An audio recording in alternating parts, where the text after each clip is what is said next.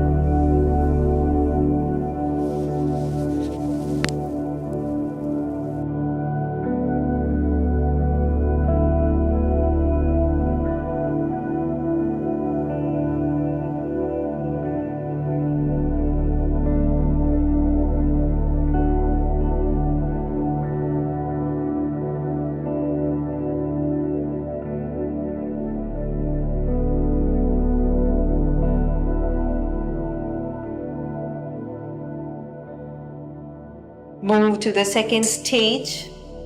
Inhale slowly. Exhale, make a humming sound. Do it for 8 more counts.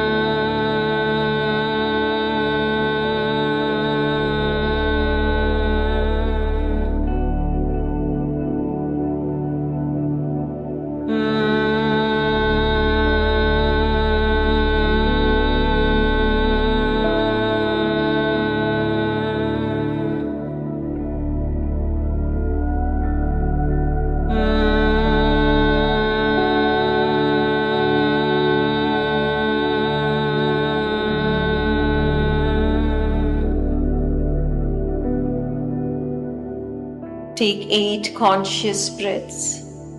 Bring awareness to the natural pause that occurs between every inhalation and exhalation.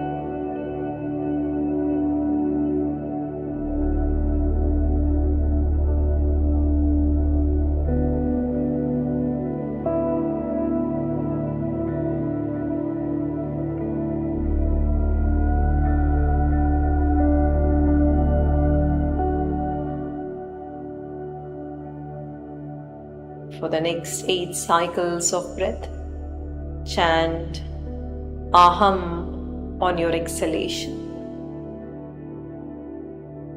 Do this for 8 conscious breaths.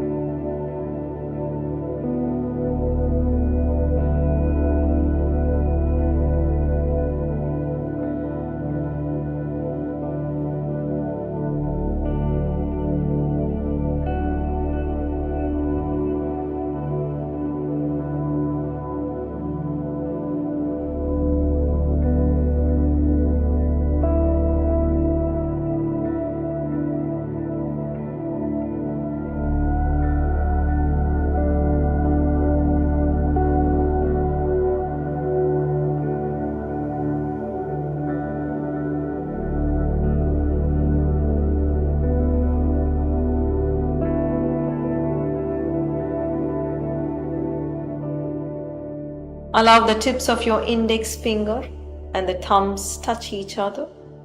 Rest your hands upon your thighs. See and feel everything around you. All forms, see it dissolve into light. Feel yourself expand into limitless consciousness.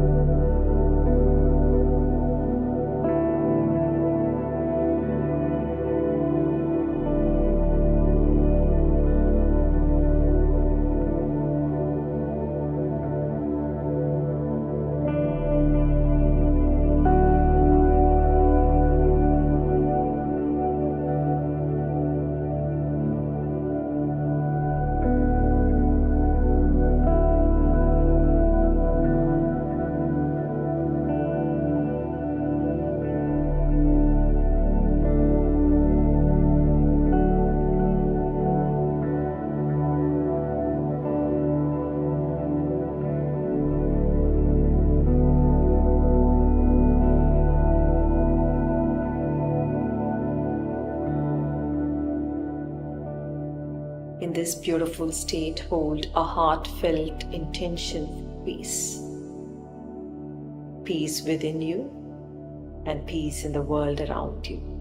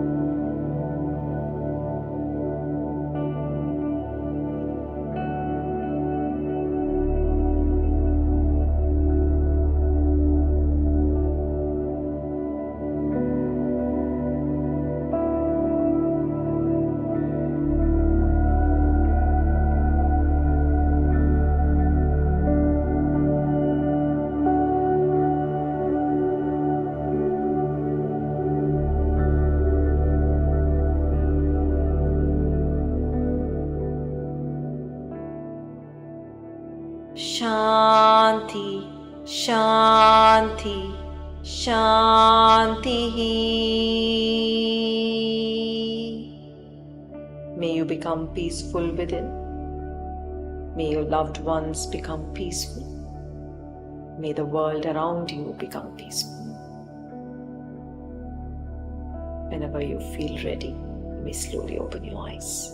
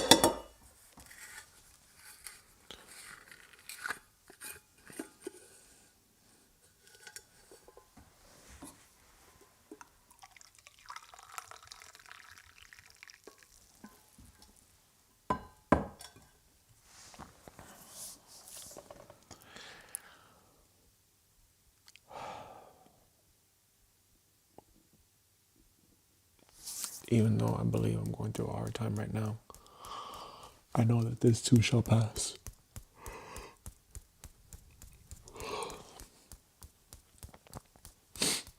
Even though I'm going through a hard time right now, I know that this too shall pass. Even though I'm going through a hard time right now, I know that this too shall pass. Even though we are going through a hard time right now, I know that this too shall pass. Even though I'm going through a hard time right now, I know that this too shall pass. Even though we're going through a hard time right now, I know that this too shall pass.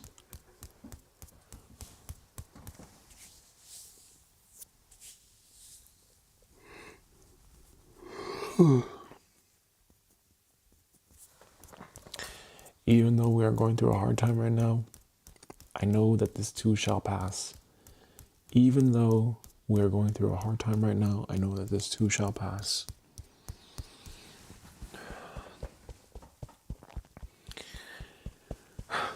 Even though I created my own suffering, I deeply, completely love, accept, and forgive myself unconditionally. Even though I created my own suffering, I deeply and completely love, accept, and forgive myself unconditionally. Even though I have created my own suffering, I deeply and completely love, accept, and forgive myself unconditionally. Even though I have created my own suffering, I deeply and completely love, accept, and forgive myself unconditionally. Even though I have created my own suffering, I deeply and completely love, accept, and forgive myself unconditionally.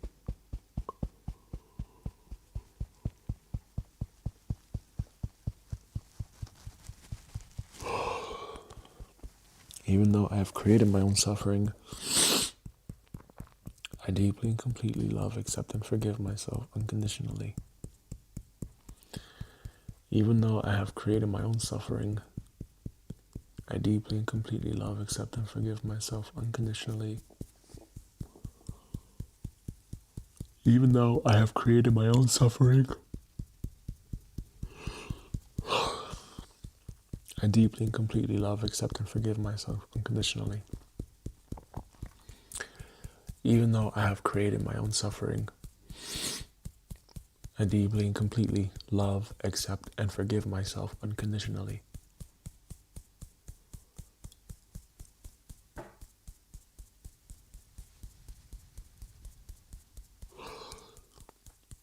Even though I have created my own suffering, I deeply and completely love, accept, and forgive myself unconditionally. Even though I have created my own suffering,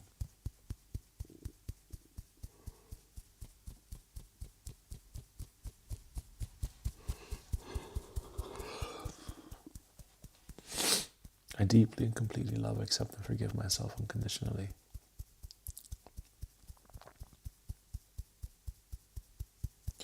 Even though I have created my own suffering,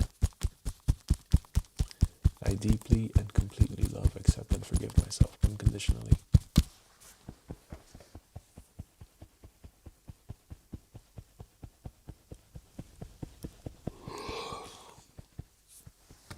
Even though I have created my own suffering, I deeply and completely love, accept, and forgive myself unconditionally.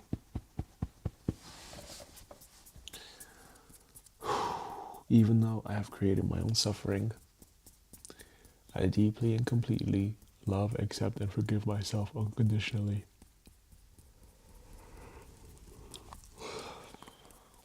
Even though I have created my own suffering, I deeply and completely love, accept, and forgive myself unconditionally. Even though I have created my own suffering, I deeply and completely love, accept, and forgive myself unconditionally. Even though I have created my own suffering, I deeply love, accept, and forgive myself unconditionally. Even though I have created my own suffering, I deeply and completely love, accept, and forgive myself unconditionally. Even though I have this victim mindset,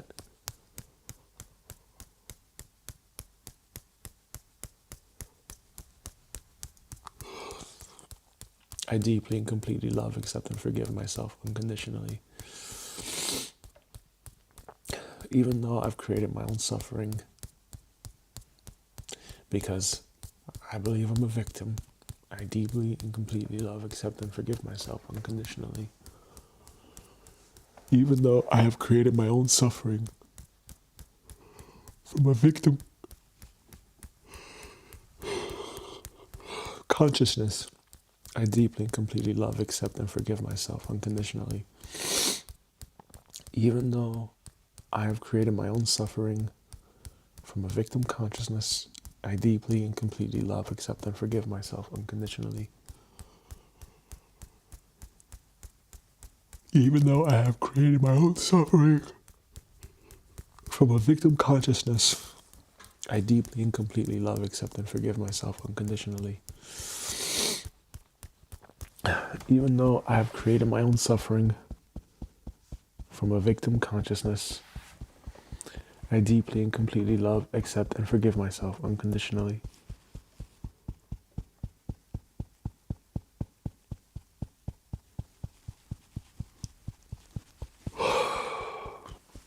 Even though I have created my own suffering from a victim consciousness, I deeply and completely love, accept, and forgive myself unconditionally. Even though I have created my own suffering from a victim consciousness, I deeply and completely love, accept, and forgive myself unconditionally. Even though I have created my own suffering from a victim consciousness, I deeply and completely love, accept, and forgive myself unconditionally. Even though I have created my own suffering from a victim consciousness, I deeply and completely love, accept, and forgive myself unconditionally. Even though I have created my own suffering from a victim consciousness, I deeply and completely love, accept, and forgive myself unconditionally. Even though I have created my own suffering from a victim consciousness, I deeply and completely love, accept, and forgive myself unconditionally.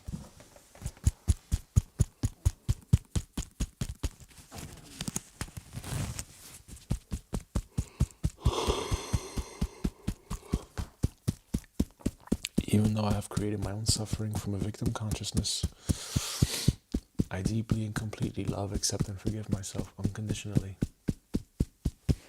Even though I have created my own suffering from a victim consciousness, I deeply and completely love, accept, and forgive myself unconditionally. Even though I have created my own suffering from a victim consciousness, I deeply and completely love, accept, and forgive myself unconditionally. Even though I have created my own suffering from a victim consciousness, I deeply and completely love, accept, and forgive myself unconditionally. Even though I have created my own suffering from a victim consciousness, I deeply and completely love, accept, and forgive myself unconditionally. Even though I have created my own suffering from a victim consciousness, I deeply and completely love, accept, and forgive myself unconditionally. Even though I have created my own suffering from a victim consciousness, I deeply and completely love, accept, and forgive myself unconditionally. Even though I have created my own suffering from a victim consciousness, I deeply and completely love, accept, and forgive myself unconditionally. So what's coming up for me is yesterday. Yesterday was our bi-weekly, weekly, whatever you want to call it, 90-minute visitation with our daughter. Because, we're getting treated like criminals, getting monitored constantly, being told how to raise our daughter because we said no to non-life-saving surgery here in Austria. And last week, one of the staff members at the visitation center heard Soraya crying and said that she had a regulation problem. Yesterday, she called the caretaker to stop her crying. And that really upset me. That really upset me for several reasons. One is we only get 90 minutes.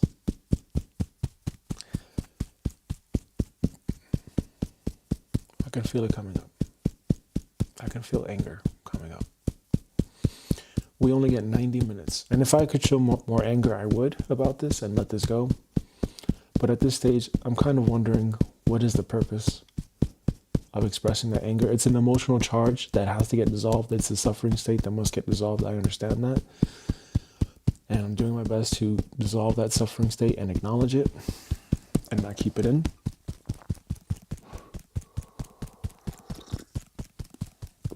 So I feel that anger and I acknowledge how I feel. Yesterday was our 90-minute visitation. The staff member called the caretaker of our daughter because custody is with the state of Austria in this specific town, district, whatever you want to call it. And that got me really upset. We only have 90 minutes with her. And she keeps insisting that my daughter has a regulation problem. So she's putting labels on her and she's diagnosing her when she's not a therapist or a medical doctor. That's number one. So I responded. And the way that I respond is I raise my voice. Maybe it's a Puerto Rican thing. Maybe it's a Hispanic thing. Maybe it's a cultural thing. I don't know. Is that the way to respond? No. But I'm also not a robot. I'm not ChatGPT.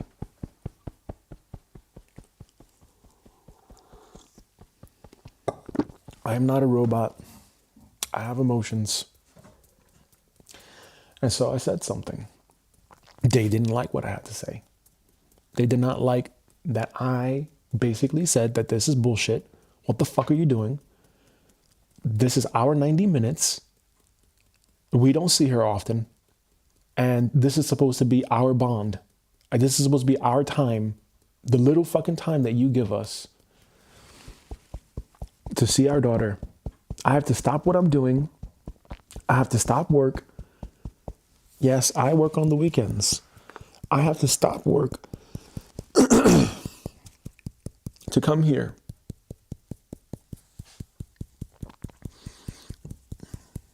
I have to stop what I'm doing to come and visit my daughter.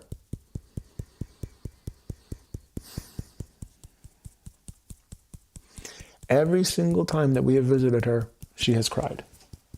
Every single time. Every single time she has cried. Every single time. And every single time I have put her in my arms and I rocked with her and then she falls asleep. Why? Because babies cry. Babies cry. They cannot communicate how we humans communicate. We adults communicate, right?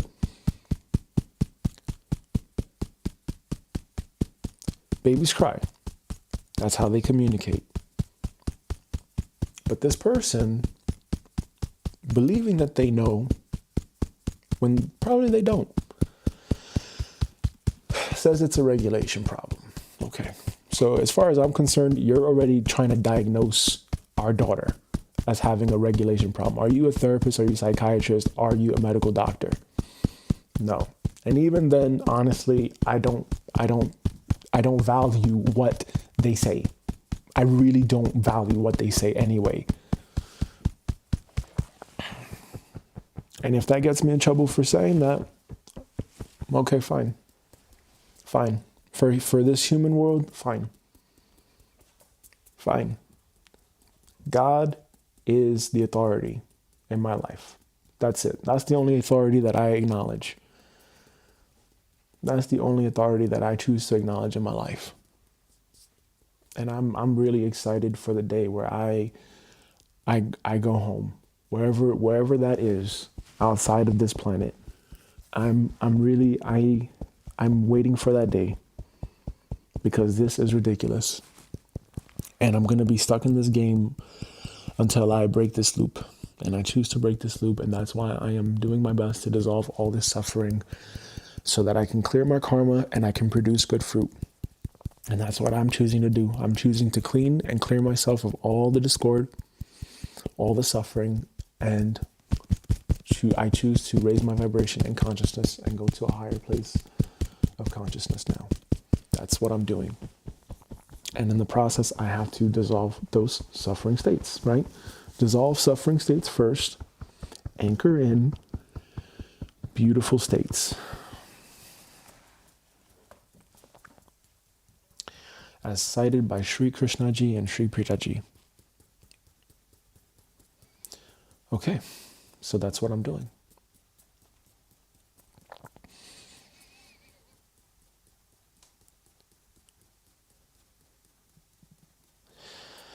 And in the process of saying these things, the, I guess, manager, caseworker, manager, staff member came in, and because she had called, right? So she had called, came in, and he wanted me to speak with him in the other room. I said no. He said, okay, fine, then this visitation is over. The baby, from what I recall, was not crying. After that, right? She was crying because, hey, I'm tired. I want food. That's what we're trying to do. That's what I'm trying to do.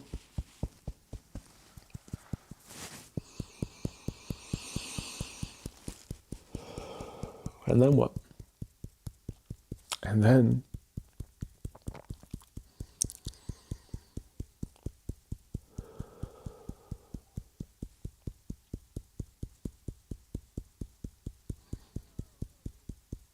I had this voice coming in my head now saying, is this even worth it? What's the point? What's honestly the point? What's honestly the point?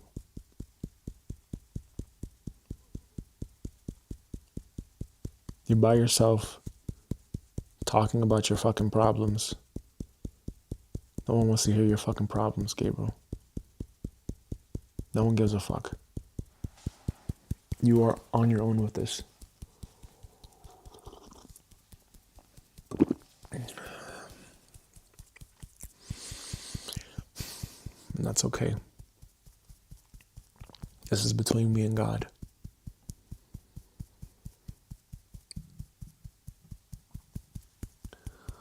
So then I said to the guy,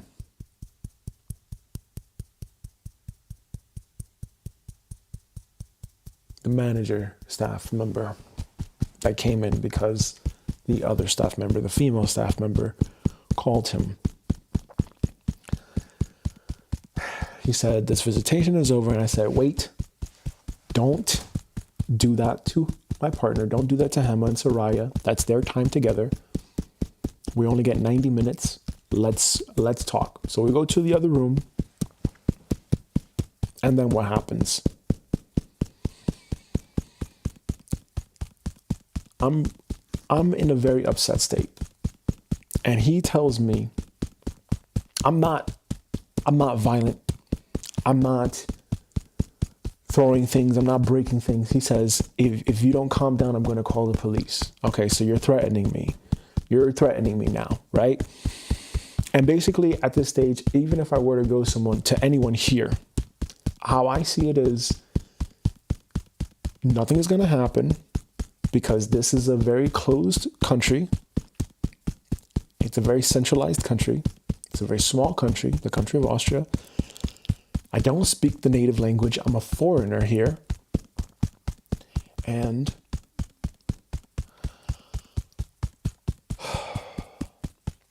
from what I have observed and what I have seen is that whoever works in these positions of government, they all follow each other.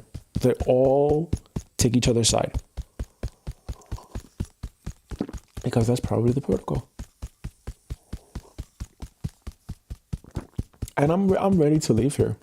I'm very ready to leave Austria. And I've told this to him many times. Look, I don't have any friends here. I don't talk to anyone here. The only reason why I'm here, Hema, is for you. That's it. I'm only here for you. That's really it, you know? And I'm not saying that the United States is better. I'm from the United States. I'm not saying it's any better. I know that the United States has its problems, but I would much rather be in a country where I speak the native language fluently, very fluently, and I can read, and I can hear, and I can listen if there's ever some bullshit that happens.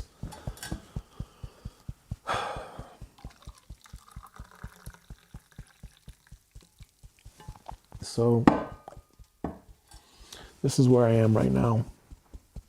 I'm feeling that anger, and you know, I already have an idea of what I'm gonna do. I already have the idea in my head that I'm gonna write a review on Google Maps. Is that gonna do anything? I don't know, but I'm gonna do my best to bring awareness. All the cash that I had borrowed, I put it to the equipment here, because I'll be damned if I give that money to a lawyer and then nothing happens once again. So I would rather invest it in ourselves, in a long-term asset, which is to build our brand, to build our media company. I would much rather do that. Because Hema took out a $30,000 loan to invest in cryptocurrencies. For what purpose? For what fucking purpose? To have cash to build a podcast studio. Okay, well, this is the podcast studio. Next. We did it with $5,000. Am I going to have to do the work? Yes. Am I going to have to do the work? Yes. But that's just that's where my life is right now. I'm going to have to work. That's it. If I want to make this happen, I'm going to have to work. That's it. I would really have loved it, and I would have appreciated it so much more had I had a team, and I could pay them, and I could have a payroll, and I could have gotten this going. I would have appreciated that so much more. Sure. But I guess maybe I would not have valued it as much, right? If something comes to you so quickly, would you have really valued it? I don't know. I don't know. I value these things. I definitely, not to be materialistic, but hey, let's be really honest with ourselves. If you want to make an impact on the world, if you want to share your message with the world, you're going to need equipment. So gear does matter. You need internet connection. You need phone. You need a whole bunch of things. Let's really, really, truly be very honest with ourselves here. Let's not lie to ourselves, please. Please, let's be really, truly sincere and honest and real. Most people click away because your thumbnails, your audio sucks, right? Or your lighting is shit, or your pacing or your hook isn't good, or whatever the fucking story is. Whatever the story is. You're not as good as you think you are. You think your work is good. It's not that good. People don't even click on your video because your thumbnail is not good. Your title isn't good. So what the fuck is the point? So my point with that is, it feels like it would fall on deaf ears, right? And I'm not going to waste that cash to invest or to put into a lawyer, right? Who is probably working for the same fucking system. And they are charging 300, 400 euros an hour. How much money does it take to go to the European Court of Human Rights? Maybe 30,000 euros. And on top of that, if I were to try to sue, how much money would you sue for? How much money would you sue for? How much money could you possibly get to make up for all of this, to replace all this time.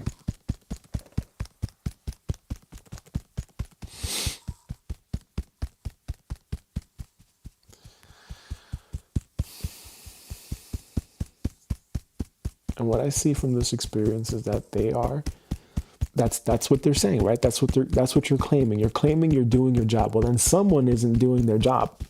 Someone isn't doing their job, because clearly, if every single time before them, including her, because she has been in the room with us several times, then she wasn't doing her job. She wasn't following protocol, because our daughter was crying pretty much the same way.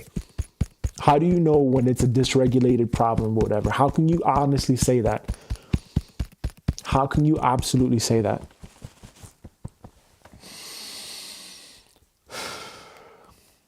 So, fine. And on top of which, just to really bring that idea home, is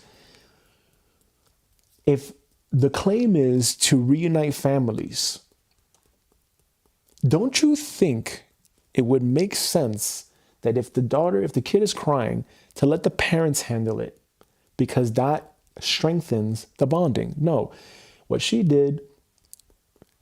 is saying, it's our protocol to whatever. Yes, it's your protocol. Okay, fine. That's fine. I understand that it's your protocol. I understand that you, like every other sheep in the world, you have to follow commands and you have to follow fucking orders. I understand. I understand you are a sheep. I understand you are a puppet. I understand. I understand. And I understand that you have mouths to feed. And that's why you comply with all this bullshit. That's why you comply and not think about it. It's just a job to you. Fair enough. Fair enough.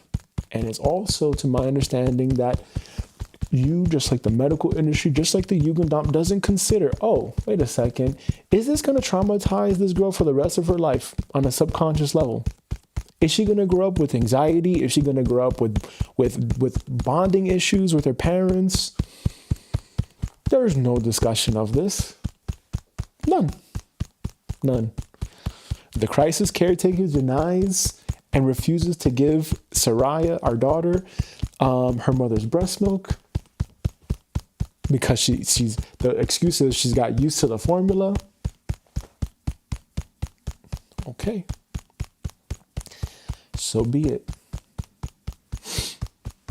So be it. And that's fine. That's fine. That's you keep doing your job. You keep doing your job, but hey, fuck it. For as long as you're doing your job, don't take it personal. I'm going to do my job. My job is to be a parent. Right or wrong, however you want to see it. You cannot protect children from all the bullshit of the world. You cannot. And maybe this is also serving me. Maybe this is also serving me because, hey, you know what? In that moment when the crisis caretaker came in, and it felt like we had no choice but to, once again, give up our daughter to a crisis caretaker, to the crisis caretaker that's taking care of our daughter. Felt like we had no choice. We weren't asked, oh, is that okay? Is that okay with you? No, it was automatically, let's just call the fucking crisis caretaker. No consideration of the bonding, nothing like this. All right, fine. And in that moment, though, what I saw was, and I heard in my head was, oh shit, now she's getting more attached to this person. Now she's getting more attached to this person. And it's been, since she was taken away, September, October, November, December, January, now February, going to be 5 months. 5 months. She's going to be 1 year old in May, on May 1st. And right now, where it stands is that custody is potentially being transferred to Hemma's parents.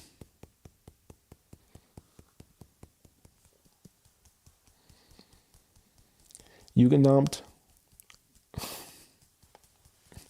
Emma's reading stuff in the papers about Jugendamt getting exposed now for abusing children in foster homes, or the social workers there abusing children in foster homes.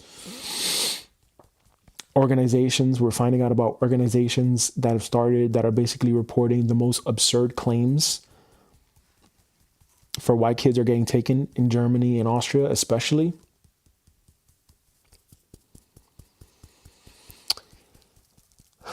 And, out of all of this, I say all this because this is the outer world. I don't know if this is in my control. I don't know if that's a claim to say I'm powerless. I don't know. Maybe I can do something about this. Maybe I really can, and I just need to really focus my mind.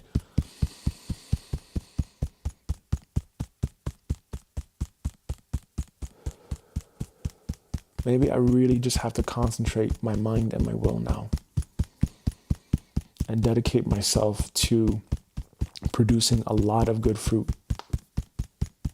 Maybe that's what I have to do, is just produce a lot of good fruit now at this stage of my life. Prayers, mantras, chants, uplifting content that makes people feel good. Perhaps that is what I need to be focusing on at this time. Maybe, I don't know.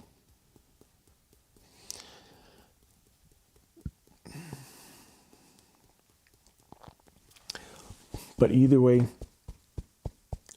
I have created my own suffering because I am allowing myself to get upset by this. Now, mind you, am I allowing myself to get upset by this, or am I just genuinely feeling upset when I experience these things, or I hear about these things? What can I, like, is that in my control? I'm working on it. I'm working on it. That's why I'm tapping every day. I'm working on it. I'm working on being as peaceful as I can possibly be. I'm working through this.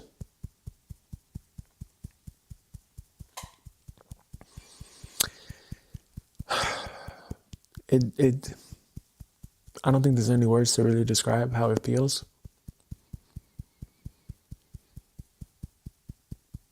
Except that now I think it's just going through it. And the great thing is that it's going to pass. That is the great thing about this. Because, I've been through a whole bunch of shit in my life. And even the time when I was homeless, it didn't last forever. It eventually subsided. Even the times where I was with these relatives and I couldn't stand them and I wanted to get away from them as far and as fast as I possibly could, eventually it happened. At 17 years old, eventually it happened, and I was gone. I was gone. I could not do this. And here I am now, though. Here I am. I'm in this place now.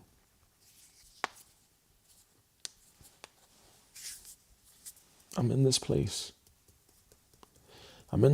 where I'm going through an experience that is uncomfortable. It's very uncomfortable. And I've been threatened. I have had my daughter taken away. All these labels are being put on my daughter now. No consideration or talk of the long-term consequences and effects. And the issue for me is they think they're probably doing more good than harm. And I think you're doing more harm than good. Because obviously you are not talking at all about the trauma and the long-term mental, psychological effects of this. There is no discussion about this. And just because you have an Ausbildung doesn't mean you're fucking qualified. It does not mean you're qualified. Anyone can fucking make an Ausbildung. Anyone can make a certification. Who certified you? The state of Austria. And who created that? Who created that?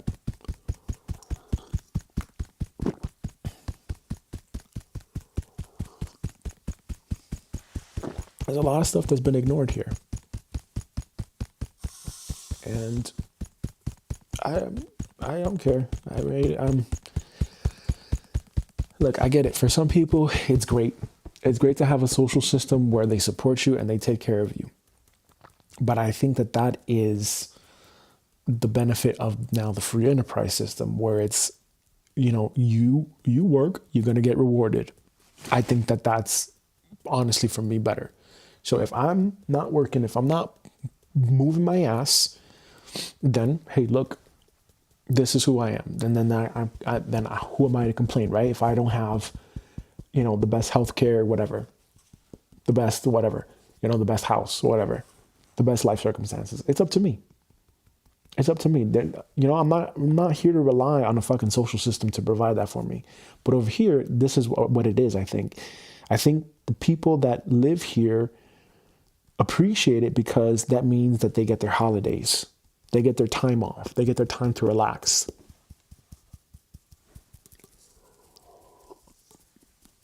Because who doesn't want that? Who doesn't want that, right?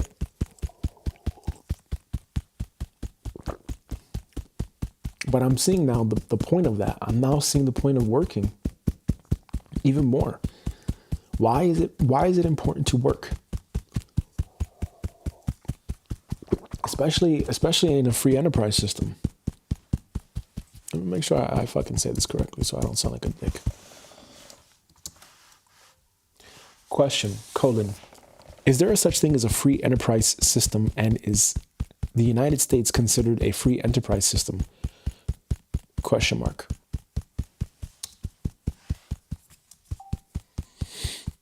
Yes, a free enterprise system exists. The United States is considered one, not a pure one. What is a free enterprise system? Private individuals, businesses own property, etc., etc.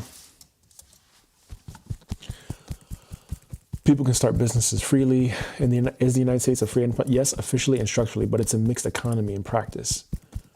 Okay? So the U.S. sits here. It's not socialism. It's not laissez-faire capitalism. Okay, great. America markets itself as free enterprise, and compared to most countries, it largely is. But government influence is significant and growing. Oh, fuck.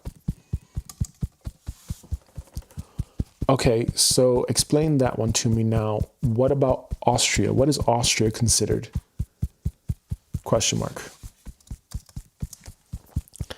As I'm EFT tapping on this idea that I have in my head that I think this is the importance of working, because with work, especially in a free enterprise system, you're not relying on a social system or a government to take care of you. You are responsible for taking care of yourself. Period. So if people in a social system that grew up in a social system are used to those comforts of having themselves taken care of, like pension and social security, or like healthcare or whatever when they get older, or even that universal healthcare concept, which is a lie. It's not free. You still have to pay for it,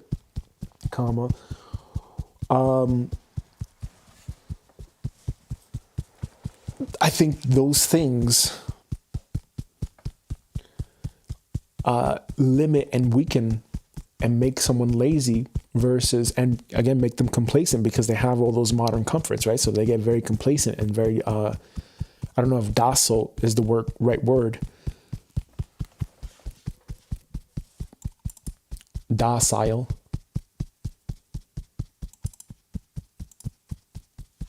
But in essence, comfortable. In essence, it makes them very comfortable. comma, whereas in a free enterprise system, what you put in for work is what you get out. If the work is scaled and leveraged through modern technologies and your work is scalable. Scalable.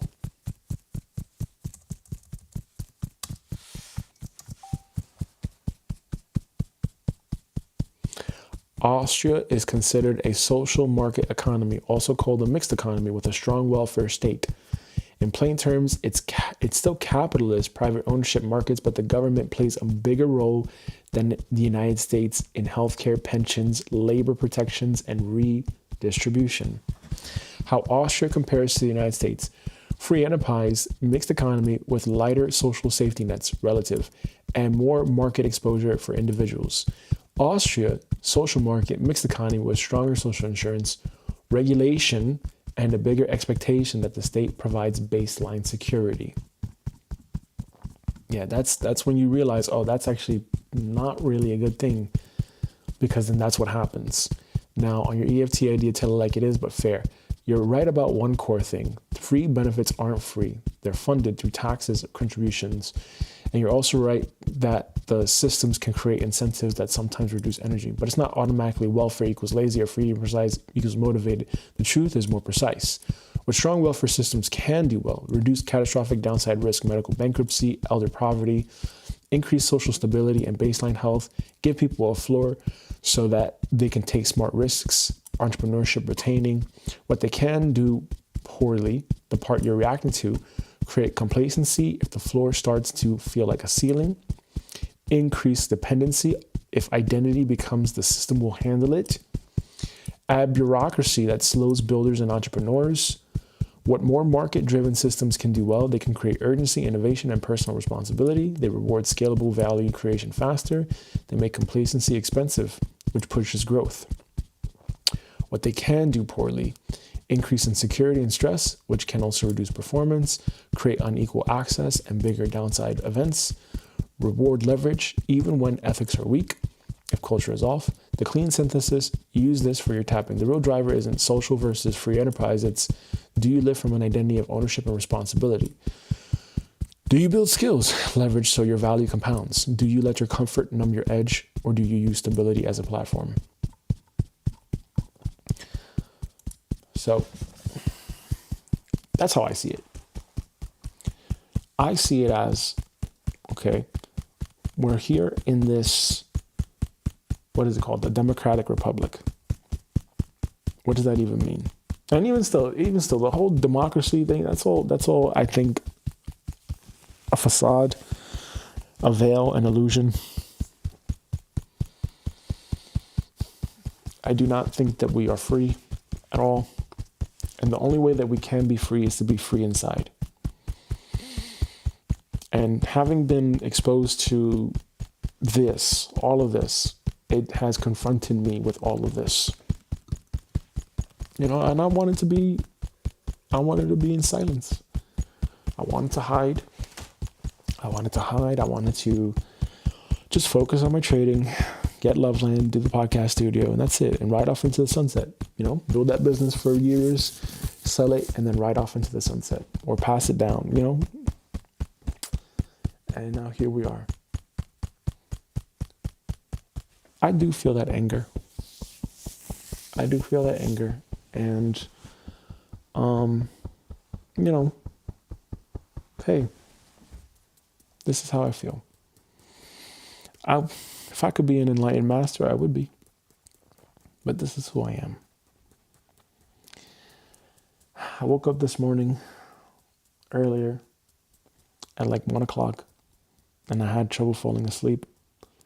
My mind was racing. All of these thoughts in my head. All these thoughts of what I wanted to say. But very likely it's going to fall on deaf ears because this is the system here in Austria. And that's fine. I surrender and I accept that. But I'm going to do what God told me to do. I'm going to do what I have been instructed to do. That's it.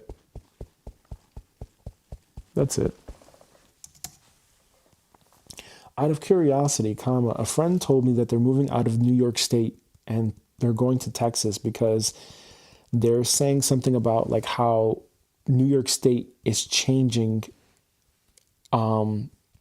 its political stance or something like this, and that they're opening up government owned stores, like food stores or whatever, period. Is this true? Comma, you mentioned,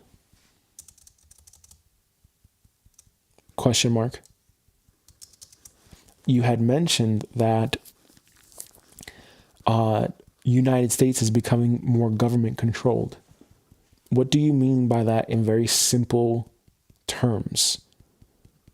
Question mark. Because my intention is to move my family back to the United States where there are strong parental rights, because I do not feel at all supported by this government here to raise a child. And it feels to me incredibly strict. I can see the benefits of that, but also I can see how this is very destructive, and this control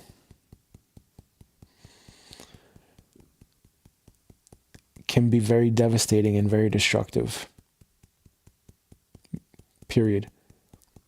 Our daughter was taken away, and then yesterday, for the last 2 appointments that we had for visitation, which only happens once every 2 weeks, 90 minutes, comma, a staff member was basically saying that our daughter has regulation problems because she's crying, which every baby cries to my knowledge. And every single time that she has seen us and we have done the visitation, she has been crying. We usually feed her, she relaxes, and then eventually she falls asleep, comma. But then yesterday, without asking us if we're okay with it at all, she immediately called this crisis caretaker, which was the first time that this happened, to basically calm her or soothe her or whatever. Which again, that very same crisis, or that very same caretaker staff member at the visitation center, who was in the same room with us on several appointments, did nothing. Didn't say a word. Period.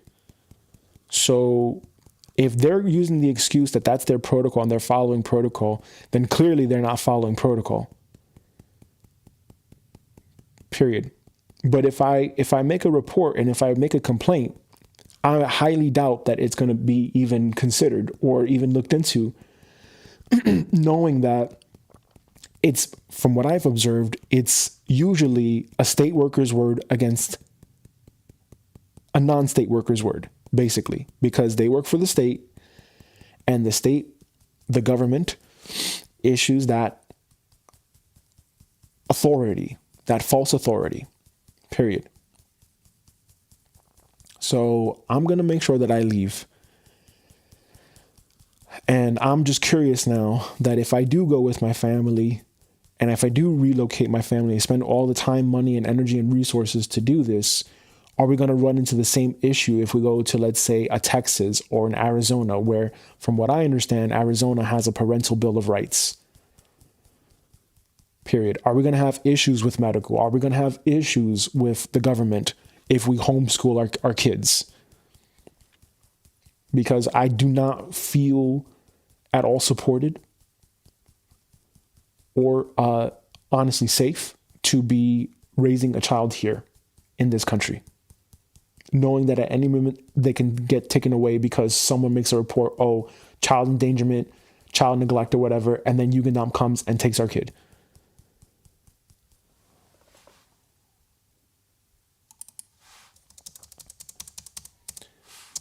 Jugendamt comes.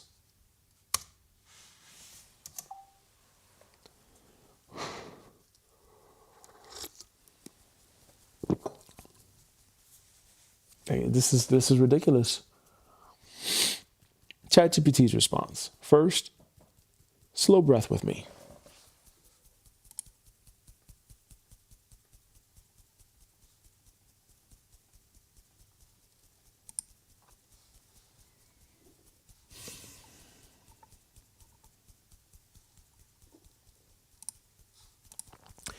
For half a second.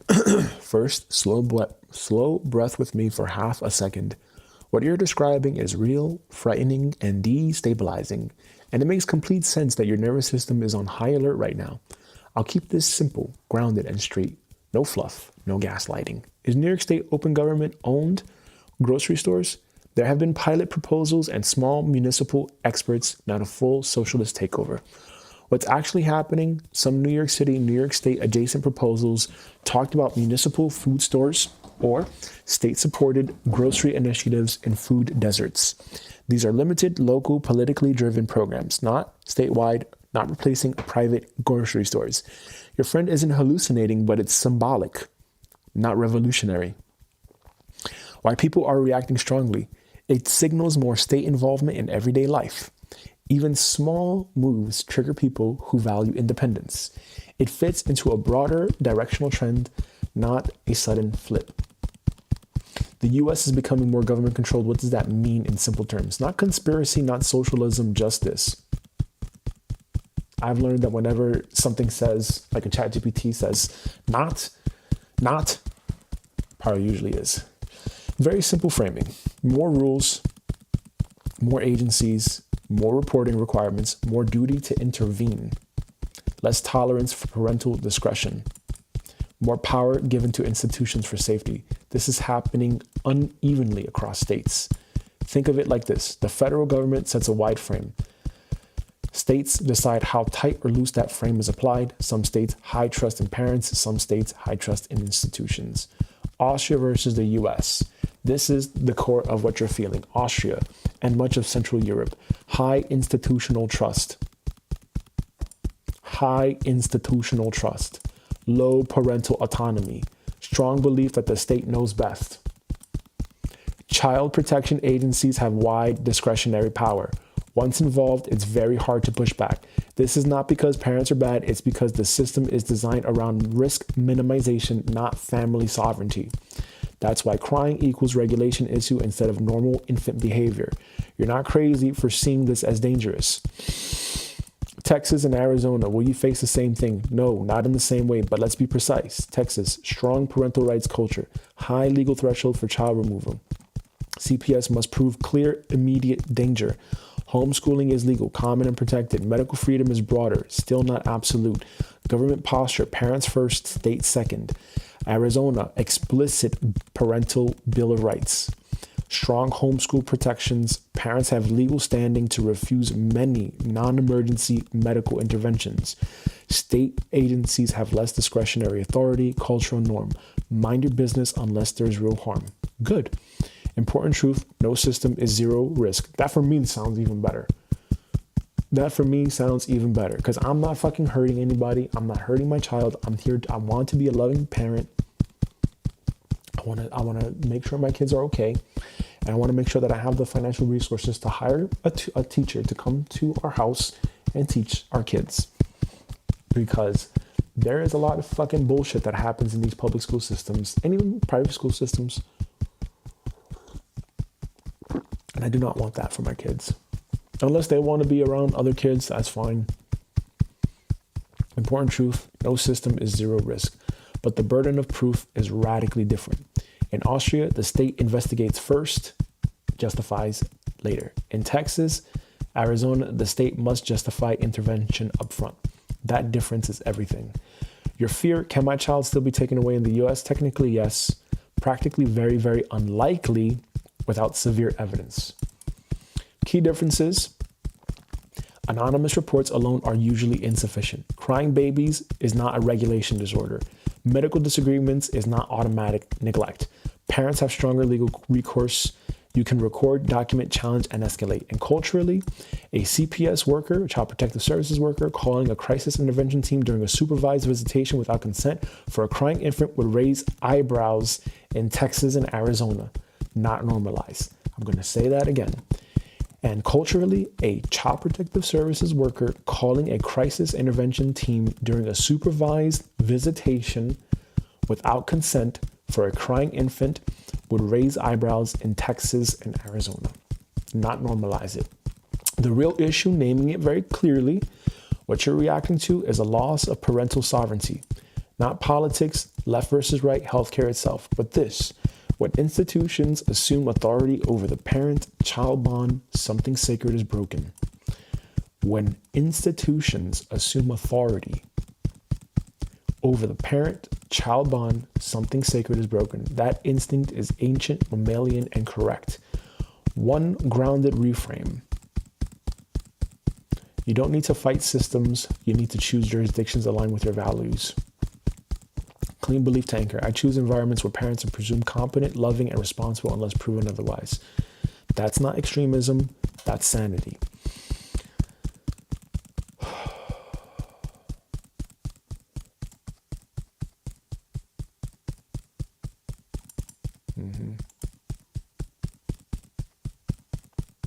Yeah, it's going to be one of these places. It's going to be one of these places.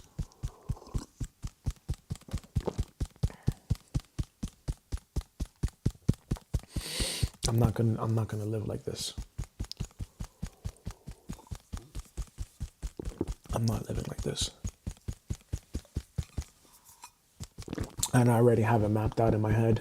You know, like any scenario that happens, it doesn't matter what happens at this stage.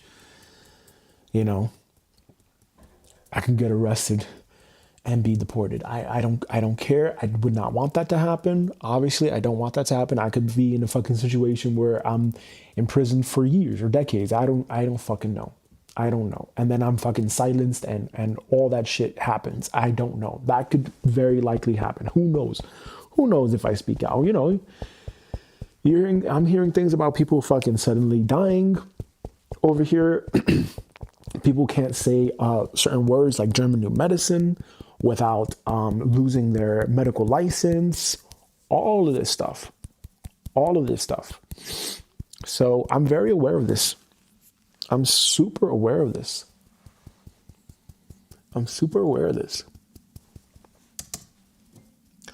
Which states have the strongest parental rights and which states have an actual parental bill of rights?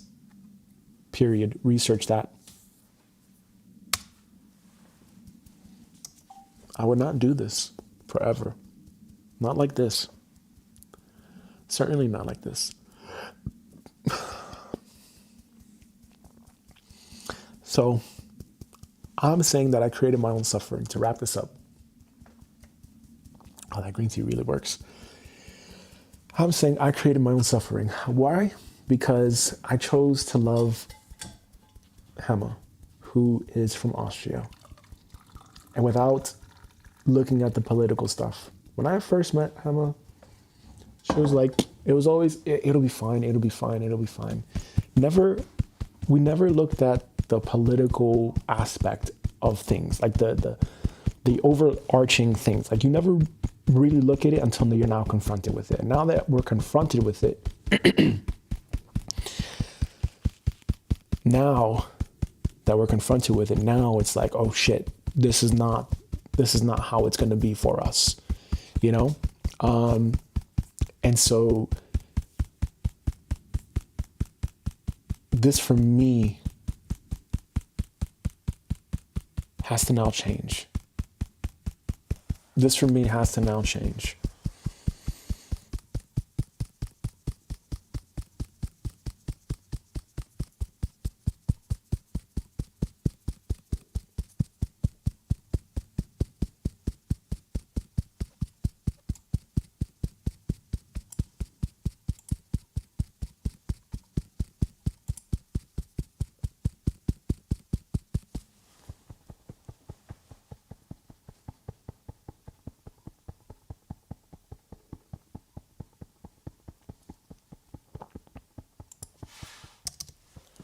Okay, in the context of what happened with our daughter, when we were told, you don't have to do this surgery,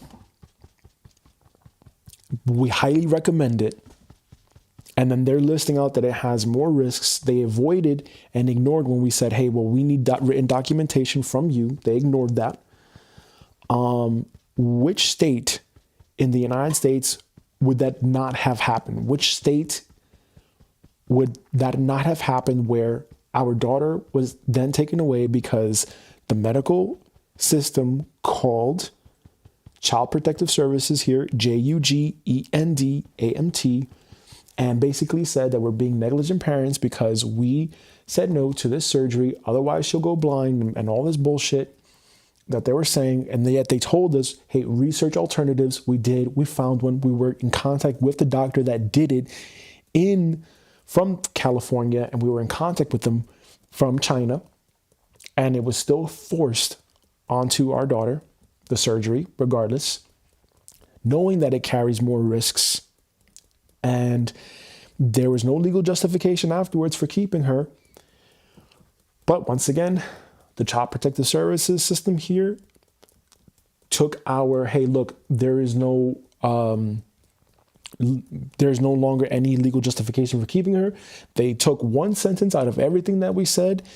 They ignored all the research and then just highlighted that one thing. And then they said, we don't trust the parents to basically take care of this kid. And now it's 4 or 5 months later.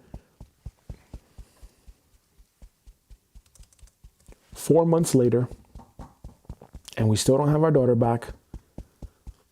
And now these people here think that they have the right to basically just say, oh, your daughter has a regulation issue. I'm going to call this person so that they can stop the crying. And then completely break that bond.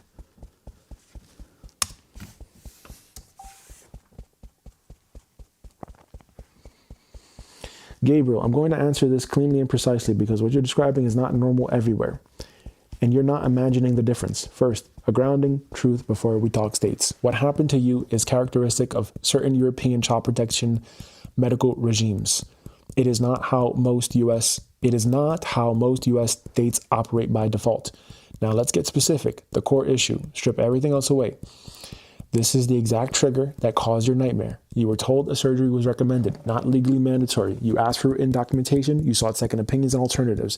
You declined the surgery temporarily. The medical system escalated disagreement into neglect. Child Protective Services acted preemptively. Once the child was removed, institutional momentum took over. Bond disruption was then justified retroactively. This is the key phrase. Medical disagreement was reframed as parental unfitness. That is the line that should never be crossed lightly. In the United States, that line is handled very differently depending on state. The U.S. legal default, important. Across the U.S., courts recognize parents have a fundamental constitutional right to make medical decisions for their children. The state may override only if there is imminent, serious risk and no reasonable alternatives. And delay would likely cause irreversible harm. And what I researched was that deprivation amblyopia doesn't settle in until the age of 10. That whole idea of, oh, she could potentially go blind, there's a risk she can go blind. Yeah, maybe in 10 years from now. Maybe in 10 years from now.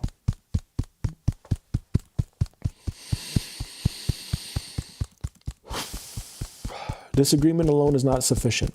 Now, which states are the strongest where this would almost certainly not have happened the way it did? States where your scenario would be least likely to occur. Tier 1, strongest medical parental protection top recommendations. Texas. This is critical. Refusing a non-emergency surgery, even if doctors agree, is not neglect. CPS must show immediate danger, not speculative future harm. Not speculative future harm. Seeking second opinion strengthens your case. Medical providers cannot simply call CPS and be believed. Courts are skeptical of forced medical compliance absent surgery emergencies. Your situation in Texas would almost certainly have gone like this. Hospital documents disagreement. Ethics committee may consult. Parents retain custody. No forced surgery. No removal unless condition becomes acute and imminent. Arizona, also extremely important. Explicit parental bill of rights. Parents have the right to direct medical care, refuse treatments, seek alternatives. CPS intervention requires clear present danger. Arizona courts have pushed back against medical overreach. Your refusal plus research, second opinions could weaken, not strengthen a CPS case. Your refusal plus research plus second opinions would weaken, not strengthen a CPS case. Tier 2, very strong but slightly more procedural. Okay, so then I would avoid that place. Right? I would avoid California, New York, Massachusetts, New Jersey, Washington. Great. These states defer heavily to medical authority, are more willing to treat refusal as medical neglect, give agencies wider discretion, are more similar philosophically to Central European systems. Your friend leaving New York is reacting to this exact trend. The most important distinction, this is the heart of it, Austria, Germany style systems. Institutions are trusted first. Parents must prove competence. Risk avoidance beats bond preservation. Crying can be pathologized. State actors feel morally justified intervening. Morally justified. Texas, Arizona style systems, parents are presumed competent. The state must prove danger. Bond preservation is paramount. Crying is normal infant behavior. Intervention is a last resort. This is not politics. That is legal philosophy. About the regulation problem claim. This part matters deeply. In the US, especially Texas and Arizona, a crying infant during a supervised visit is expected. Calling an external crisis caregiver without parental consent would be highly questionable, potentially a violation, documented aggressively by any competent attorney. It would not be normalized. The brutal truth, said gently but honestly, once a child is taken in systems like Austria's, logic no longer governs, face-saving governs. Yeah, saving face, exactly. Authority must justify itself retroactively. Reunification becomes slow and adversarial. This is systematic, not personal. You did not fail. You crossed an invisible jurisdictional line that treats parents as conditional caretakers, not sovereign guardians. Yeah. Okay, so just to highlight that right there about the crying infant thing, new line. So this person that works at this visitation center, they said that they have some sort of a certification. And they basically said that our daughter has a regulation problem. But they're not a therapist or a doctor or a psychotherapist or a psychiatrist or anything like that. And even still, honestly, I wouldn't even trust a lot of that stuff because you know what? How long has medicine been around for in relation to how long have humans existed for? And how did we come to this point where we're now having more anxiety, more everything? Could it be that we're just so fucking stifled and boxed in and we feel this invisible prison and we feel trapped and helpless that we can't fucking do anything? And we're also bombarded by all this EMF that our brainwave states are being changed to being more high beta brainwave states. Is that a possibility? Question mark. Next is that this person said that our daughter has a regulation problem, called the child caretaker that's taking care of our daughter, and without our consent, just called so that they can come in and they can stop the crying. Period. Our daughter did stop crying because now she's getting used to that person as the caretaker, which means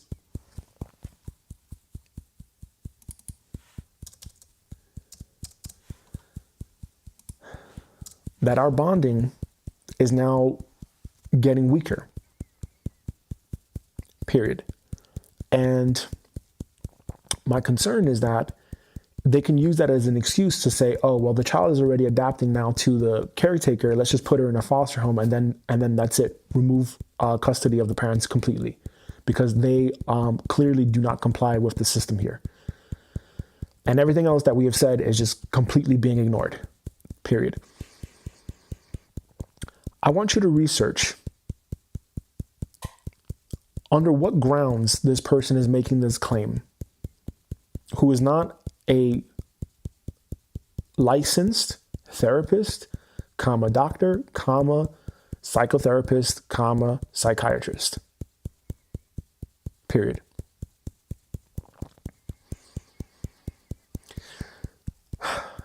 In the United States, would this have been the claim? Question mark.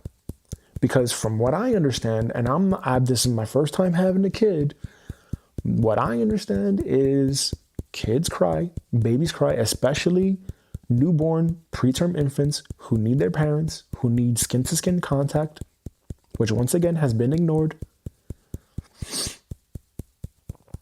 They need extra attention, they need extra support, they need extra physical connection so that they can make it. And of course, there's no talk about long-term trauma to the kid. There's no talk at all. It's just right now. It's all just right now, right now, right now. There's no talk about any long-term anything. ...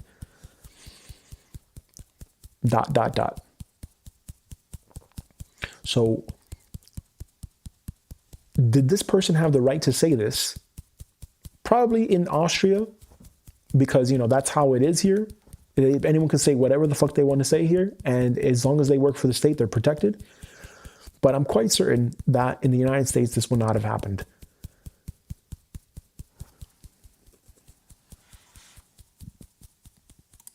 Would. Period. And I'm very, very certain that babies cry, and that maybe over here they're saying regulation problem because, that's what the certification writers say to do. And again, who's providing these certifications to these people? And would this have happened in the United States? Would they have said in the United States that our daughter has a regulation problem if she's crying, and then she cries and then she falls asleep afterwards? Period. And then mind you, the staff member at the visitation center said, oh, well, that's just because, said after Hannah mentioned, but she's been crying every single time, every single visit, and then she falls asleep in her father's arms. To which the staff member at that visitation center said, oh, that's because she is collapsing from exhaustion. Meanwhile, she's only crying for 10, 15 minutes, and then she falls asleep. Are you crazy? Question mark.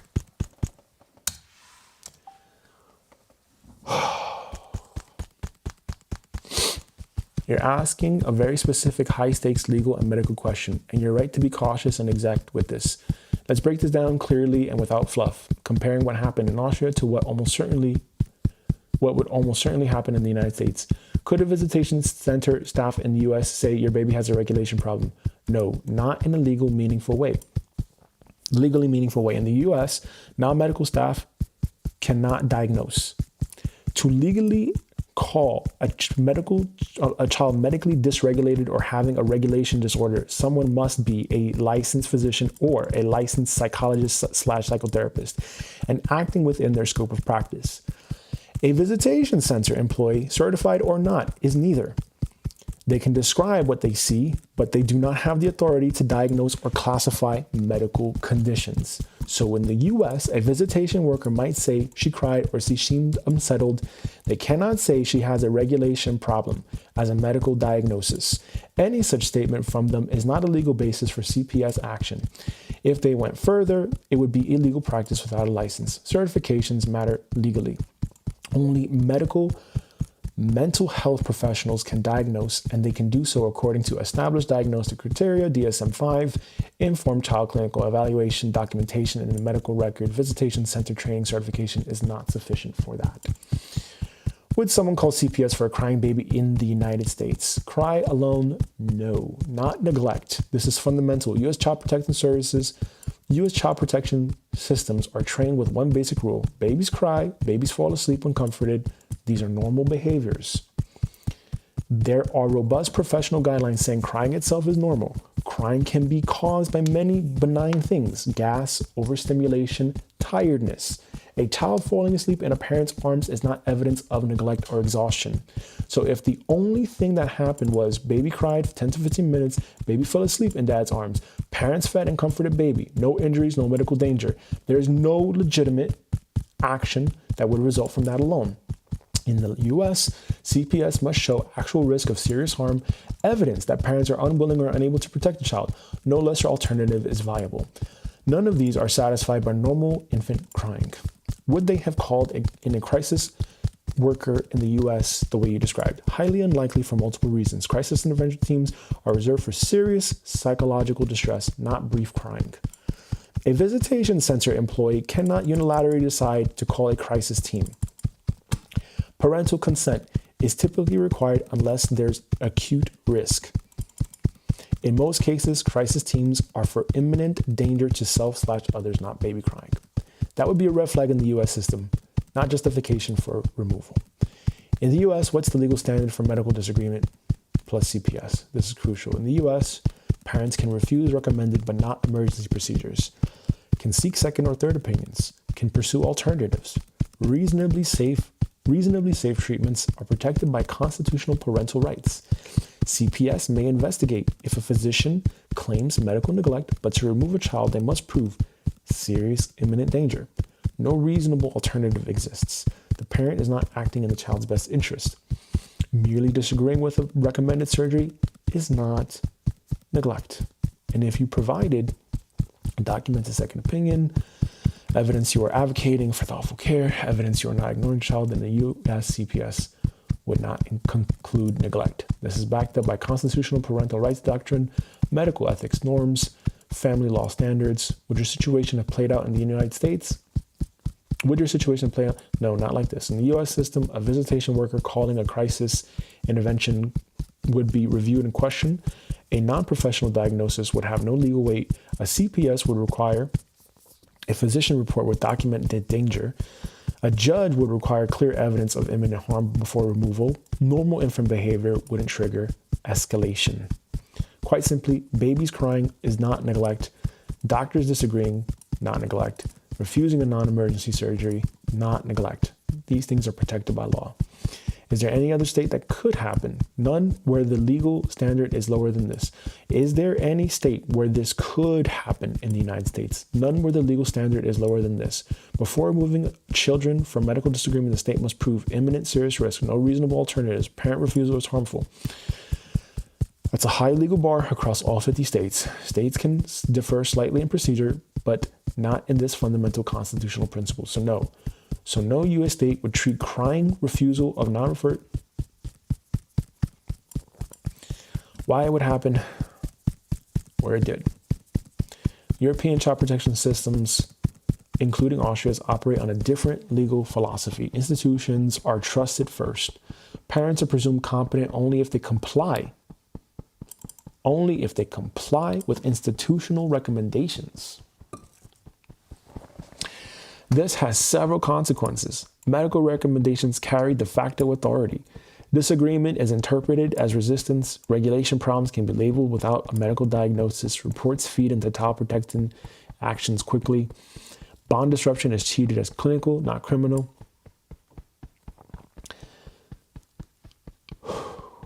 This system prioritizes risk elimination over parental autonomy. That is the legal and cultural framework you fell into. It is not the same as in the US. Your intuition about infant bonding and crying is correct. Medical science understands crying is a communication tool. Infants, especially preterm, cry normally. Skin contact and parental proximity are essential. Babies falling asleep in arms is a healthy response. There is no legitimate medical consensus that normal crying equals regulation disorder without a qualified clinician, formal evaluation, evidence of medical pathology. A visitation worker has no authority to diagnose. Summary. In the U.S., what happened to you would not have happened the same way. A visitation worker in the U.S. cannot diagnose, report, and trigger crisis care intervention based on crying alone. Parents' refusal of non-emergency surgery in the U.S. is not neglect. Strong legal protections shield parents from removal without real evidence of harm. In essence, the Austrian child protection philosophy is radically different from the U.S. constitutional parental rights framework. If you decide to relocate, your fear is grounded in real differences in legal culture, not imagination. In the U.S., particularly in Texas, Arizona, Florida, North Carolina, Idaho, Utah, your parental choices, even controversial ones, would be legally protected. Disagreement with doctors will not, by itself, justify removal. Yeah, so that's where I am right now. And, I created my own suffering because, number one, I should have left here a long time ago. I should have left here a long, long time ago. I was not happy here. I was very much, I don't have any friends here. I don't talk to anybody here. And honestly, I don't want to talk to anybody here. I don't give a fuck. I really don't. I don't want to make friends here. I don't want, hey, look, I'm very sincere about fulfilling my purpose and my dharma.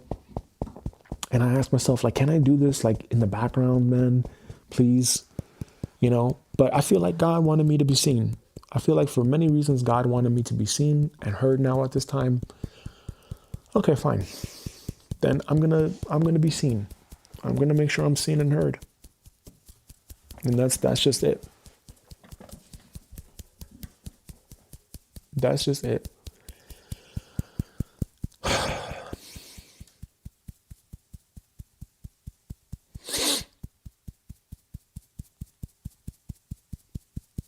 This removal of our daughter and the prolonged removal of our daughter is insane. It's absolutely insane.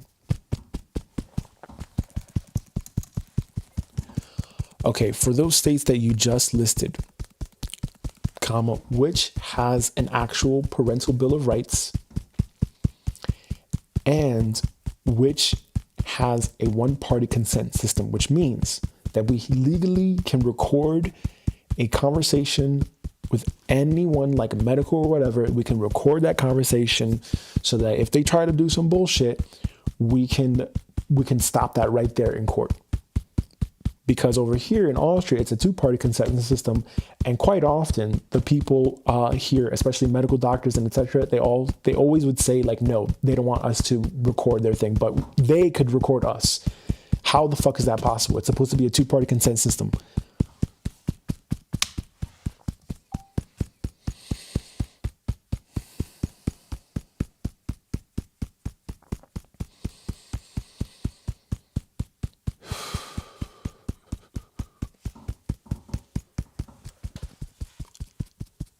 Oh, Ohio.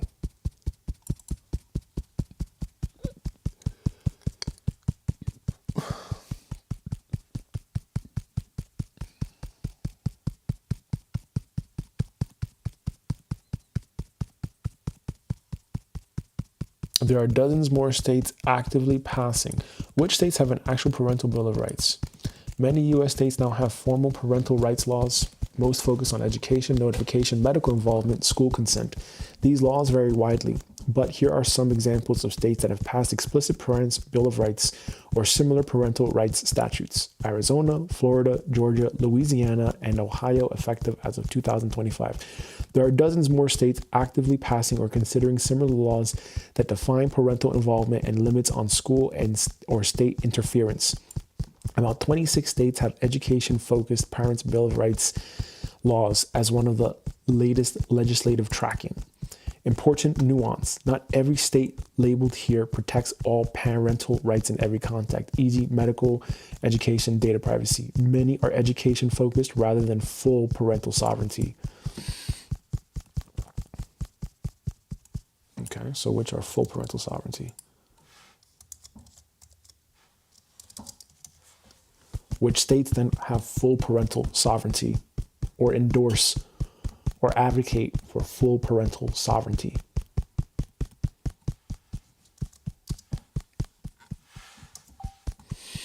Man, this computer is so much faster now, thank God.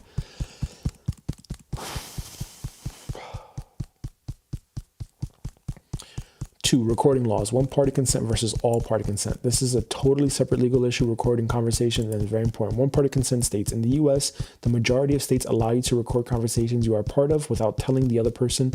That's called one-party consent. In the U.S., the majority of states allow you to record conversations you are part of without telling the other person. That's one-party consent. That means if you are participating in the conversation, you generally record it without asking the other person's permission, even in a doctor's office or a meeting, as long as federal and state rules are met. Here's a sample of states with one-party consent, meaning you can legally record yourself in conversation: Arizona, Texas, New York, Idaho, North Carolina, Ohio, Georgia, Utah. This list is not exhaustive. 37 states are similar.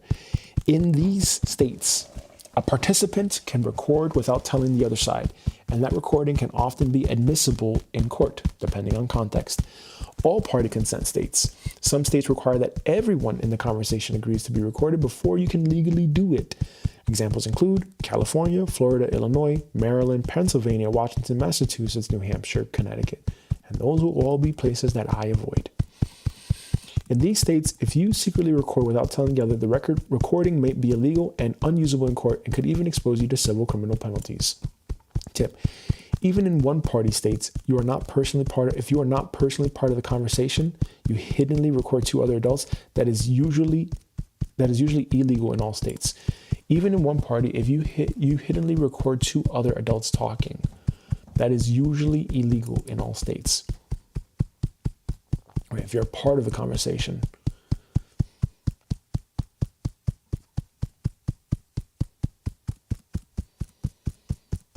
Right, if you are participating in the conversation. And I'm participating in all these conversations. Practical takeaway for you: if you relocate to a U.S. with a one-party consent, then you can participate in a conversation, doctor, CPS, recorded without telling the other. This can be very powerful evidence if you ever need to show exactly what was said and avoid selective memory or misinterpretation in legal contexts. Examples of strong one-party consent states include Arizona, Texas, Idaho, North Carolina, Ohio, Georgia, Utah, New York.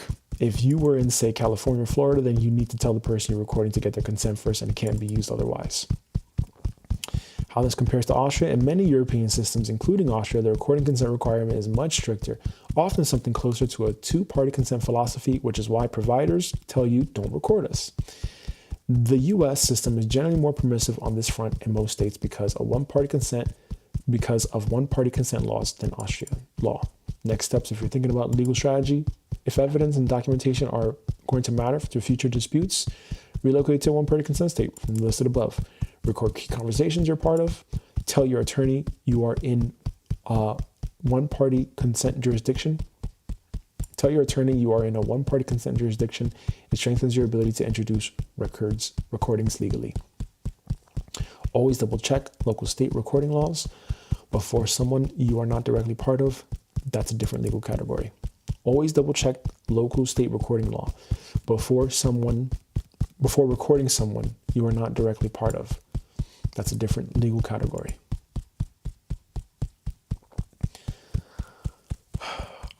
Which states have full parental sovereignty or endorses or advocates for full parental sovereignty?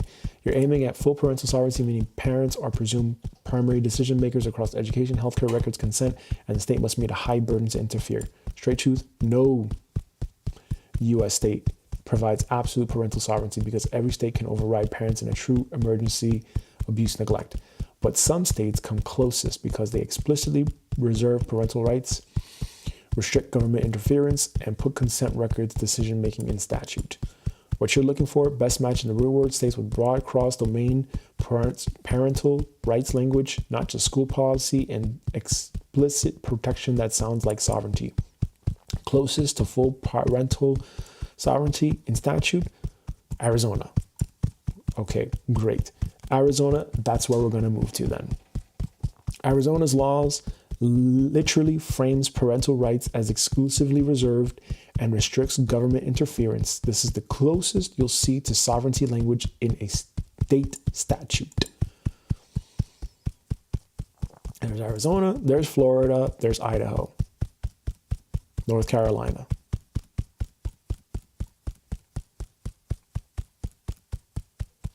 Arizona it is. Arizona it fucking is. Excuse my language. And I'm okay with Arizona. We were in Sedona before. It's really hot. It's really, really hot. It's really hot out in Arizona. But I'm okay with that.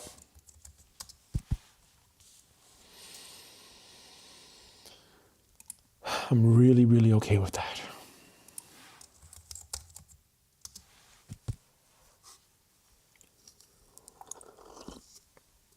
And it looks big. It looks big to me.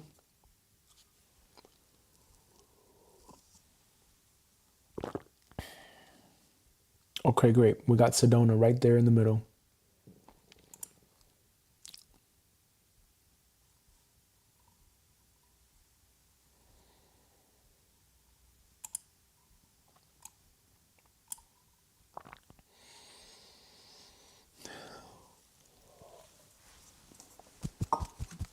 Okay, no problem.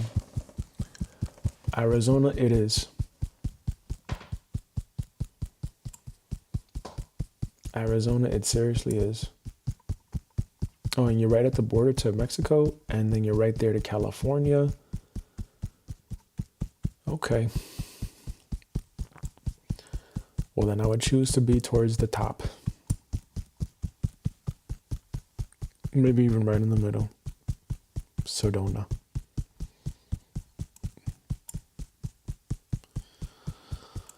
Yep. All right, there's Sedona, New Mexico, Texas. Sedona, New Mexico, Texas. Okay. Yeah. And so I created my own suffering. And how I created my own suffering was in the following way. Emma had skin issues over the last couple of years. It was pretty bad. She had skin issues over the last couple of years. It was pretty bad. And then what? Then what is...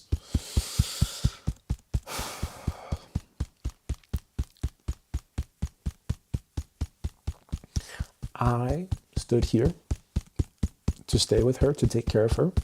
I was out of status. I acknowledge that. I very much acknowledge that. And then in 2024, we got pregnant. We found out in December with our daughter. And it's my fault. It's my fault because I should have left here. I should have thought about this more. I should have thought about this more. And that's why I told him to get health insurance. Please get health insurance. Please do these things. Thank God she listened to that and she got health insurance before she left to Italy. Thank God. Because that's the thing. She's the type of person where she's like, it's going to be okay. It's going to be okay. It's going to be okay. I understand long term, it's going to be okay.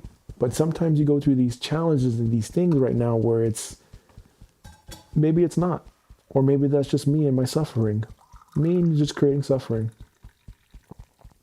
Or stressful states. Either which way, I could have left. I could have left Hema here while she had to deal with her skin things. I could have left. And I probably should have, honestly. I don't know if then Soraya would have been born. I don't know if then Regis would have been born, I love Hema so dearly. I really do. And I feel like, in some regards, I made her life a little bit worse. And I projected my suffering onto her. Maybe I caused her the stress with her skin because I was saying, we have to do this now. We have to do this now.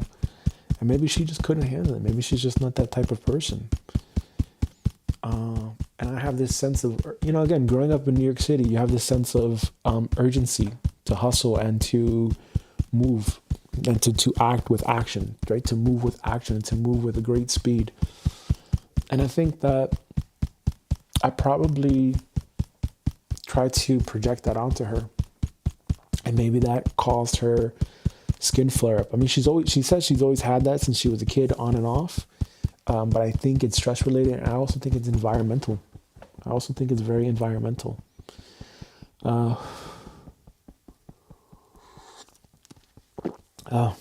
Either which way, here we are now. Am I going to continue to think about the past? No. All I'm going to say from this point on moving forward is I'm choosing to let go of my suffering.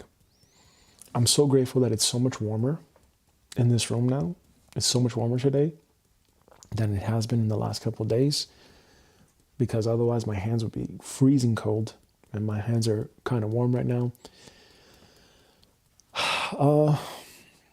I am So sorry, God, for my suffering states. I'm really, really sorry that I did not move sooner. I apologize. And I apologize that I also, shared it on the United States. I see now, I can see more and more and more now why some people say it's still the greatest country.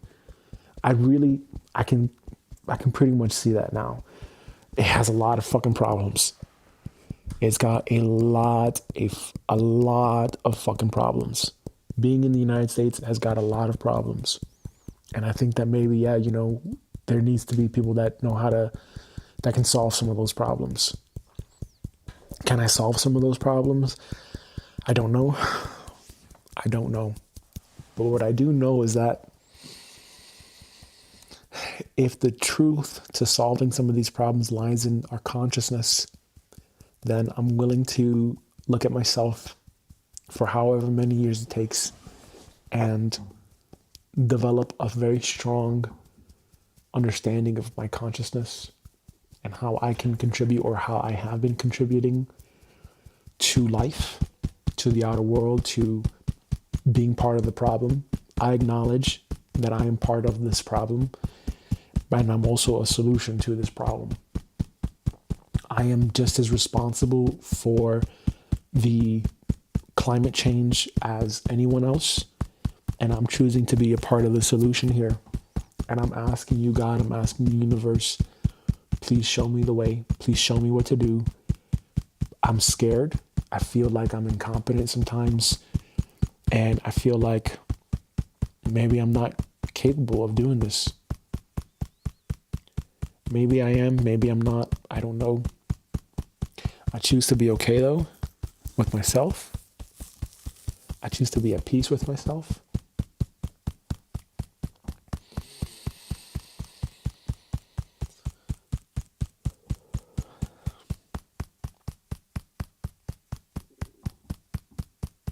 I choose to be at great peace with myself.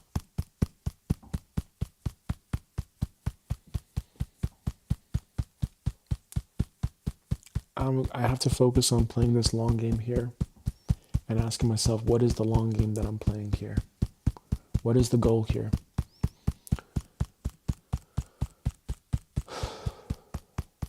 And this is where I am. This is where I am at this stage of my life.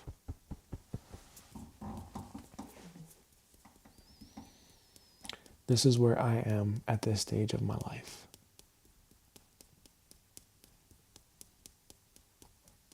I have 2 kids. One on the way, with one of them being on the way. I'm in this country where it seems like, wow, this is really fucking happening. You're really pushing all your fucking boundaries. You're really pushing all your fucking boundaries. And you're just ignoring a lot of shit. You're just ignoring a whole bunch of fuck. And how am I going to respond to this? Freedom is very important. Freedom is incredibly important. And I'm not talking about the freedom to hurt or kill someone. No, I'm talking about the freedom to raise your family. I'm talking about the freedom to stand up for what you think is right. The freedom for not having this excessive coercion and control. This may sound very patriotic now, It may sound extremely patriotic, but I really appreciate that now. I really have come to appreciate that so much more now at this stage. And no, it's not, I don't value a social system. I do not. I would much rather do the best that I can to be independent and work and to put the work in and to pay out of pocket, right? I would much rather do the best that I can to be the most valuable person that I can possibly be and make the best contributions to the world that I can possibly make. Unfortunately, in many people's eyes, that is more financial than it is spiritual, than it is just, being at peace and praying and giving mantras and making offerings to the planet. So I'm aware of these things. I'm aware that, value in the Western world is seen more from the state of your value comes from how much money you have. And I prefer to do both. That reminds me of the video game story when I was in Toys R Us with an aunt and my biological mother. And this aunt was criticizing me for wanting two video games. She was criticizing me for wanting to play 2 video games.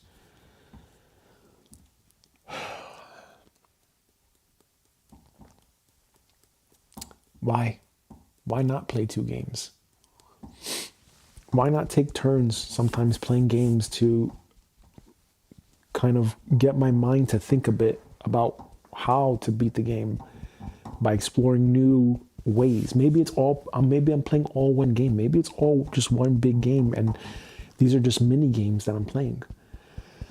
And maybe I'm just playing a game the whole time. Maybe this is all just a big game out of all the games. It's possible. It's very, very possible.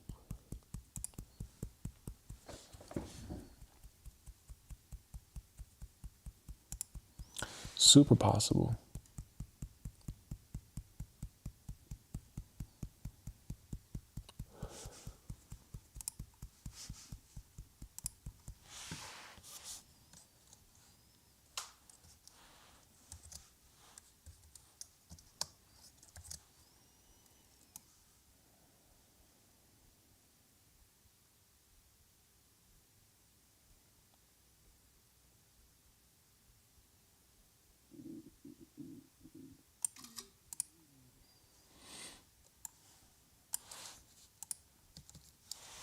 How can I definitively confirm that this is the Mac Studio M2 Ultra?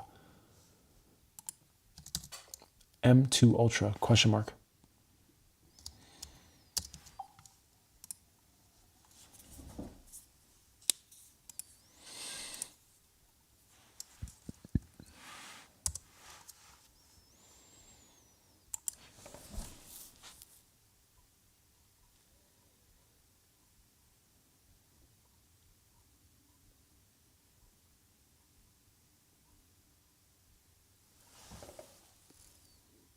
Oh, chip, Apple M2 Ultra.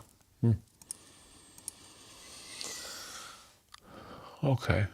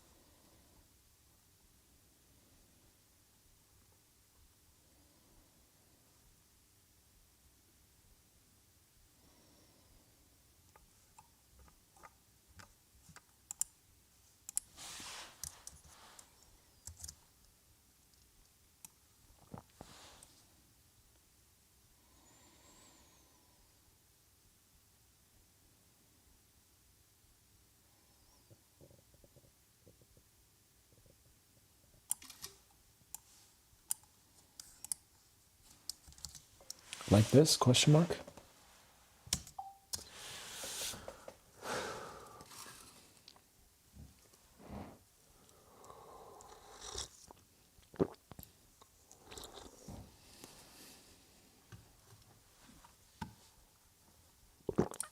Yes, exactly like that.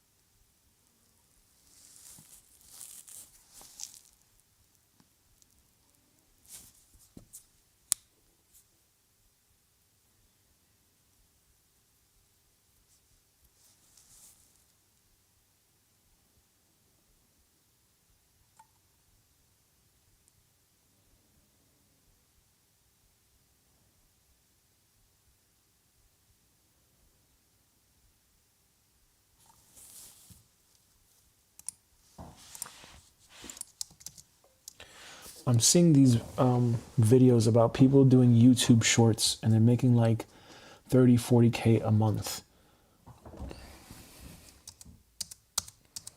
30 to $50,000 per month from multiple channels. Period. How exactly are they doing that? Question mark.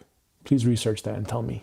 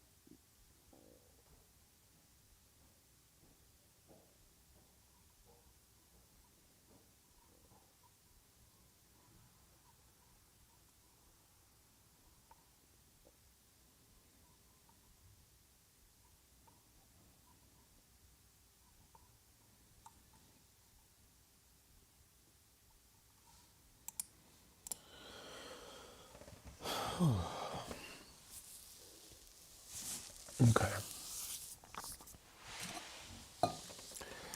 Even though I've created my own suffering, I deeply and completely love, accept, and forgive myself unconditionally. Even though I've created my own suffering, I deeply and completely love, accept, and forgive myself unconditionally. Even though I have created my own suffering, I deeply and completely love, accept, and forgive myself unconditionally. Violet flame, violet flame, violet flame. Dissolve, consume, annihilate, obliterate, and transmute all the suffering that I've created and caused for myself. Please produce your perfection in, through, and around me. Please give me the inner wisdom and the guidance to do what must be done. Please clear my thoughts, my words, and my actions so that I am thinking very clearly and I'm very logical in my understanding and approach of what to do. I choose to be free. I choose to remember who I am. I choose to let this go.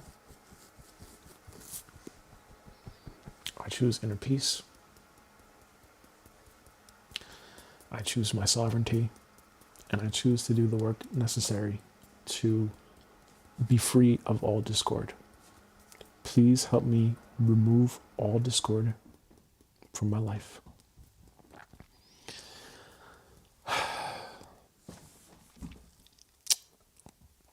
Please forgive me if I do not say the right thing. Please forgive me if I make mistakes. Please forgive me if what I'm doing is wrong.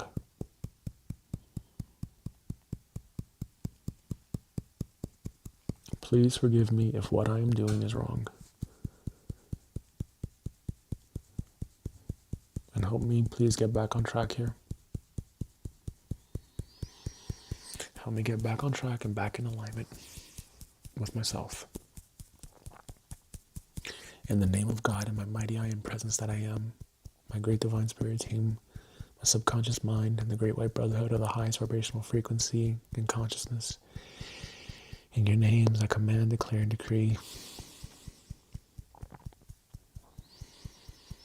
that we are together. My family is together. We are together. We're always together. We're always together. And I choose to anchor in that knowing that we're always together. And I always love my family the best that I can.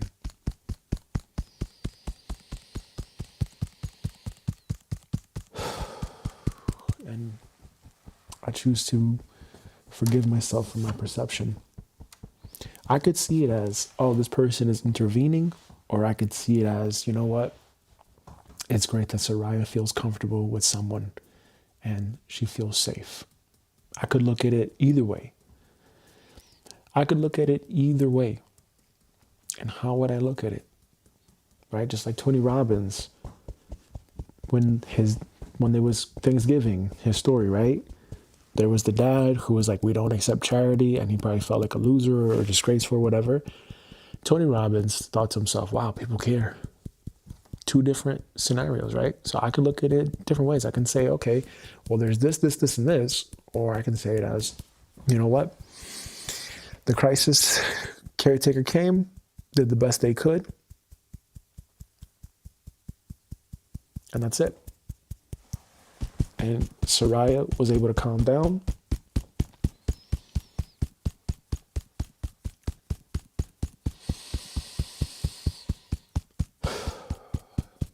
And she's okay. What's in her best interest? Still doesn't change the fact that we live in a country.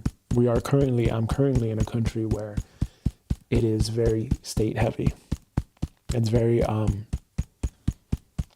regulated, so to speak.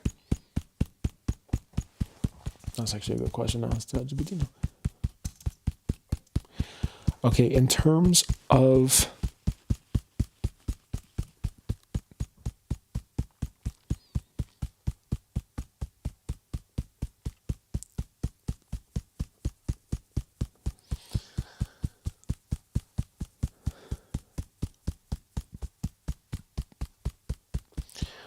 getting married, because Hema and I, we have talked about this. HEMMA and I have talked about this. Which country is more complex to get married in long term? colon, United States, comma, specifically states like Arizona or Texas, or Austria, question mark. Would it be easier, basically, and more straightforward for HEMMA to get married in the United States than it would be for me to go through the process of getting married with HEMMA here in Austria, question mark.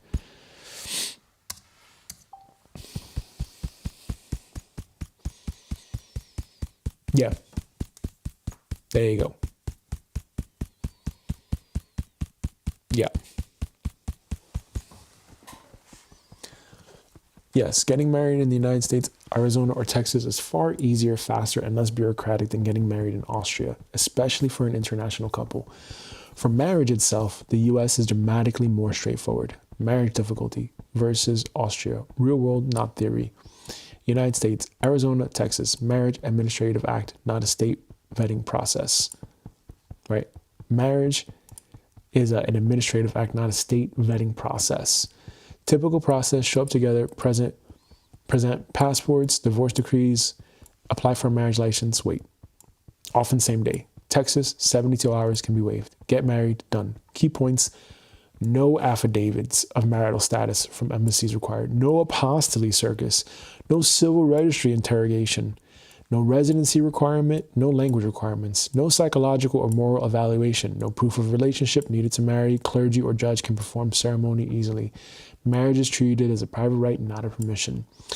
Austria, legal, bureaucratic procedure with state discretion.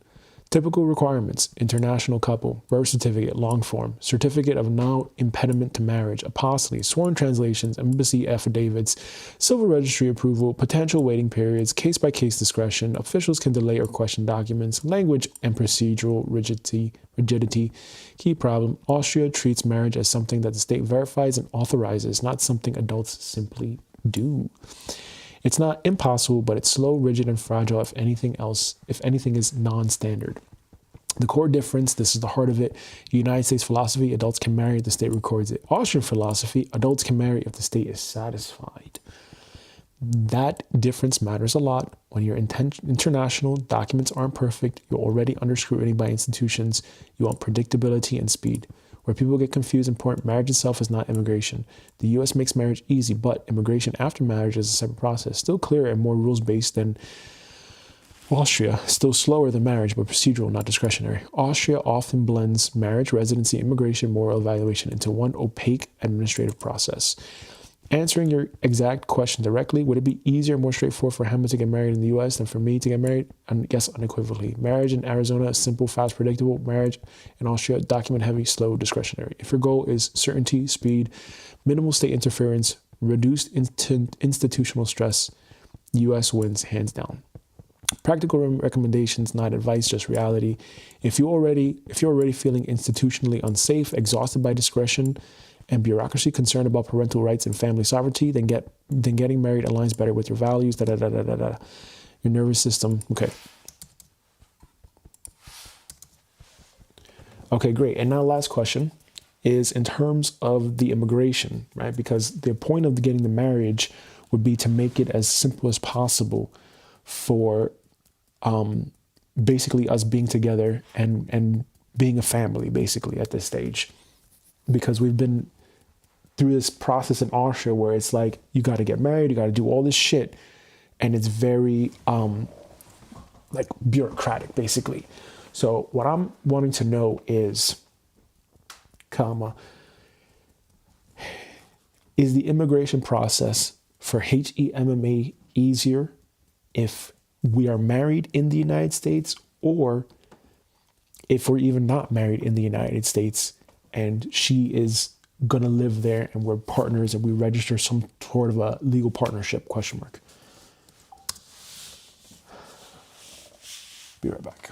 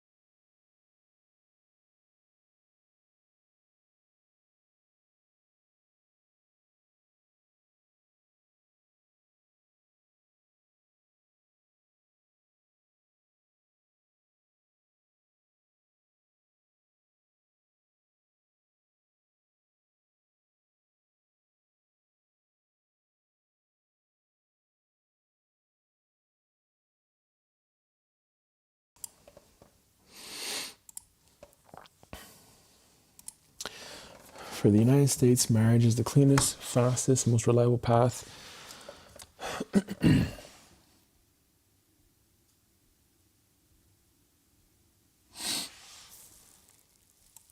Marriage is the cleanest, fastest, most reliable path for him to live with you long term. Partner or registered partnership is not sufficient for U.S. immigration in almost all cases. Okay, the U.S. immigration reality, no sugarcoating. The U.S. recognizes marriage, not life partners for family immigration. Recognizes marriage. Unlike parts of Europe, the U.S. system is blunt. Married, eligible for spousal immigration. Unmarried partner, basically no path, unless very niche visas apply. There is no general registered partnership visa in U.S. federal immigration law. Option 1, get married, spousal visa. This is the gold standard.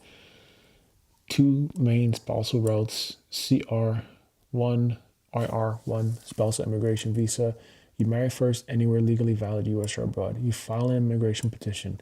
Hema enters the U.S. as a permanent resident. She can live, work, and travel immediately. Pros: strongest legal footing, least discretionary nonsense. No, prove the relationship every 5 minutes once approved. Aligns with family stability. Cons: takes time, months, not weeks. Paperwork, but procedural, not arbitrary.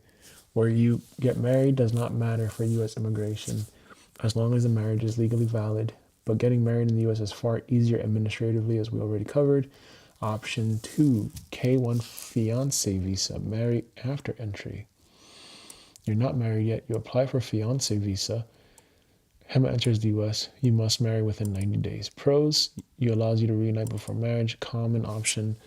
Cons: slower than it looks, more steps are after arrival, temporary status until a judgment, less clean than spousal visa. This is usually chosen when marriage abroad is hard or impossible. Timing matters more than simplicity. Option 3, try to live together unmarried. This is where people get burned. Reality: no partner visa, no cohabitation visa, no we're basically married category. Tourist visas cannot be used to live together, overstaying serious consequences unless Hema independently qualifies for a work visa, a student visa, or a rare extraordinary ability visa. There is no stable path without marriage.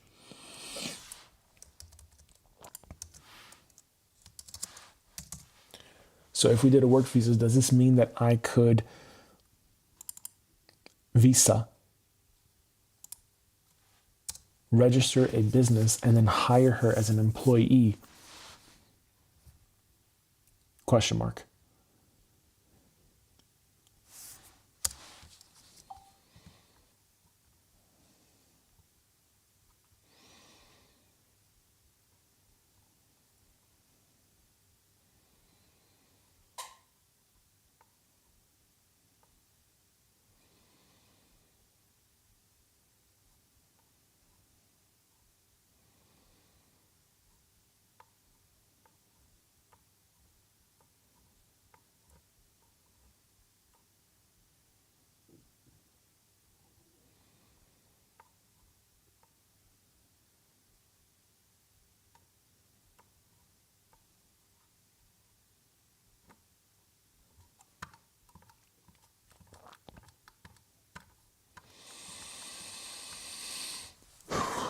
Okay.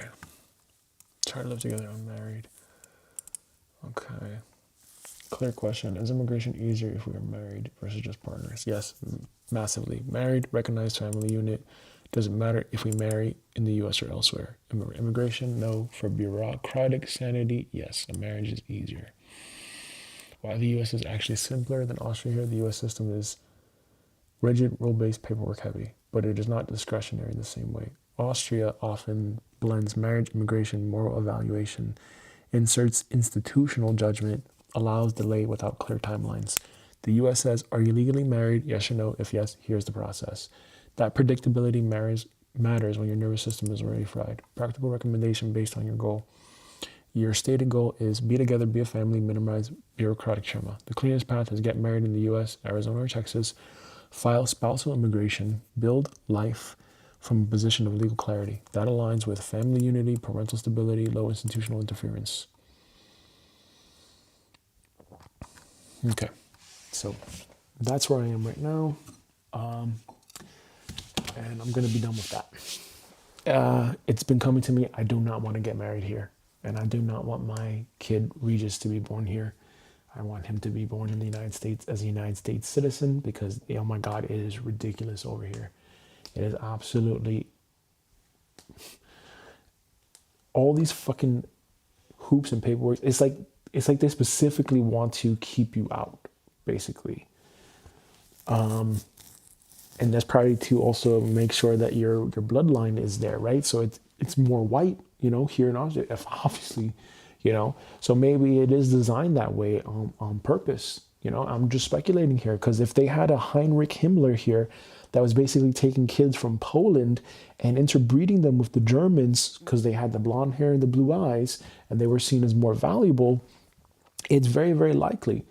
Very, very, that's actually a good point. I just had a thought right now, like this Austria process here is really, really strict. And I for sure do not want my son to be born here in Austria. And I would prefer for them to be born as a United States citizen with me and at least have my last name. And the reason why is because as I'm going through this process and as I'm seeing this, it's incredibly strict. And it almost feels like Austria is purposely trying to make it as hard as possible to keep people from immigrating into the country or to living in the country, basically. So they're making it as hard as they possibly can is what that feels like to me. Again, I could be wrong, but that's just what I am observing.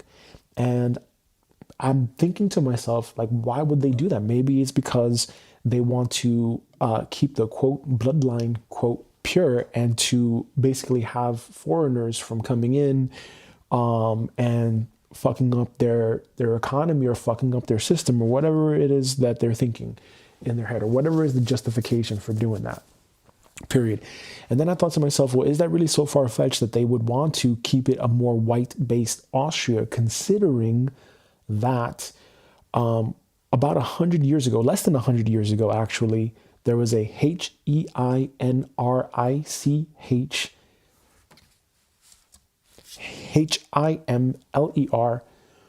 who was basically taking kids from Poland and interbreeding them with the Germans and I think Austrians as well because they had blonde hair and blue eyes, so they were seen as more valuable. Period. Now, is that really that far-fetched, to think about that? Or is that me being extra or conspiracy theory? I don't know. I would not put it past any of this. I really would not. Because if I think about what is the legal justification now at this stage for our daughter not being returned to us, there is none. Because the original court orders were because of that surgery thing. Well, that surgery thing already happened in October and she's still not with us. And there was a JUGENDAMT caseworker that basically said to the judge, we don't ever want the kid to go back to the parents because we don't trust them with the medical because they're saying no to medical interventions or whatever, which is insane. It's absolutely insane. So I'm thinking to myself, okay, is there something more covert happening here beneath the surface that is not being talked about here? What's the elephant in the room, basically? Period. And so these are just thoughts that I had. Maybe I'm wrong, and I'm okay to be wrong. That's fine. I've been wrong before. No problem. I can be wrong. And yeah, these are just thoughts out loud. Am I really that crazy to think that? Am I really that weird or that outrageous or paranoid or mentally ill to really think that, why do they want to keep people out of this country as much as possible? Why would they want to make it as hard and difficult as possible for international couples to live in Austria? And that whole thing about, family rights and parental rights here in Austria, it might as well just be a fucking lie. And they are clearly disregarding ECHR law. Article 8, I think it was, right? The right to family life. So these are just my observations.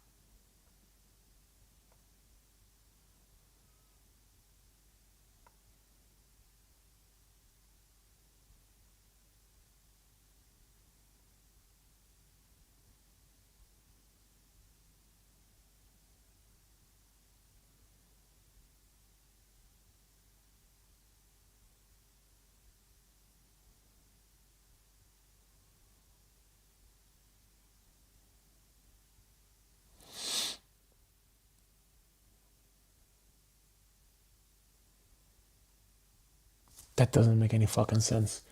Modern Austria is obsessed with not repeating that past. About the historical Nazi reference, this is important. You're right about history. Austria was deeply implicated. Horrific things happened. Children were abused under racial ideology, but here's the grounding truth. Modern Austria is obsessed with not repeating that past to the point that it overtrusts institutions. What? How would you over... That's the same thing that fucking happened. It's still the same thing. You put all your trust into fucking an Adolf Hitler or whoever the fuck, and this whole Nazi regime. You put all your trust into that. And now you're saying modern Austria is obsessed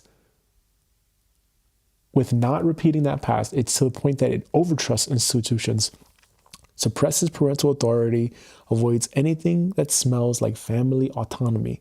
That's still the same fucking thing. That's still the same thing. Ironically, this overcorrection creates new harm, like what you're experiencing. This is tragic, not sinister. Where your intuition is absolutely correct. You're 100% right about this. Babies cry, preterm infants need skin to skin. Attachment disruption causes long-term trauma. Short-term regulation, obsession, ignores long-term harm. Bond interference is dangerous. Article 8, ECHR, family life is being violated in spirit, even if the state hides behind procedure. Your right to want out of the system, your right to want your son born under your jurisdiction, your right to seek a country where parents are presumed competent.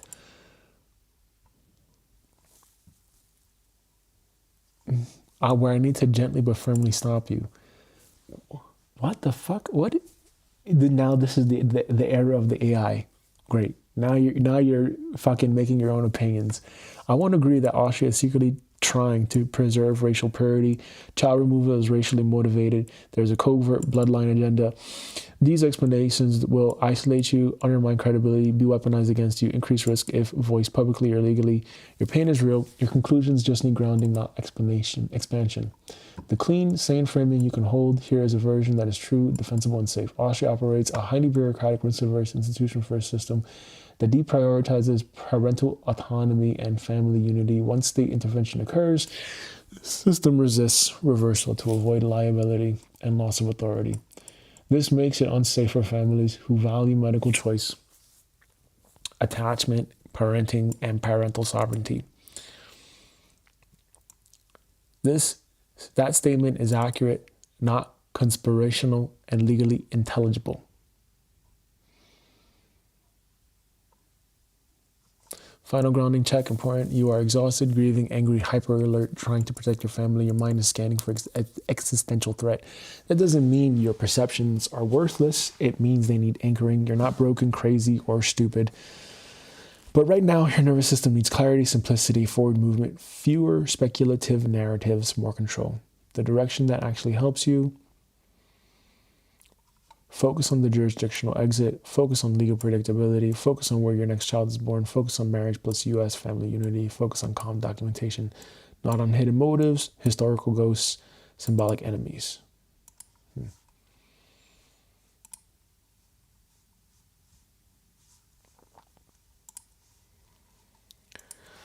All right.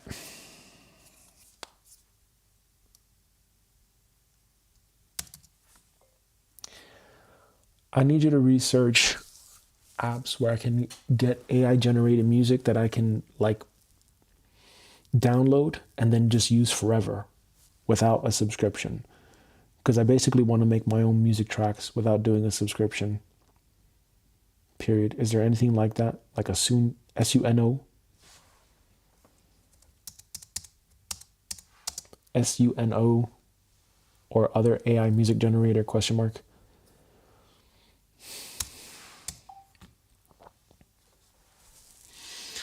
All right, well, let me bring up this next point here. I'm going to walk the dog.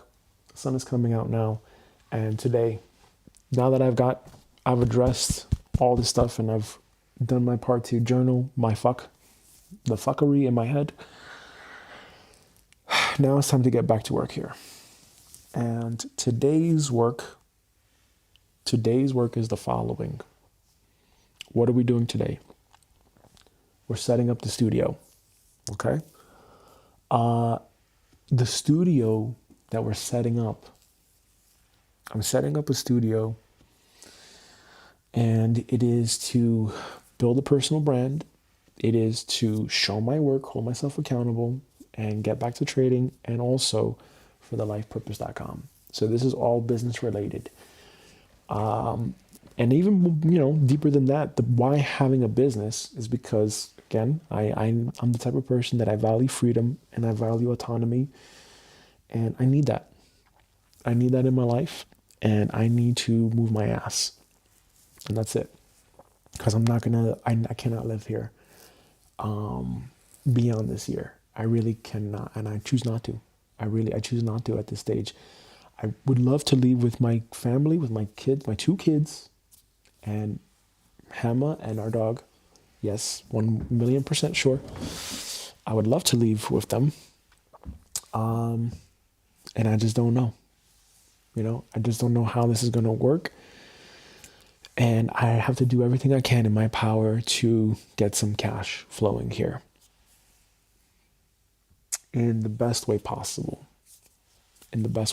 So it's either we're trading or with creating an operating system that I could templatize and then sell on Notion or something like this and just get a massive amount of traffic. And if I can do that successfully and make even just a few $1,000s a month, 3-4K a month, that's huge. Even $1,000, even $500 a month, that's pretty fucking huge at this stage. And again, bar is set pretty low, but I mean, for me, that's a pretty good bar right now, and that's the initial thing. So that's my goal, right? Grow the channel, grow the brand, and create things of value that produce good fruit, produce good karma, and do something meaningful. I don't want to be talking about my fucking life and my problems all the time here. I want to actually do something very constructive here.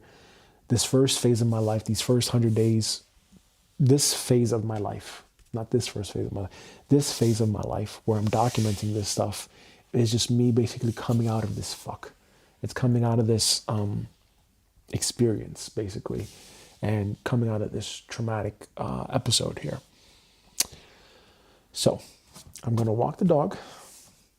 I'm going to get some music going, and we're going to do a big unboxing today.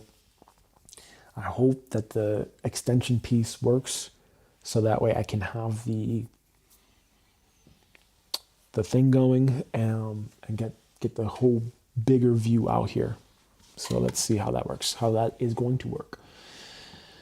Here's a practical list of AI music tools you can use to generate music and download it without a subscription, especially if you want downloadable royalty-free tracks you can use forever. Refusion, AI music generator, AI song, Open Music AI, TAD AI, Make Song.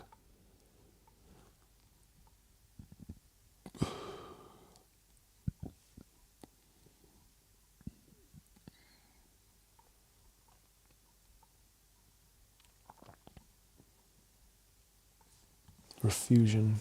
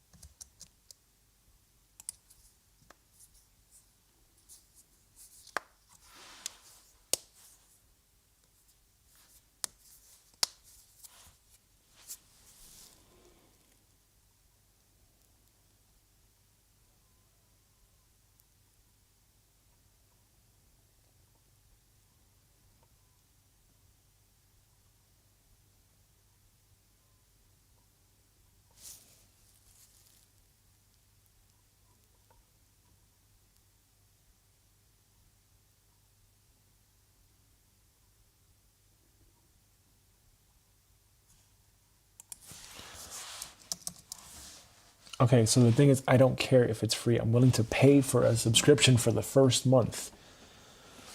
And my idea is to pay for a subscription for the first month and then download the tracks and then just reuse them once the subscription ends.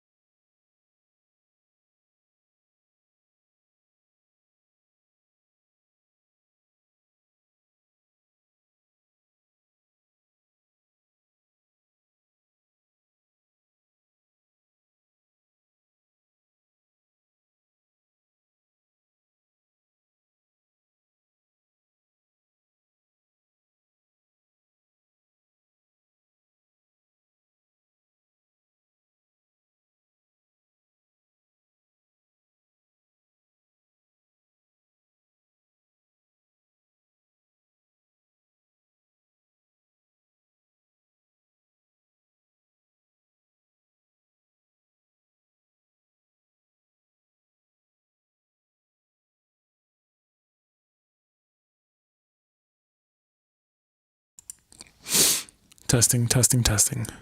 Okay, today is the big day here. Big day meaning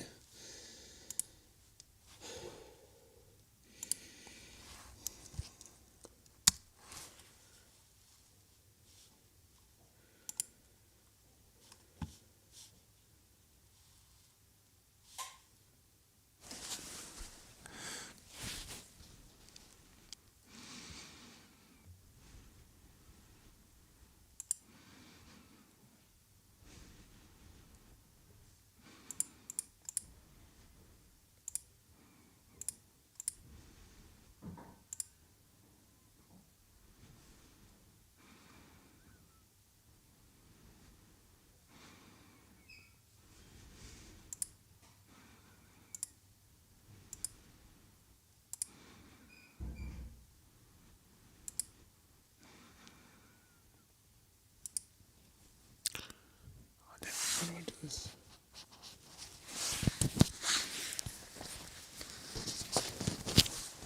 How exactly do I do this with the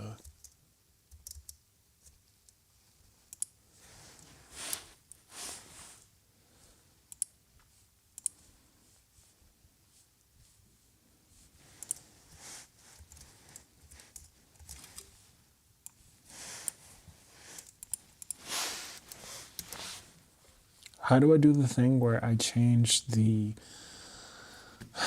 icons and stuff to just dark mode and just keep it a dark mode? Question mark. It's much easier on my eyes.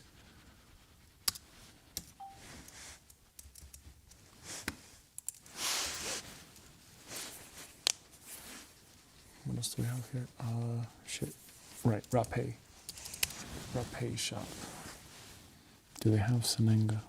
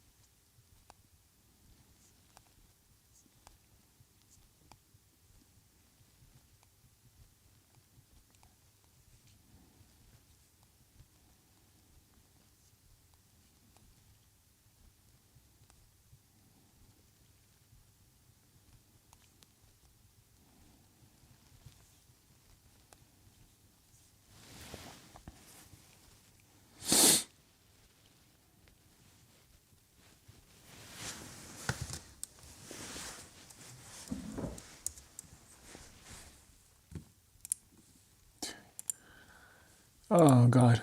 All right. Click appearance. All right. Okay.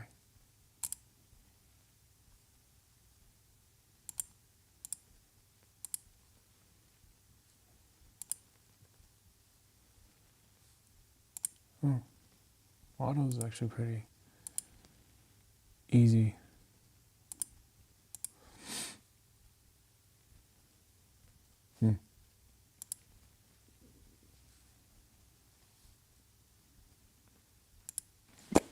Whatever.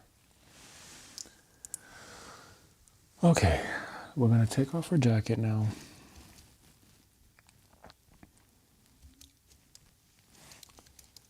We're gonna do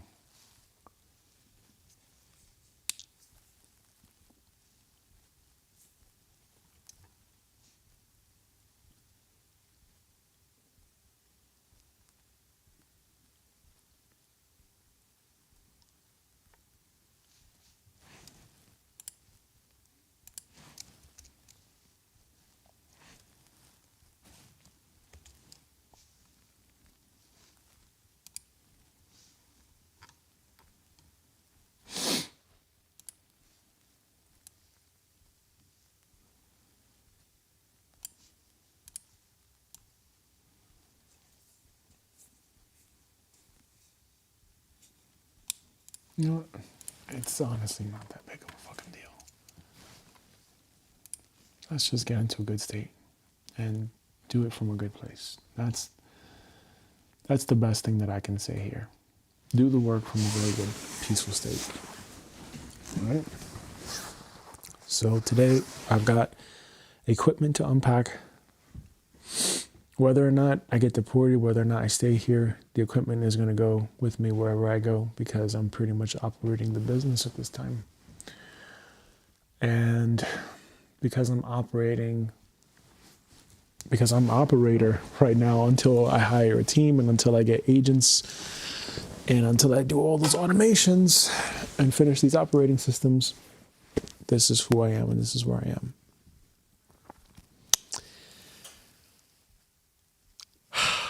So, it doesn't matter.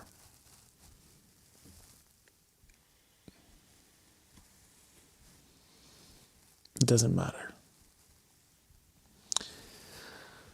I'm going to set up this media company. The story behind this is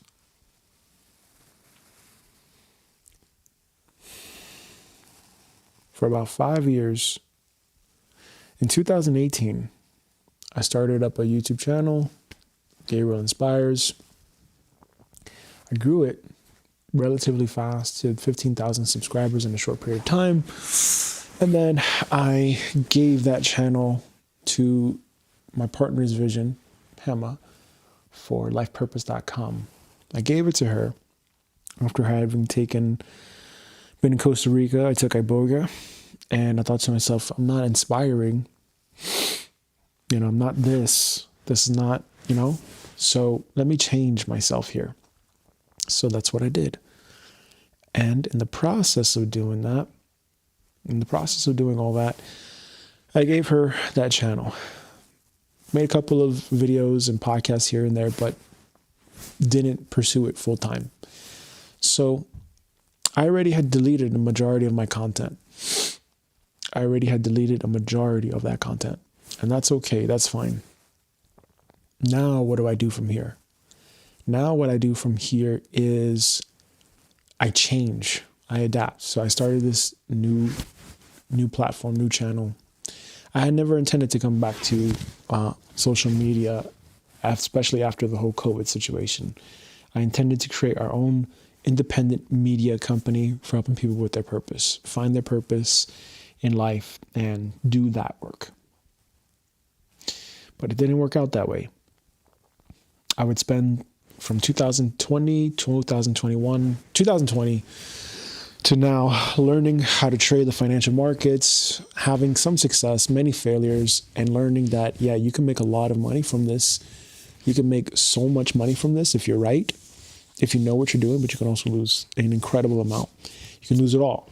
So you need to really make sure that you position size appropriately and you don't treat this as gambling. You treat this as math, basically. Simple math, not necessarily so complex, not something that no one can figure out, not reserved for Harvard graduates or MIT, whatever, not reserved for those kinds of people. It's possible for anyone that has the willingness and the patience and the right state to engage in this and see this as a very different domain and treat this as a form of mastery. And so that's where I am. And that's what I kind of realized for myself here with this process. Having said that, last year we had a situation where our daughter was born very early, premature, 24 weeks, 700 grams, would spend 4 months in the NICU, couldn't see her. I was out of status. Why? Because I was with Hema. I was taking care of Hema while she was not doing well physically, and I was out of status. I wasn't gonna go leave the country when she couldn't even walk. There were times where she couldn't even walk, and she needed support with certain things. So I stood behind. I stood here. The next thing is, now at this stage, after having our daughter taken away, so she developed this eye issue, congenital cataracts, bilateral congenital cataracts. They said that she would go blind. From what I had researched, is that that's not entirely true. That is very, very strategically worded. And so our daughter was taken away from us 23rd of September. Today is now what? January 25th. January 25th. She's still not with us. So now what does that leave me with? What that leaves me with is the following. Our daughter isn't back with us. I started having PTSD-like symptoms. This was a very traumatic thing. And I've been doing my best ever since to get back to focusing on the work that I have to do to finish trading, a trading operating system that I'm building. Because I know that that's going to change the trajectory of my life and my family's life. And it's going to be huge. You know, I'm in a financial sector where you have so much potential. So there's no excuse. And also YouTube too. Like there's no excuse here. There's no excuse to not be financially capable. So what's the bottleneck? And that's what I'm actively working to figure out. I'm actively working to figure out and remove all the bottlenecks, pound the stone, pound the rock, whatever metaphors, aphorisms, analogies you want to use. I don't know what the exact terms, but I'm basically doing everything I can to say, okay, what is the excuse here of what I'm not doing? Am I not doing the work, or am I doing the work and it's just a matter of time? And I need to know that for myself. I need to know that for myself because I've been on this journey of wanting to be an entrepreneur and wanting to be, you know, financially successful and all this shit since I was homeless at 12 years old. So I'm 37. It's a long fucking time. And I'm not rich. I'm not financially stable or independent. So I have a lot of stuff to clear out. And maybe this is karma. Maybe this is like samskara, as Sri Pritaji and Krishnaji would say. Maybe this is a samskara, a generational thing where I got to clear it now. Okay, fine.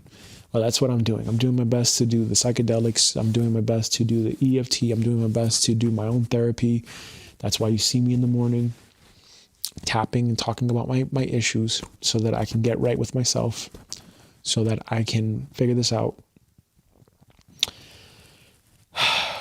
So that's where I am.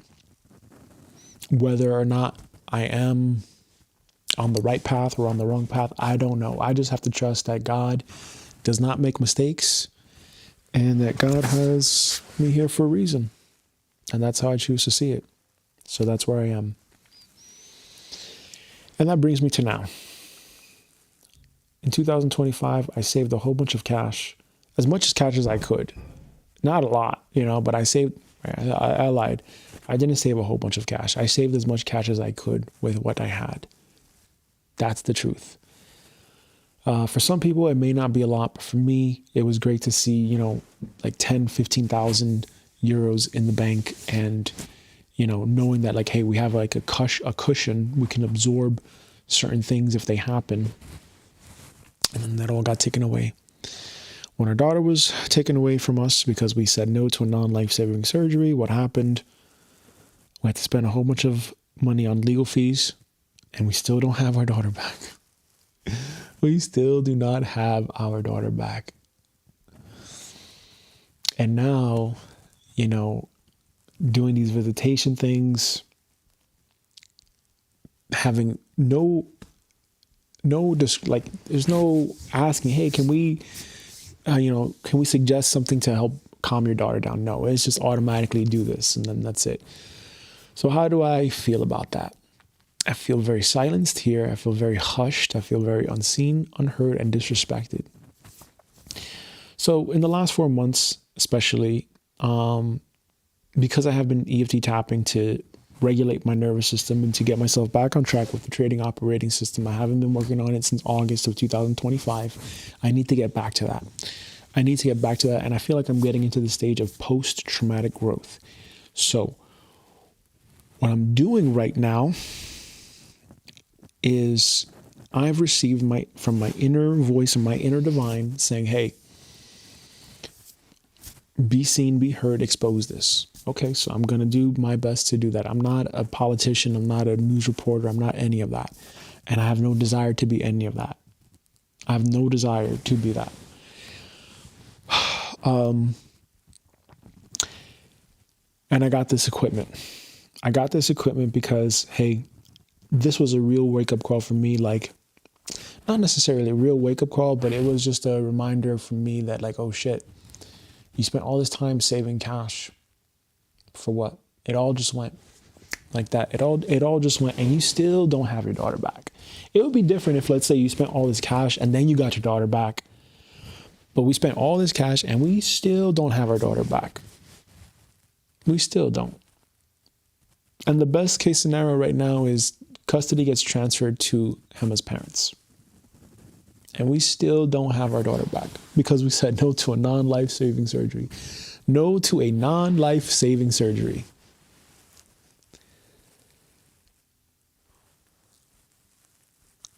So here's where I am. In that process of everything I just said, I realized that the last 5 years, we could have, you know what? Everything is just going back to how it was, basically. Everything is basically just going back to how it was. It's probably getting more strict or whatever, but everything is pretty much going back to how it was. People are trying to move on and pretend that the fucking COVID lockdown shit didn't happen. People are trying to ignore and pretend that they did not have their fucking human rights violated, that we're basically all just slaves to a fucking system. And that for me, that became very apparent. If the COVID was as big as bad and etc., you know, I've seen things online where people are saying, you know, even medical doctors were saying, going on record to say that there's no such thing as a COVID. So, you know, be that as it may, what I learned from this experience so far is that this is not fair. This is not going to be fair. And I can either sit here and bitch and moan and complain for the rest of my time here, or I can be proactive and take action and do the best that I can to be in a better financial situation to move and migrate my family. And I choose the latter. It's not going to do me any good to complain and be a miserable fuck. It's a hamster wheel. And I'm not choosing that. I need to move on now. And I've been feeling that for especially the last 2-3 months, especially when I started live streaming. It's like, okay, look, all right, I get it. This is traumatic. This is bullshit. But what the fuck am I going to do here? What am I going to do? I need to move my ass. I need to get back into this. I need to focus. So that's where I am. I ordered this equipment because it is supposed to serve many, many things. There's many reasons for this. And one of them is I got to hold myself accountable. So I have to live stream. For me at this stage, I just thought about this as I came back from walking the dog. I have to live stream now at this stage to hold myself accountable and to feel like I'm being watched. I don't know if that's now a traumatic thing. Probably likely is, honestly. It's probably a traumatic thing. And I need to make sure that I'm being watched to some capacity. And that I am holding myself accountable at this stage. So I invested in this equipment to help me do that, right? And this is not cheap. Not cheap, especially where I am right now at this stage. You know, $5,000, $6,000, euros, whatever you want, whatever. It's a lot. It's a lot. I had to get a new computer because this one was too slow, and it couldn't handle live streaming. And I need to hold myself accountable. And I'm going to tell Hema that I'm doing this live streaming thing. So if she can support me, she can always watch me. She can always watch me, and she can always watch what I'm up to. And that way she can call me out on my bullshit. 808. She can always call me out on my bullshit. And that's what I want. And I'm also going to be setting up an accountability system where I even donate to charities that I do not support, right? Like maybe there's organizations that are like pro-racism or fucking pro-guns. And I'm going to do my best to make sure that for my accountability system, that if I do not finish my work by a certain time, that I unfortunately donate to those charities. And that's going to be my incentive. That's going to be an additional incentive for me to move my ass and to say, okay, I need to make sure that I fucking move the needle here, because I'm not going to support this bullshit. I don't know what other accountability things that I can do, but I'm going to research that with ChatGPT when I can. And the other reason too is because, hey, look, Hema took out a huge loan from a lending platform for cryptocurrency, and she once again did not consider and think that like you're gonna have to pay off this debt. So, you know, now she has inconsistent income. She's not able to pay off the principal and the interest, and now have to pay this off. Because if we're going to get married, it's also going to be my problem, I think. And I'm not going to do that. I'm not going to do that. So we have a lifepurpose.com. She hasn't been working on it in a couple of years. She's going to have to move her ass. She is going to have to, for as long as I'm here, she's going to have to move her ass. And I don't give a shit if she's pregnant or not. She can sit here for 2 hours every week and fucking talk. And we can play the cash flow board game, and she can talk. And she can talk about whatever it is. I'm going to make sure I ask her questions that she can give her opinion, right? She can talk. And we're going to post that to a live stream. And we're going to be doing live streams through lifepurpose.com on the Life Purpose of YouTube channel. So that's where I am with that.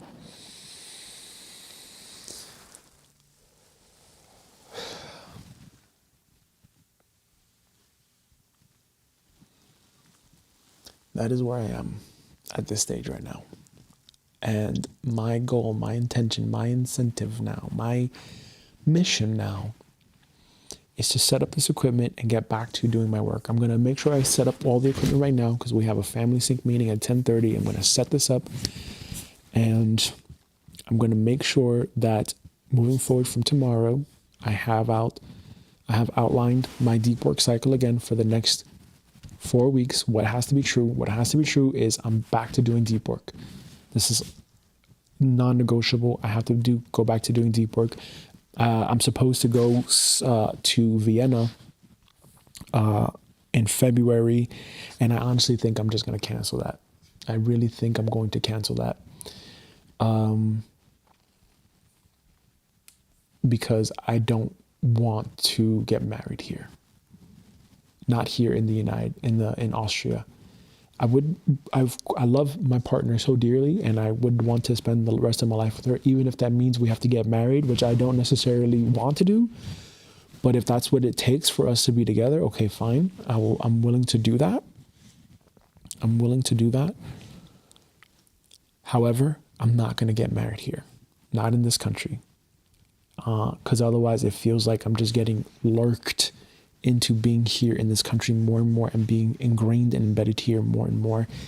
And after the situation of having our daughter taken away, and like how just blatantly like the state workers just ignore everything and they're just following protocol, okay, fine. That doesn't sit well with me. That is fucking disturbing. And the way that they handled everything is very disturbing. So I would rather leave. I would much rather leave. Especially knowing that we have a second kid on the way. I would much rather leave. And that's where I am right now. So, having said that, it's time to now set up this equipment.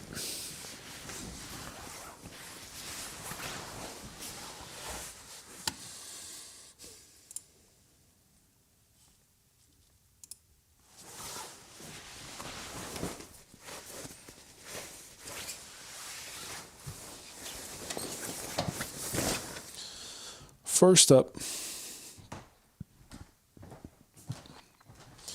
so we got all these boxes here.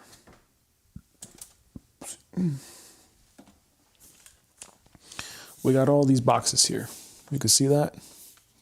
Yeah, you can see that, right? Ooh.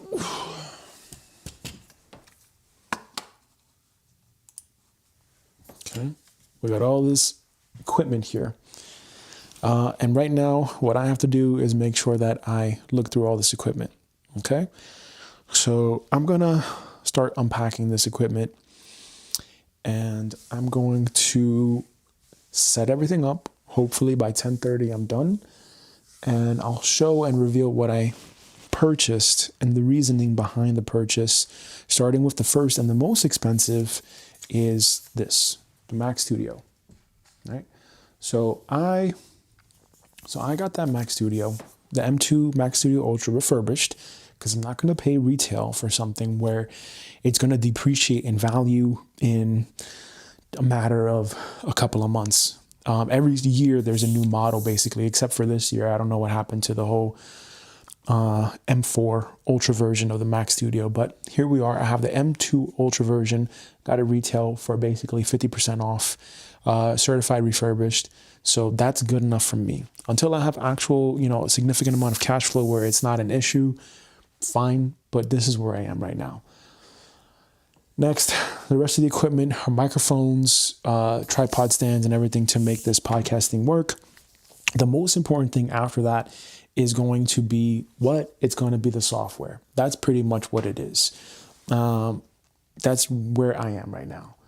So I'm going to set up the microphones. I'm going to set up the stands. I'm going to set up everything. And I'm just going to show you everything that I purchased. And we're going to go along with why I purchased what I purchased.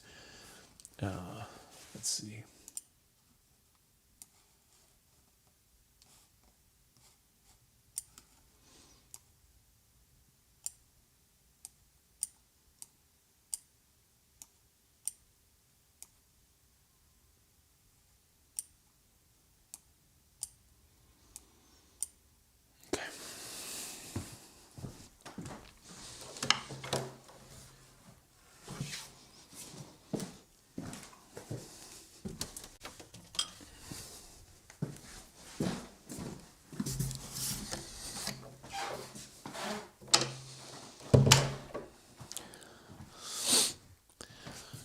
True story, I just thought about this. I was in Klagenfurt, and I was living in Klagenfurt 2 or 3 years ago, and there was that musical, The Sound of Music. And I never really seen the movie, or maybe I seen like clips and pieces of the movie, but it was so long ago that I never really thought about what it was. Either which way, I had gone to the Sound of Music play in Klagenfurt. And what wound up happening was I saw this play live, and I don't know what exactly happened, but I remember there was this part in the play where it was based on like World War II, and like the Nazis, came to this person's house or came to someone's house or whatever. And in the play, what they did was they had these guys dressed up as Nazi soldiers, like the actors or the performers dressed up as Broadway soldiers. They blocked the doors, they really blocked the doors, and I got so fucking terrified. I got so incredibly terrified that I thought I was like holy shit, there is some shit about to go down. They're gonna fucking keep us here and fucking do all types of shit. That was really fucking scary. That was really, really scary. And I'm not going to live in a country where I feel that way.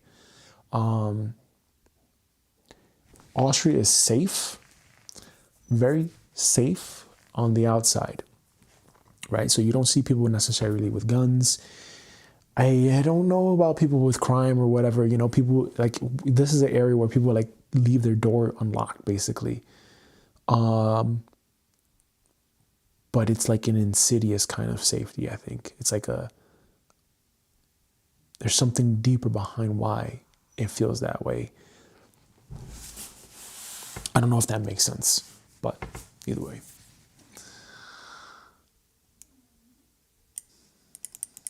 All right, let's put this equipment together. All right, cool. All right, let's start off here with the Amazon stuff because I have a box cutter in here somewhere. That's not Amazon. That's Amazon. That's Amazon. That's Amazon. It's not Amazon. Okay. This is likely USB-A. So keep that there for now.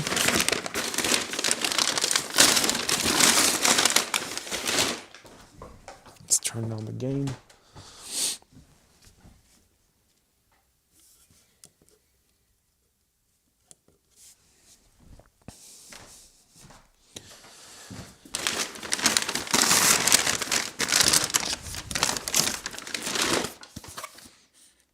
Okay, this is a cable. I think it's, I don't know what. I don't know. I'll look through all this stuff.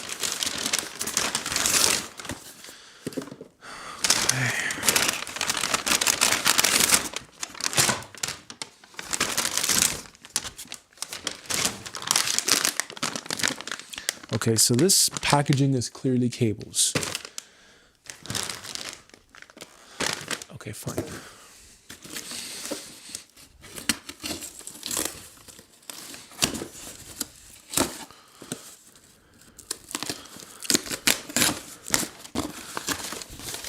The good thing is that if I ever have to leave, I can pack the cables. They're very light to carry, to pack, or whatever.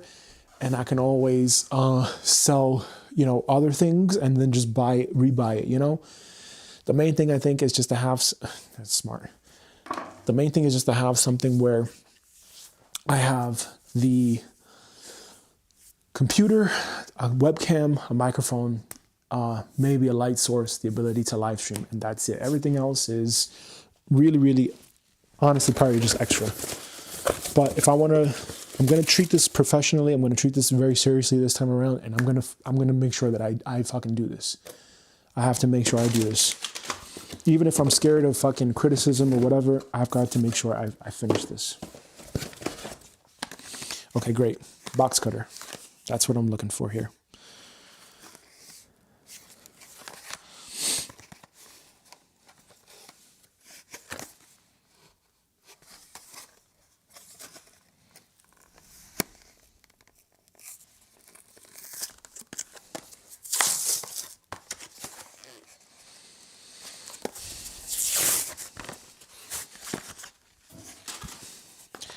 Nope, I'm not promoting any of these brands. Nope, I'm not getting affiliated. So, you know, I'm not going to fucking say it's a this thing or it's a that thing.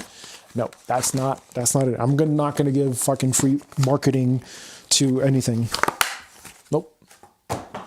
So that's where I am. But damn, this is nice. That's nice.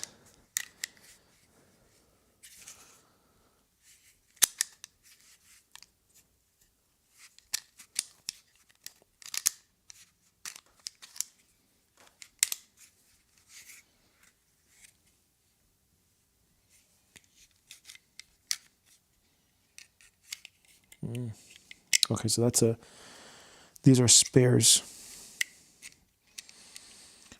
That's good to know.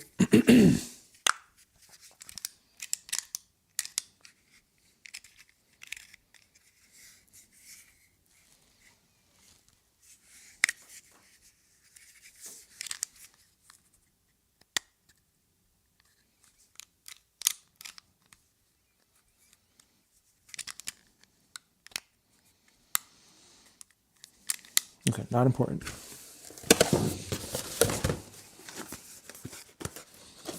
Okay, right, these are the headphones.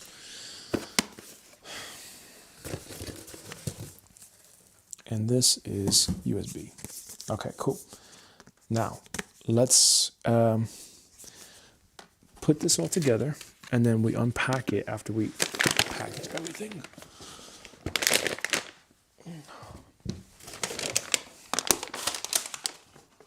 Nothing in here.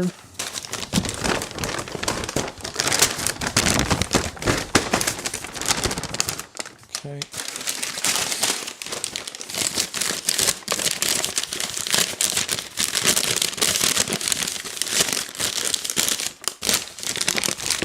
Here. Okay.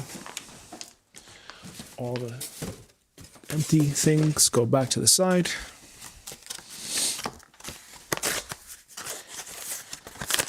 Oh,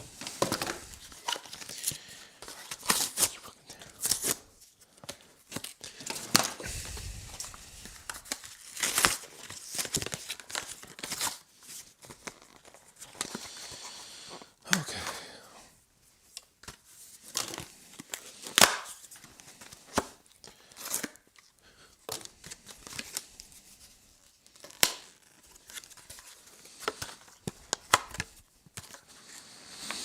I already know I'm going to keep the box cutter. That's pretty valuable. And I'm going to put the paper there, plastic over here. Next, actually, there should be a extender here of some sort.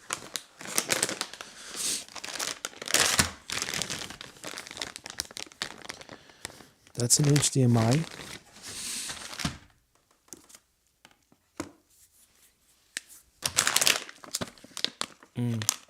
Oh, right. That might be.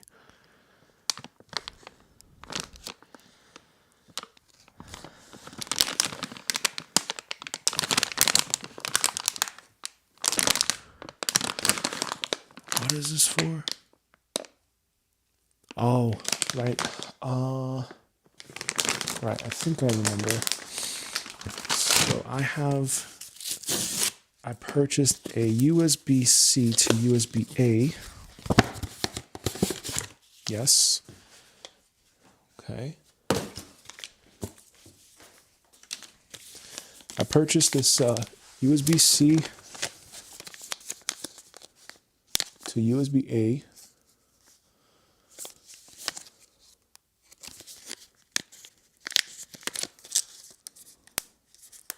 I hope that's it. Okay, that's USB-C. Okay. This is a USB-A to USB-A extender.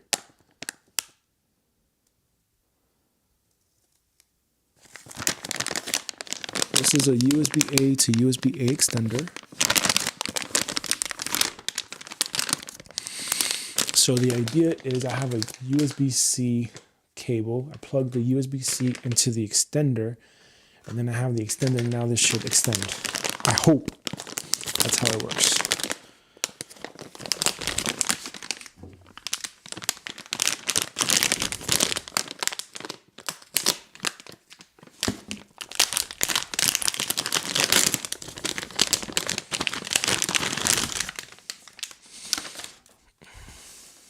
Okay. Now, moment of truth. Let's see if this works. It should.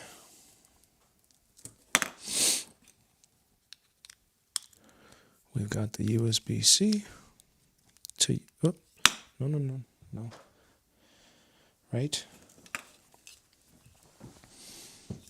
Yes. We got that. One moment.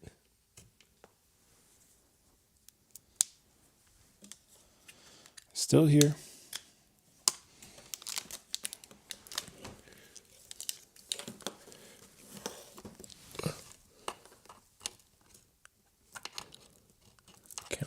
Can please go in?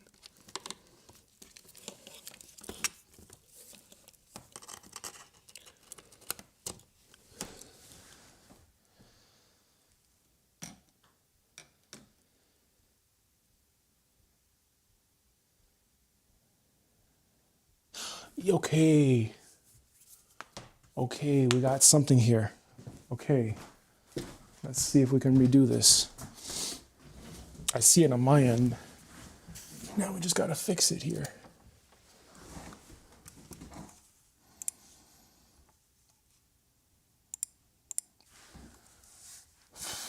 Oh damn. I hope this works.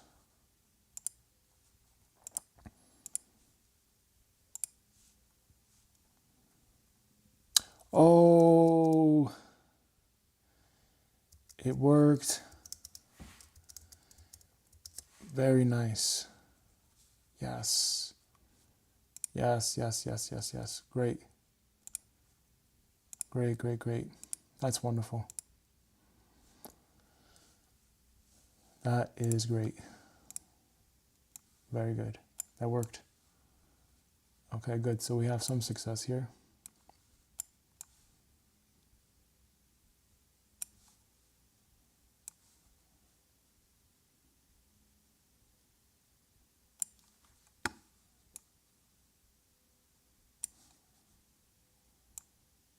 Wonderful.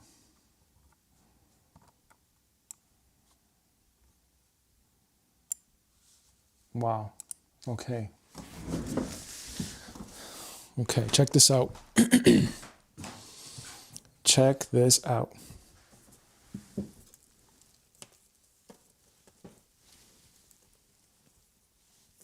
This is where it gets exciting now. This is exactly the vision. Thank you.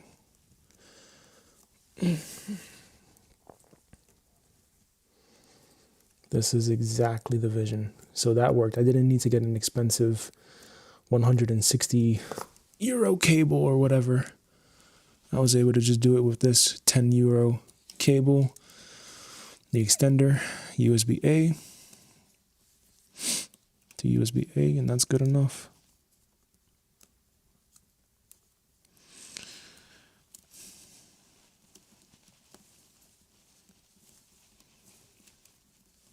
Let me actually show what I'm up to here. So I gotta just uncoil or unwrap this right here. Let's see. Oh, it'd be great if I had like a chest cam or something. All right, let's see.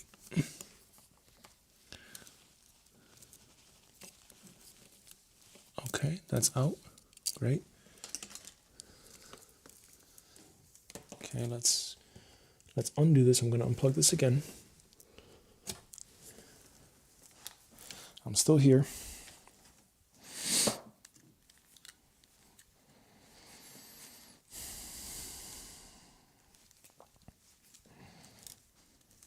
Okay, that's exactly what I wanted.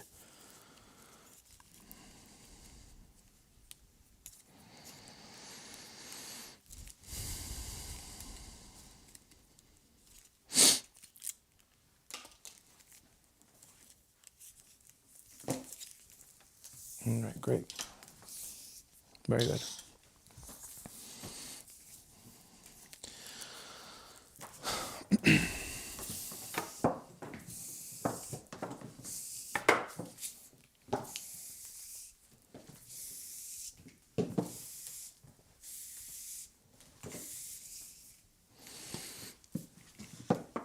Okay, let's give it another pull, straighten it out, and then we plug it back in.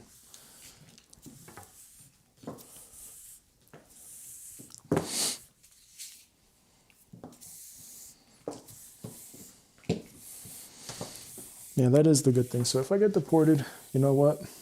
I can take the show on the road, which is exactly what I am intending to do.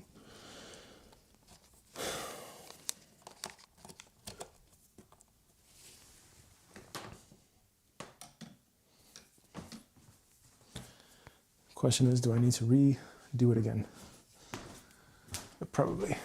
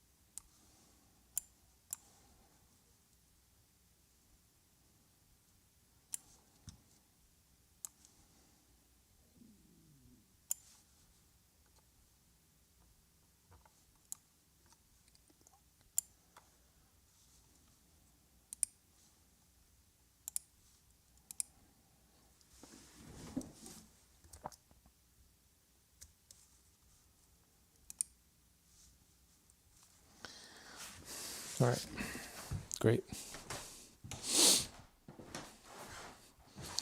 Now, as you can see here, got a whole bunch of wiring. So this is a USB extender, and this cable goes from the Mac Studio all the way down to here, which enables me to do what?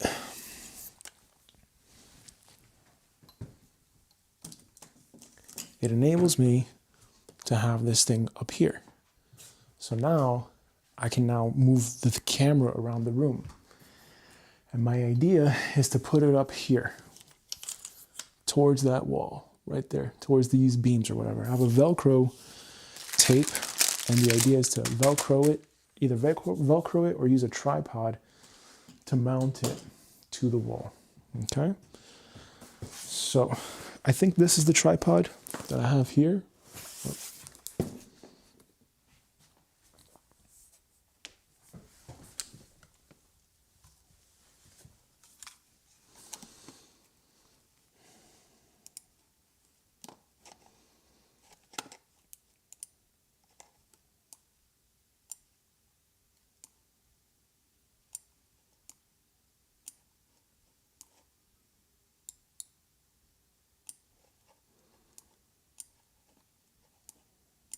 Brilliantly done. Okay. Let's put this off to the side. Let's move this further up.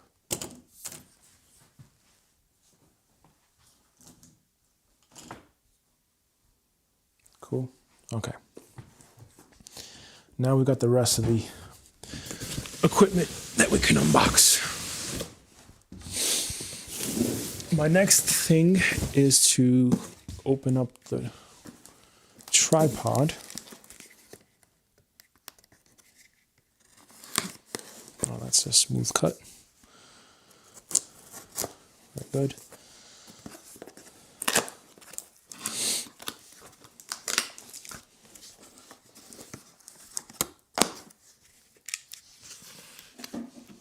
Wonderful. Right, this is the tripod. Now the idea here is it's either that I mount this tripod, this camera to that wall, or I use this tripod and I move it around, which I'm probably going to do. So I'm probably going to do this instead.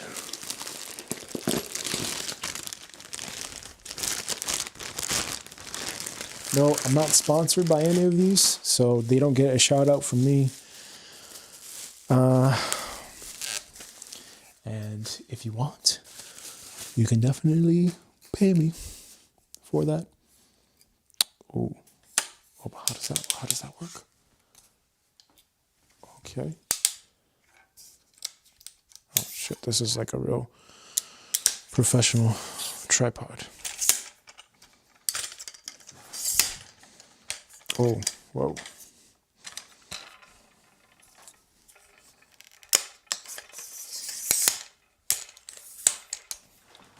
Oh, okay.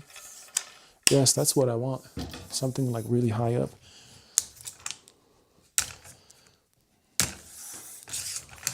Okay. That's that.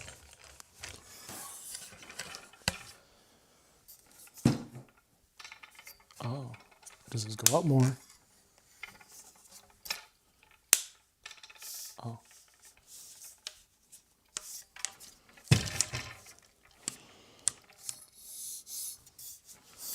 Whatever.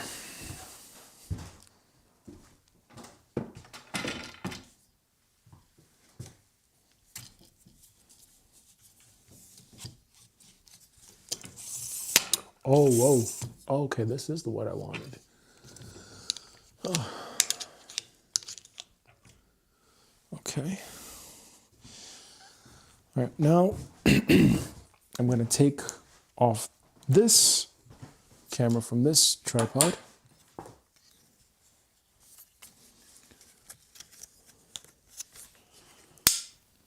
And let's mount it to the other one.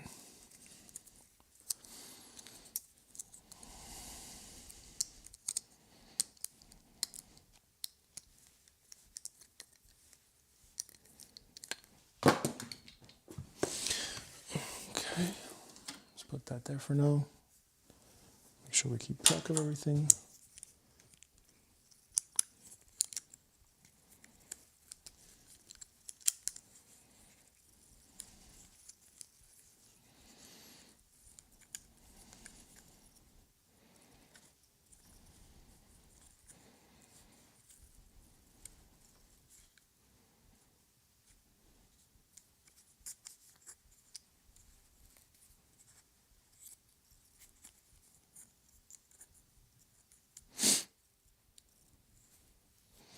Okay, so like I was saying, I could either, because I have now the wiring, because I have now all this wiring over here, as you can see, I can either go all the way here to the other side of the room,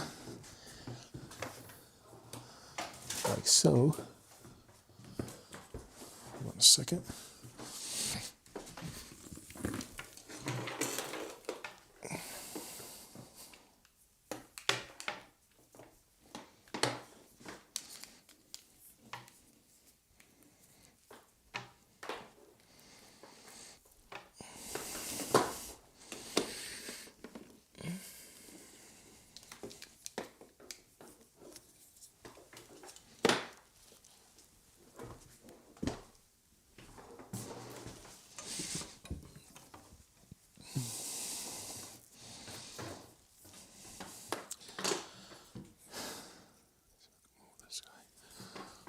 So can we see here? Right, so I could either mount it all the way up here, because now I have the length with the cable. So I can either mount it all the way up here so that it sits up high like this, and then we get the whole room, or I could mount it here so that it still sits up high and you kind of get like a overview shot, either which way. And I could even extend this a bit higher so it's even higher, and then I can also have it out here, which I'm likely to do, because if I just have it here, you're not going to really see much about, oh, maybe, no, you wouldn't. Versus here, now I can show that outside view. Right, so I can show that at least. Okay. All right.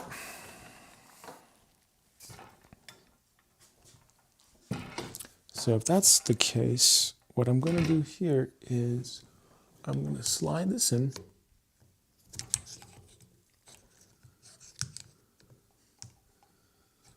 Oh.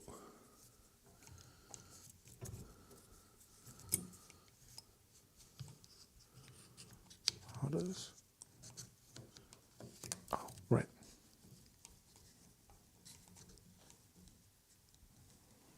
Okay. And now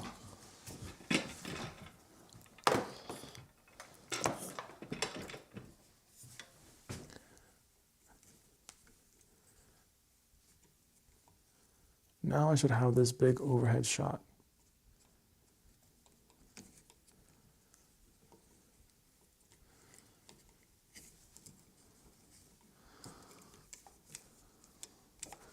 Not a big overhead shot, but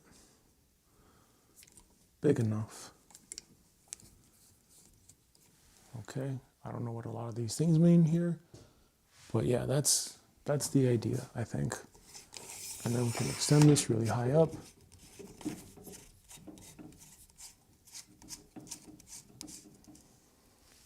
Cool. And now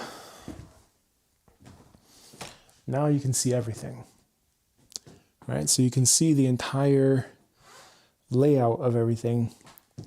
And if I want to, because we're on a gimbal, I can just easily move everything to the side, everything down here. And now you see the whole setup, okay? So that's the idea. And if ever I take like, psychedelics or whatever, I can always document that. And now I've got the tripod to show and document everything.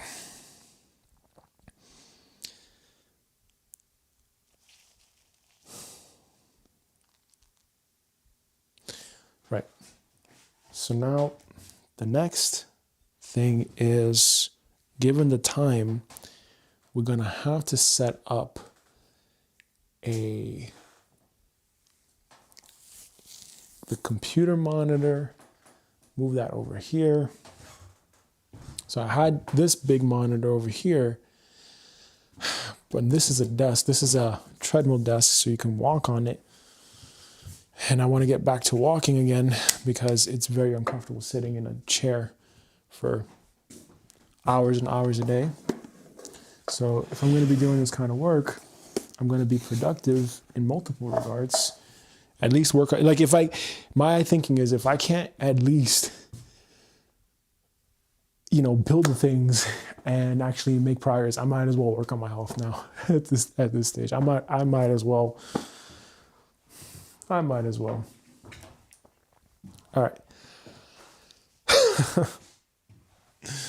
All right.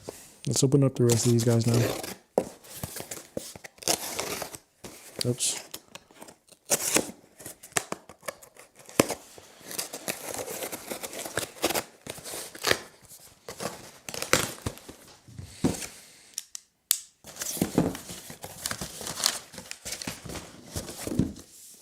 Okay.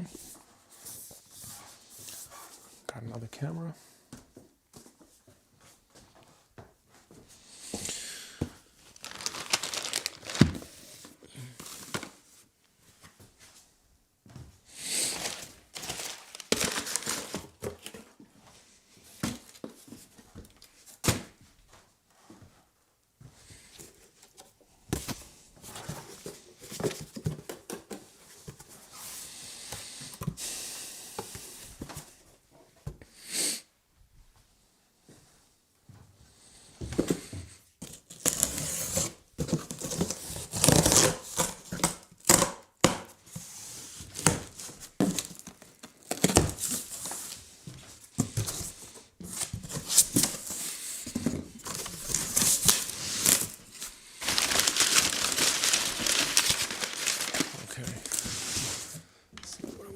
First.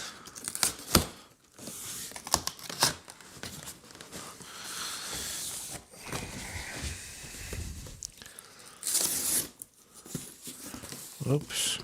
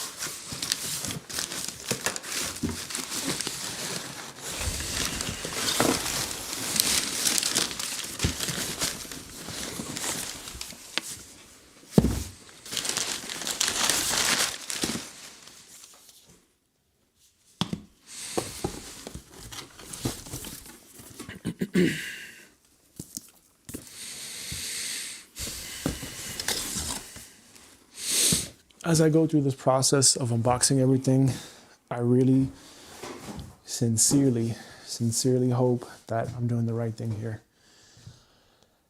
And that I am using the resources that I have been gifted very wisely. I hope. I really hope. I very much hope.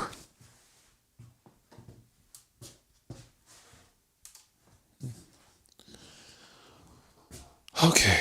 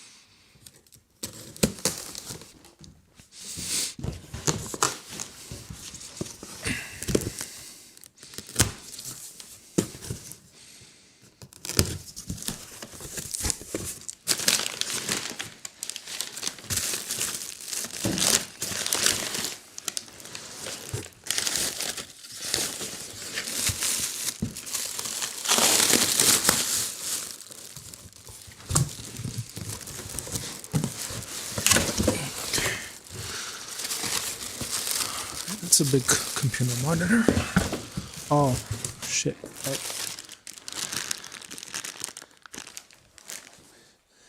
At this time they give me... Okay.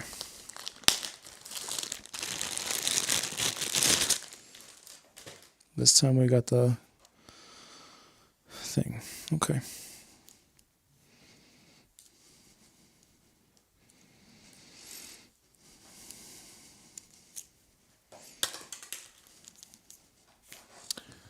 All right.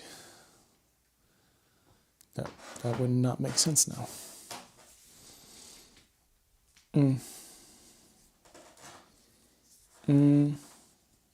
Not true. That could still make sense. I'm thinking in my head, okay, I just got this computer monitor used, refurbished. Yes, that's correct.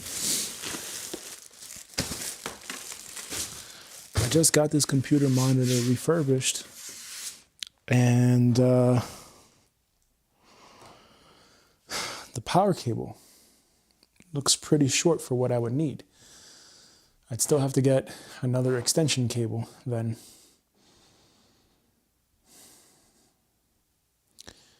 And then I have this long HDMI cable, which is 10 meters. Oh, I don't know. Maybe we do return that one. Either way, now I've got this cable here that I can use to move one of these monitors around.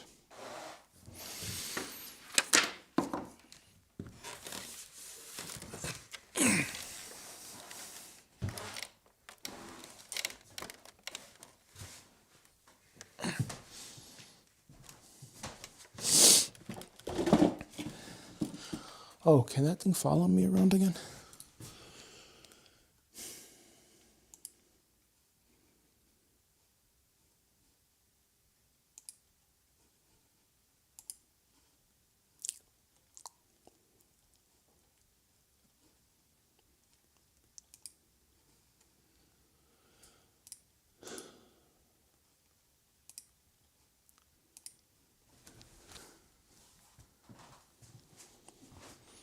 Can you follow me? Are you following me? Test, test. Yeah, okay, cool. Yes, you are following me now. Great. All right. Can we get it like a, can you go down? No? All right. It's not there yet.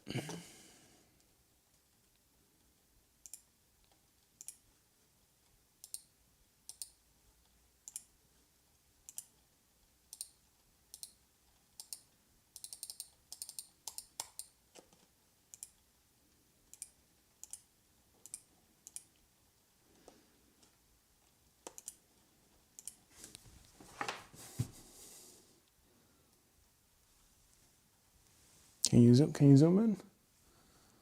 No.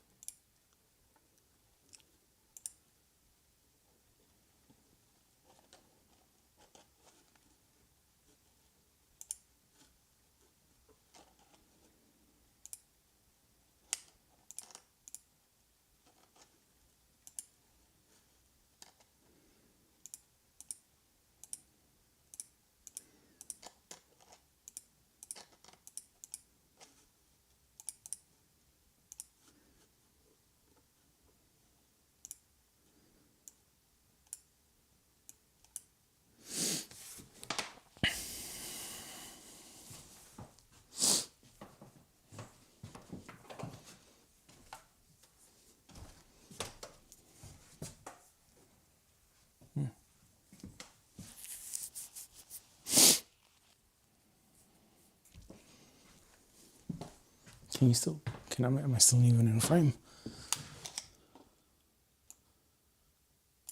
Yeah. All right, the job now is connect this. For a 27-inch monitor, this is really big actually. I did not think about how big that is. It's pretty big. Okay, well, we got two monitors. That's good.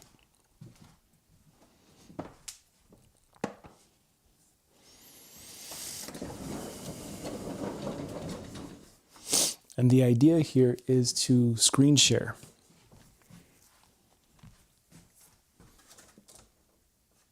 Right.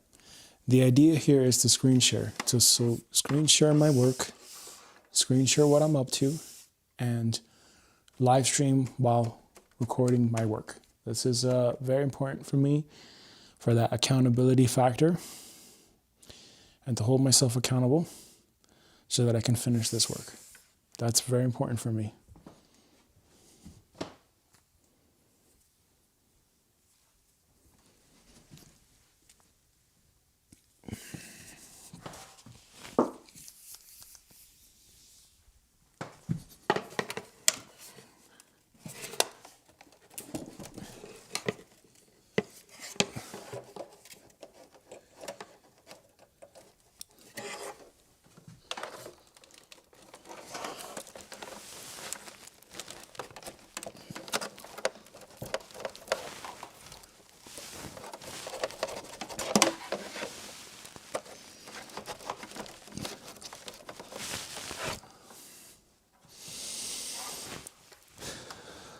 Okay.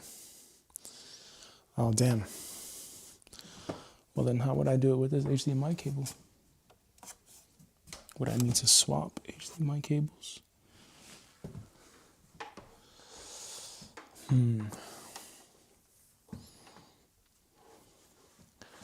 How would I do this, actually? Oh, I probably would actually need to return the cable. No, I don't need to return it. Because I would probably need a splitter then to change views or something. Shit, I don't know. I don't know. Well, an extension cord solves that problem. Where does the Mac stay?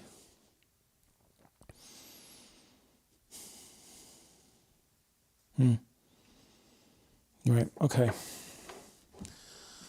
All right, so what we're going to do is we're going to take this HDMI cable and we're going to transfer it to the other thing.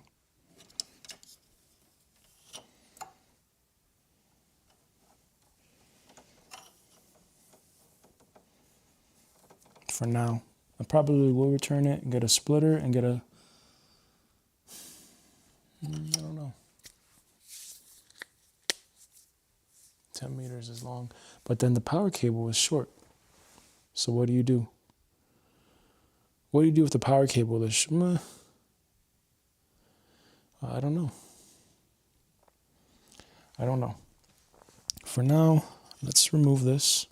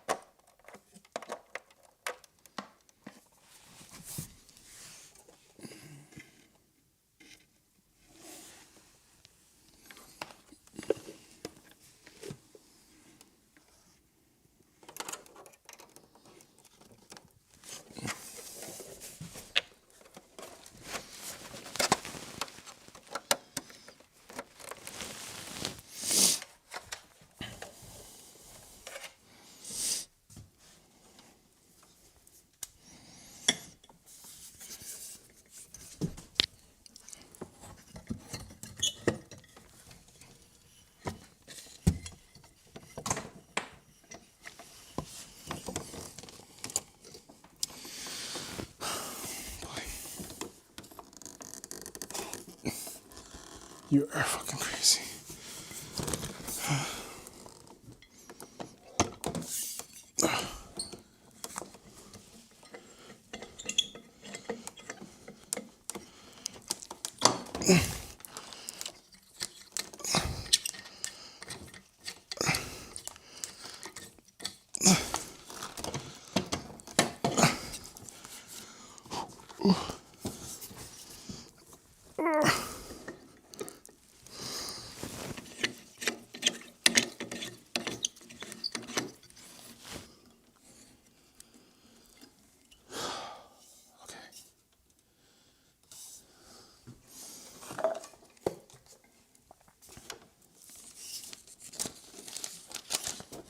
As of right now, this is where it is.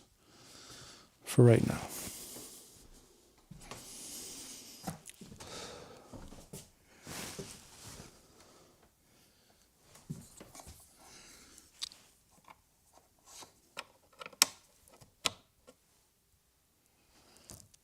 Okay.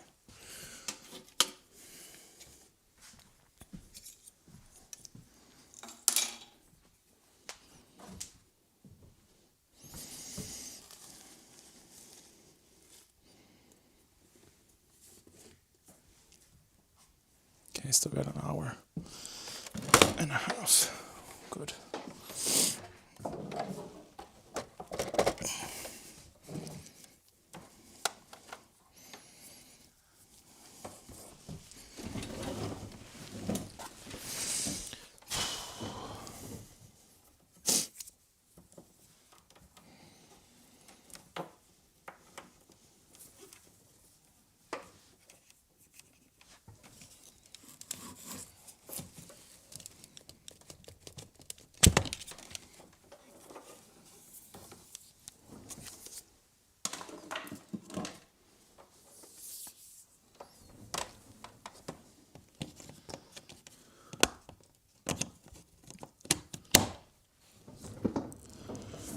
Okay, I hope that turns on.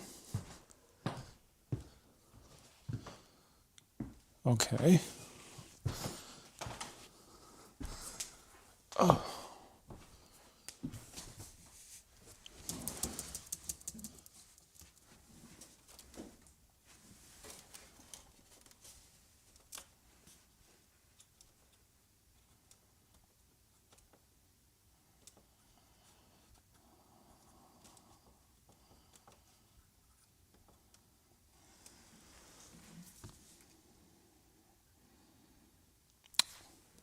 Great.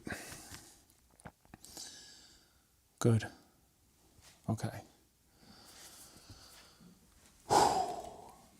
Oh, and now it twists and turns. Okay. Okay. Okay. No, that's cool. So we got a smaller one here. We now have a smaller monitor here, which is still very big. And the idea is to be able to screen share my work. I need to screen share my work to hold myself accountable because once again, I've been traumatized from the situation of having my daughter taken away. So it's very traumatic. It's very traumatizing for me.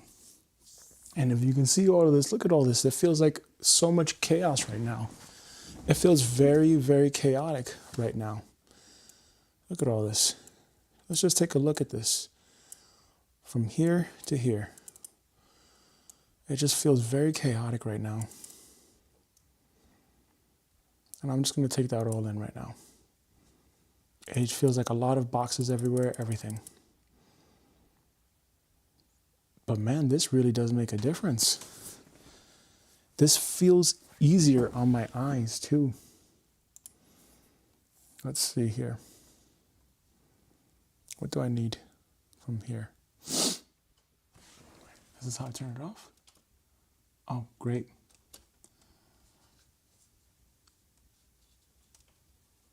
Okay. That's good. Let's see picture in picture.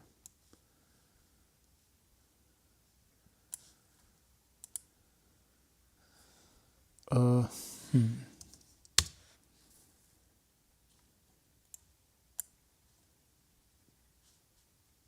right. add the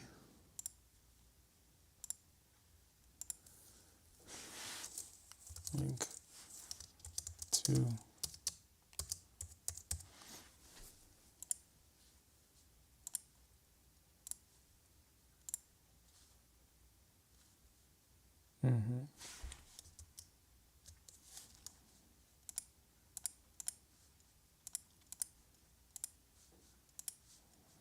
This actually feels way better. Way better of a monitor.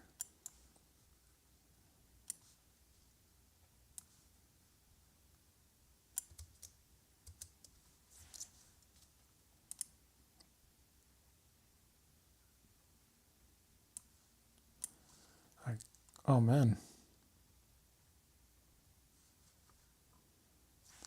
This thing is going really slow.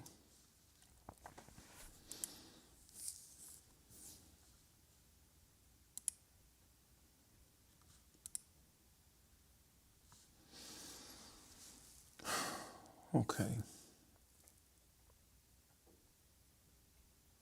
Okay.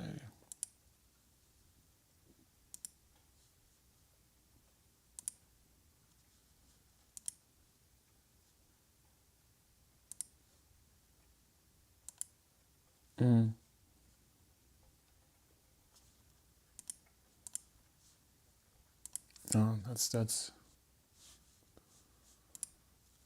significantly better.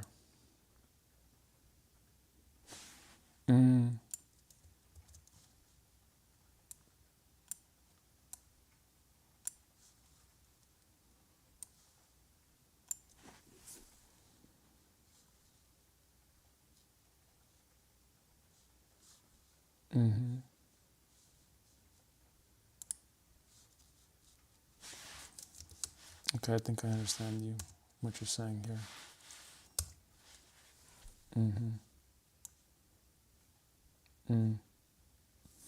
There we go, we got the lights, and if we zoom out, now we can see the weather outside. And as you can see, we're high up on a mountain.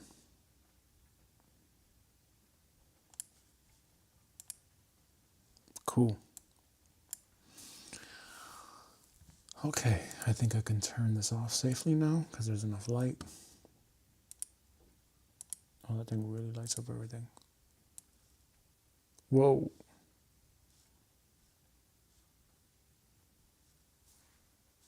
That's really bright.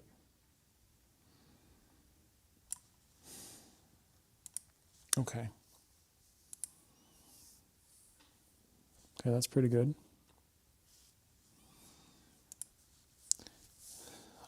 So now from here, I'll be able to share my screen. I'll be able to share what I'm working on. And I can even put this in a new window so that it's isolated.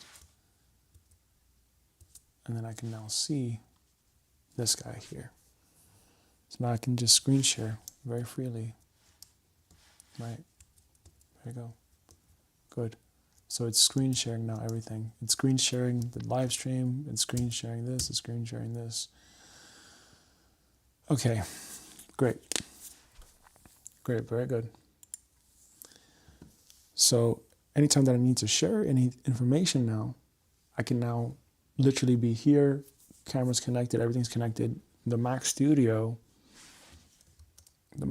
acting as the base. Now if we zoom in that.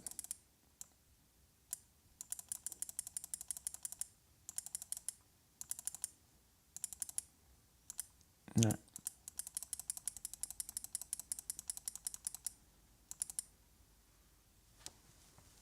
Now everything is connected. Everything is connected and you can see everything that I'm up to. So this is going to be my accountability tool. This is going to be my accountability tool because I got to finish this work. And I'm going to make sure that it is getting done. I'm going to make sure of that.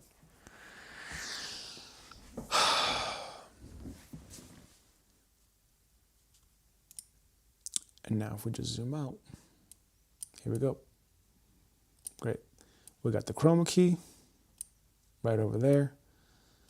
That's going to be for making shorts. And I'm going to just, try my ideas. Then we've got the stand-up desk, which I might honestly, I think I would get another monitor. I think I would sell that monitor. It's a really nice monitor. It's a beautiful monitor. It's great to screen share multiple things at once. But there's something about this very tight thing that I like with this monitor that I'm just not getting from that one.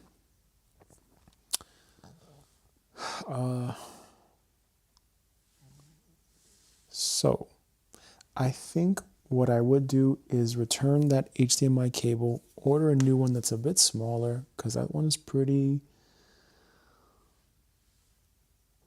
big, pretty long for 10 meters. And this extender USB-C cable is 10 meters. So, I mean, you can always wrap it. You can always wrap it. It's not the end of the world. So yeah, that's where I am right now. And let's see, where else can I be here? Oh, bam. Right, we want to keep these together.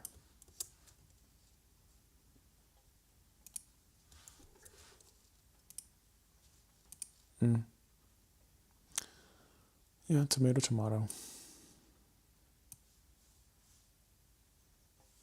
Good.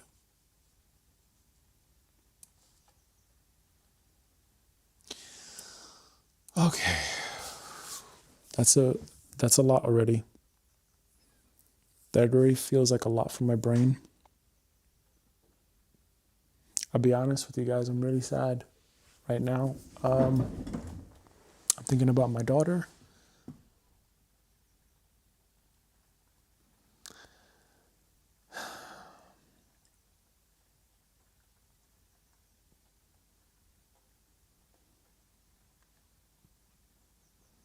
I'm thinking about my daughter and I miss her a lot.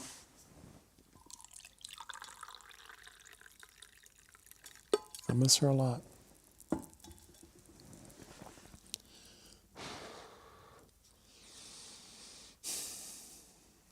And I hope if she ever watches this that she knows that I love her. I love her. I love her a lot.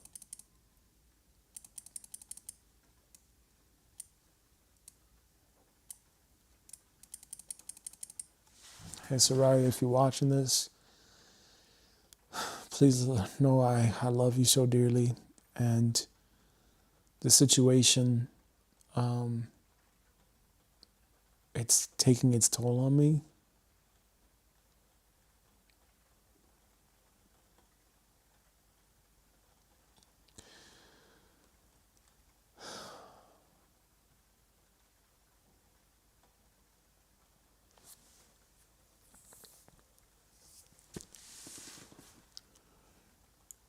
And I got to remember to just be in a very peaceful and beautiful state about this.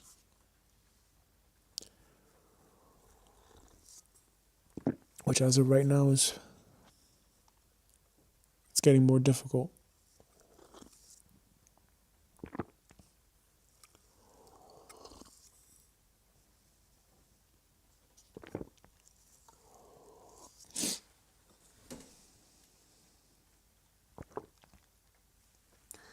But be that as it may,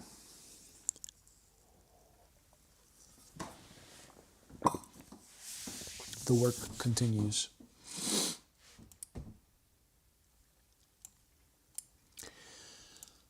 All right, next order of business is let us set up the other camera so that I can switch between the wide angle shot and then the close up to my face. Because, got to be conceited here. No, that's not the truth. That is not the truth. Okay. Well, thank you, equipment. I really appreciate it.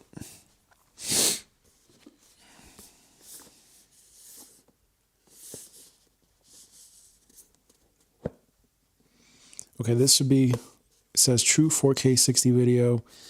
I think you could already tell the brand or whatever. But I'm not, like, I don't give a shit. Whatever. Got this Elgato thing. Basically like a mini studio. So I think I'm going to stick with this. I don't necessarily see a point in getting super fancy camera. I think camera is the least of it. And I think, especially as everything gets more advanced with AI, you know, this is a 4K 60 webcam. Elgato 4K 60 webcam. No, I'm not sponsored. Not in the fucking slightest. I wish, because I could use some cash right now. And relocate my family. But, you know, I'm just bringing it up because this camera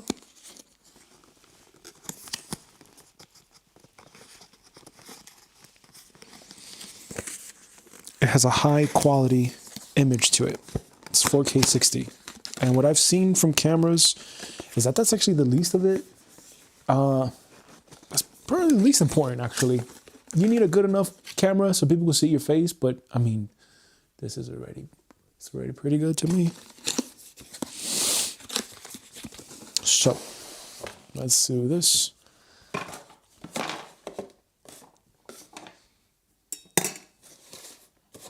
Thank you, God, for this equipment. I really have to acknowledge that. This is a huge, huge deal to do this, and to have this equipment, and it's not to be very appreciated and very acknowledged. You know, treating this equipment with respect. So, anyway.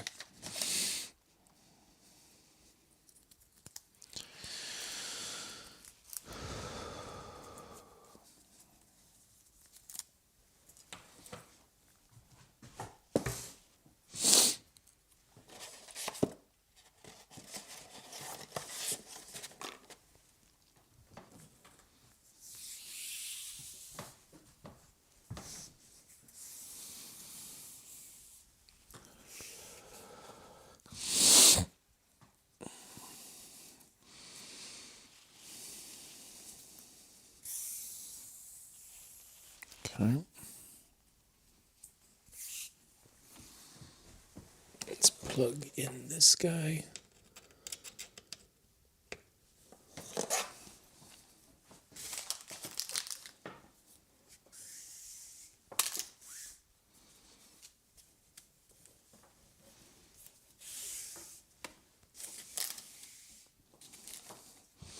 You know, I actually think I would sell that monitor because this really has a nice image quality to it and it feels more compact.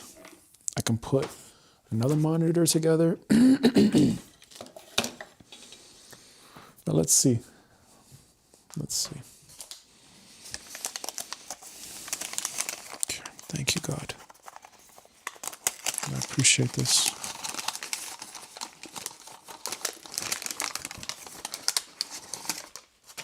Okay.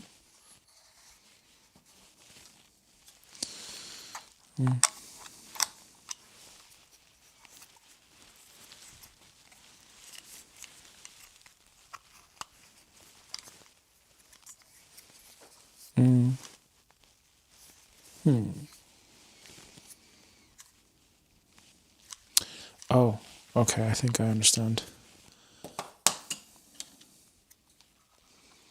Okay.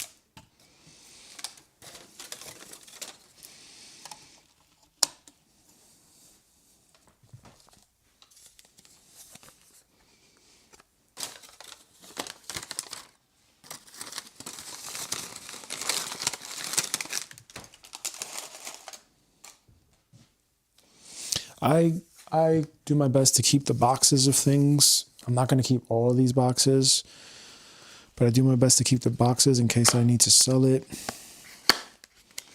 You know, and also the benefit of buying retail is when you buy, when you buy used, when you buy refurbished, yeah, it may be older tech, okay, fine, but it's still really, really good. It's still really good, and you don't pay full retail price. Now, unless I'm getting it for free, or I absolutely need it, and it's a real true bottleneck for my setup, fine, I accept that.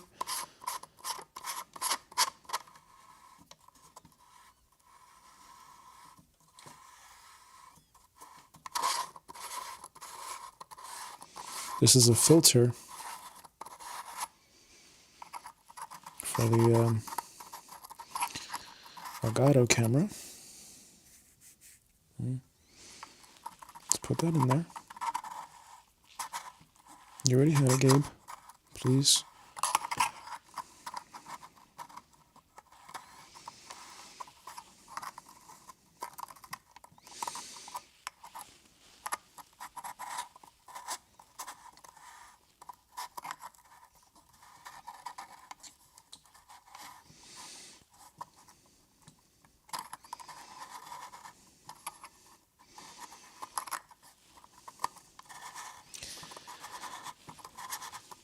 There we go. Okay. Good enough is good enough, right? Right.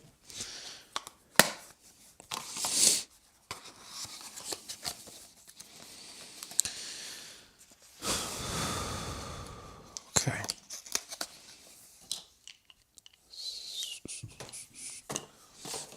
All right. So we've got camera, second camera on the tripod. It is possible I may need to use that tripod, which feels a whole lot more sturdier and stronger.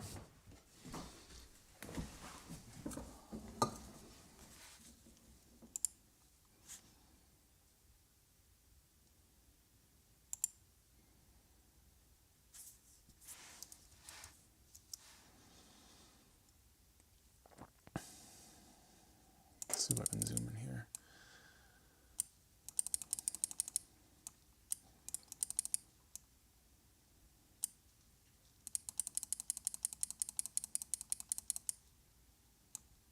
So that's the camera. That's the camera. So the idea here is I get a long shot.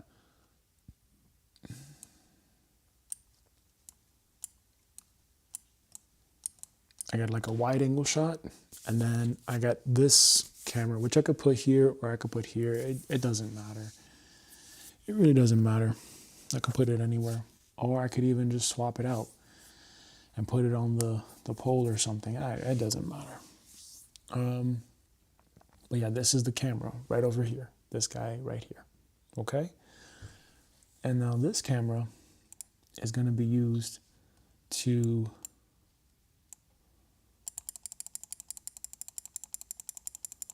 I'm curious about the image quality here. Oh wow.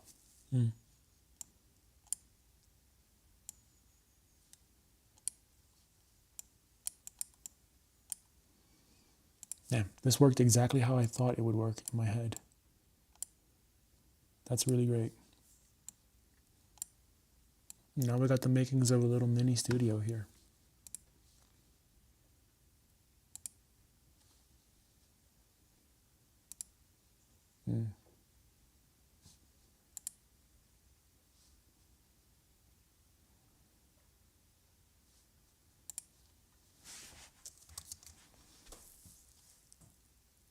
Why does it look so dark though? Oh, that's probably the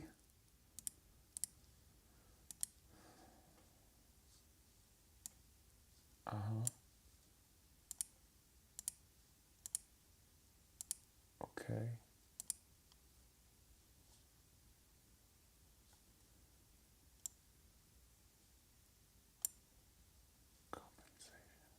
Oh, that's really grainy. Mm.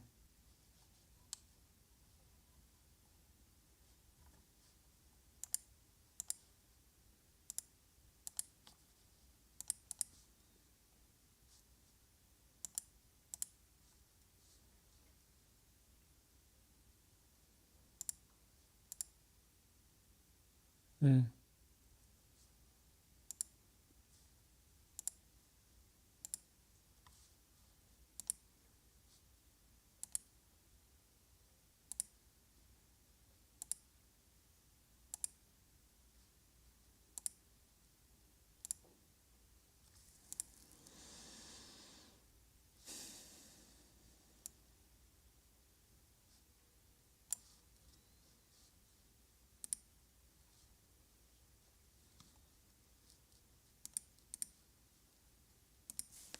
Okay.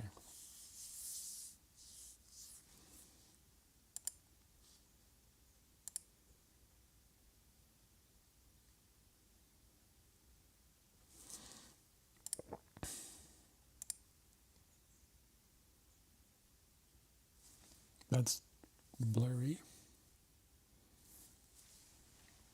Let's see if I put this up here. And so these are my operating systems, my workflows, or whatever you want to call it, that I'm working on for this year. Like immediately. Let's see. This is 540. This is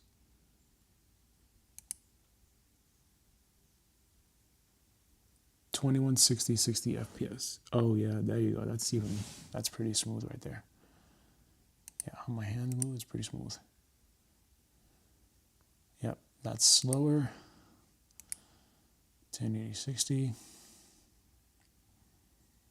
And then 2160 60. All right. Can we see that? Okay, cool. So now let's connect the camera, because you're probably wondering what I'm talking about.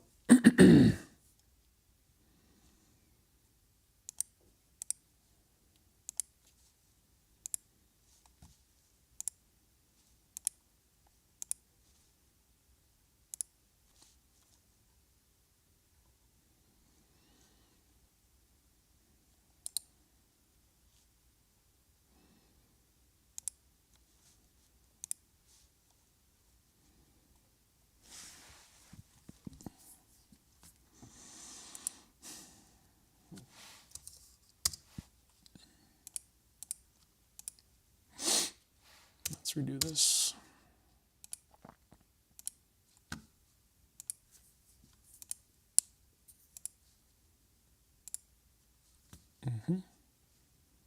Oh, you see that? That's where it becomes different. There is no gimbal on that Elgato webcam. There is none of that, actually. Damn.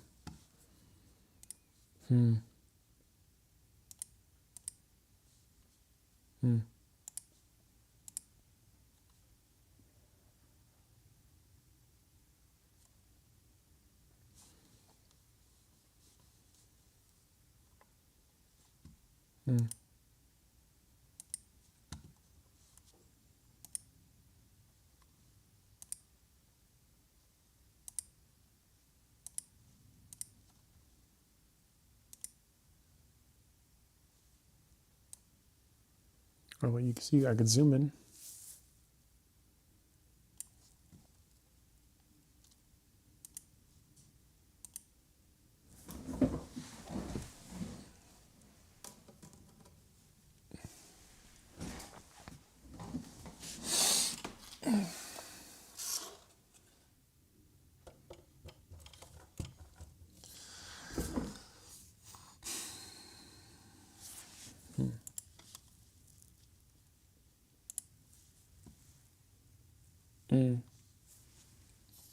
That's different. See, that's different from what I see. That's very different from what I'm seeing. Oh, because I gotta do the thing again.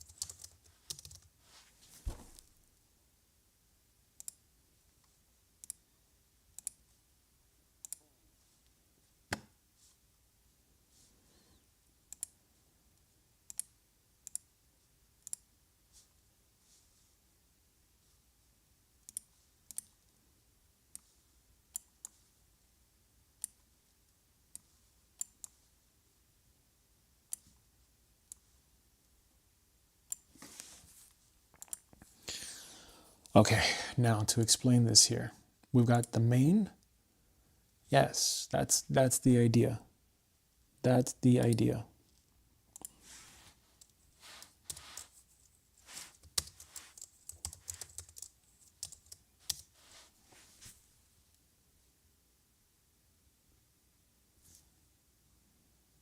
Damn, that kind of does suck to not have a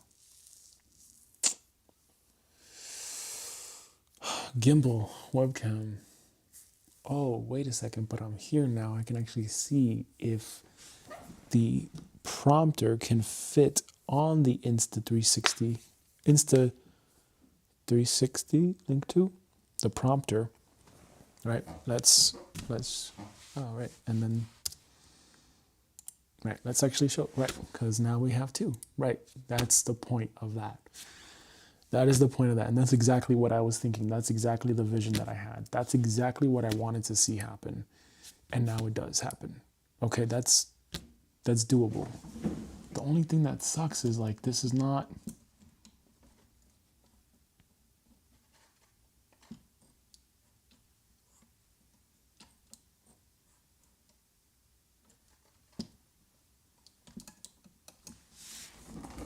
It's got to be good enough. Yeah. So, you know, the good thing about this one, this camera, is that it moves around. But my concern is that if I use a prompter,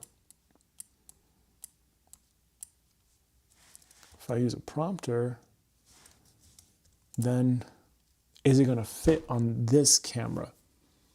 Versus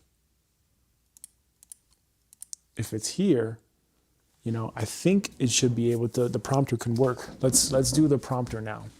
Let's actually do the prompter now.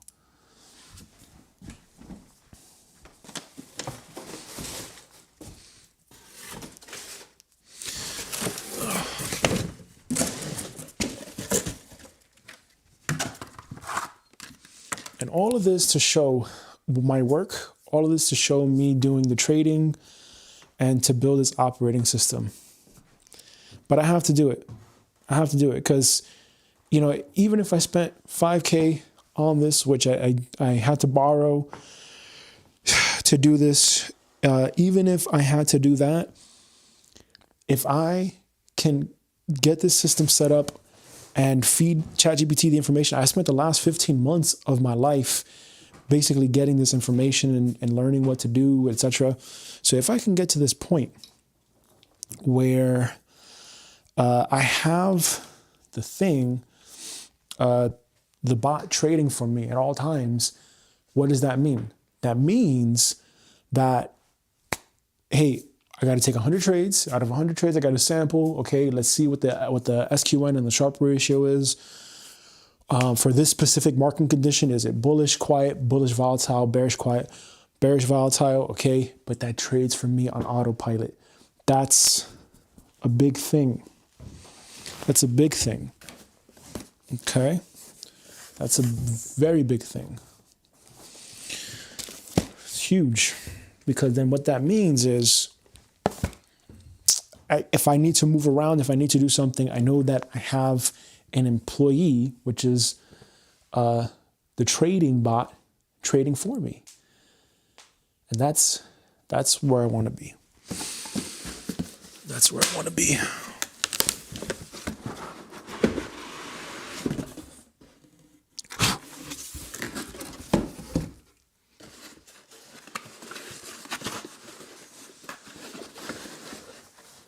Whoa, what's this?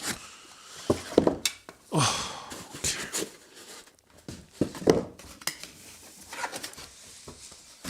Oh boy, damn it. That's one thing I don't like about getting things like this. When you start seeing all the packages and all the stuff that you have to assemble. All right, but where am I right now? Yeah, I'm right here. All right, at 10:30, I gotta stop the stream because I have to do a family sync meeting. Well, I don't have to, but I choose to. We do a family sync meeting. This whole experience has made me value and appreciate my family so much more. And I'll do my best for them. It doesn't mean my best is good enough, but I'm fucking gonna do my best, you know? I'm going to do my absolute best. And that's all I can ever do, is my best.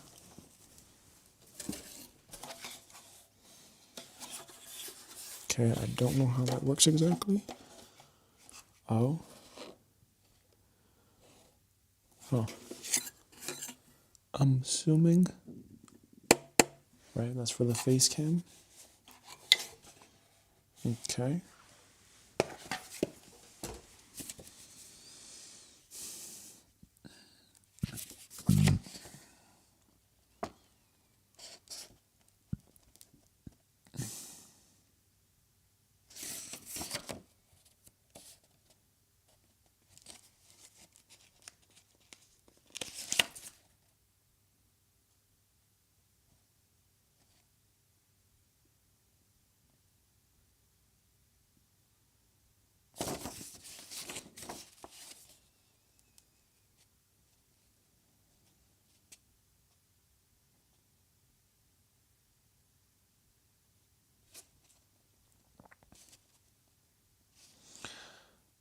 Okay, it says here, attach the Facecam 4K camera to the L bracket using the provided thumb screw.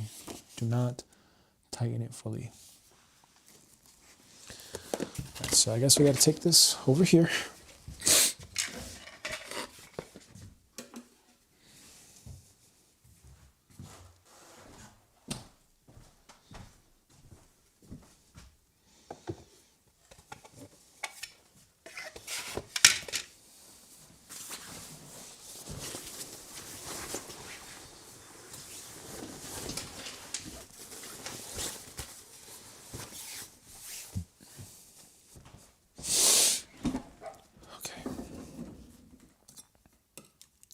And I'm assuming that the next thing we have to do is, okay, we have USB cable. Okay.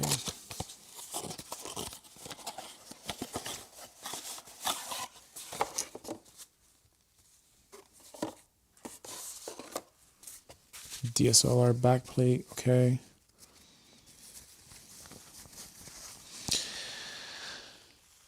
And this is all in the name of producing content at scale.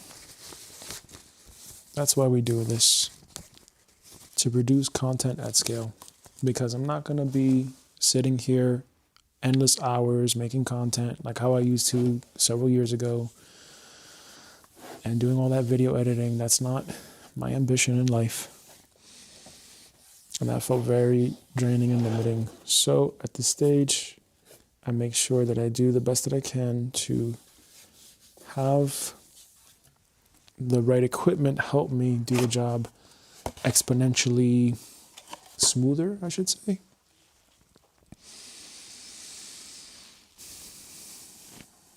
Yeah. Yeah, I'm hurting inside. I feel it. And I really hope that I get better real soon. I feel this pain in my head. I feel these headaches. I feel uncomfortable. Can't sleep well.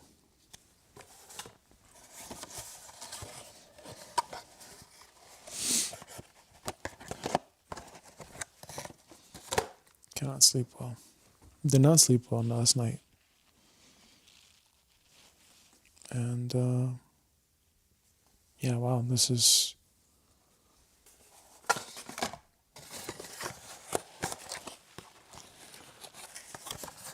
it's tough. It's very tough.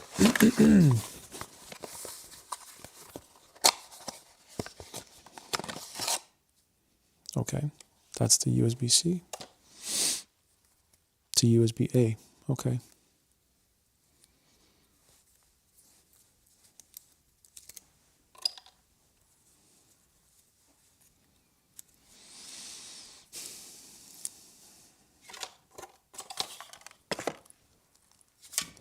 I must say, I really do like that that Link 2. The Link 2 is really nice for this reason. It's so nice because you just move it around, you get different shots. You don't have to move it, you know? So and it looks pretty good, you know? I think it looks really good. So for me, what I would do is, if possible, I'm going to test it out, see if we can mount the InstaLink 2, and then maybe return this one, because I really like that gimbal feature. That's a very, very nice feature.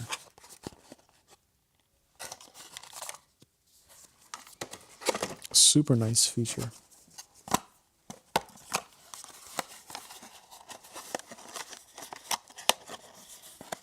And like here, I would have to move it, you know? That sounds pretty spoiled and entitled. I don't know. I don't know.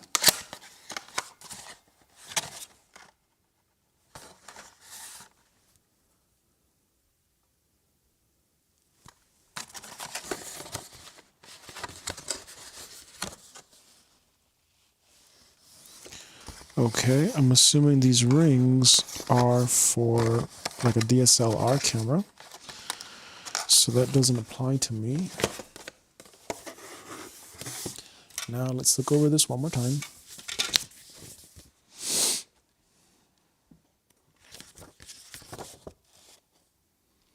Avada prompt includes interchangeable backplates to accommodate different types of cameras, webcams. The goal of the backplate is to block surrounding light on the back side of the prompter, prevent glare, and optimally reflect the prompter's monitor.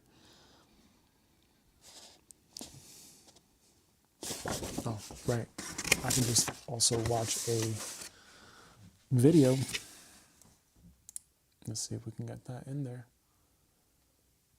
Right. Let's see.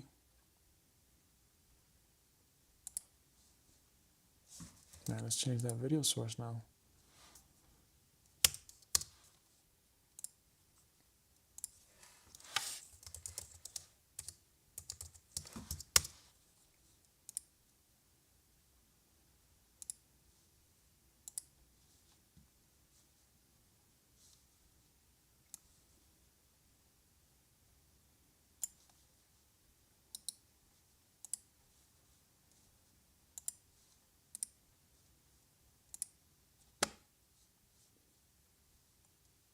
Ew.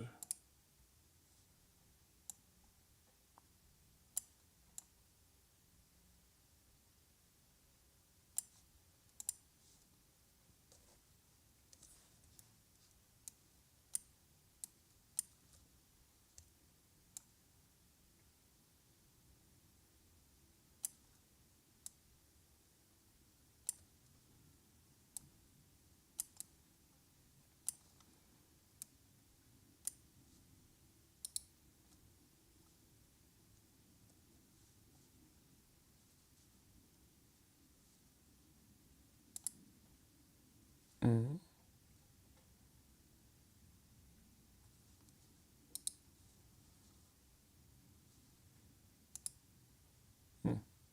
But now it looks like I'm looking away from the screen, unless I do something like this.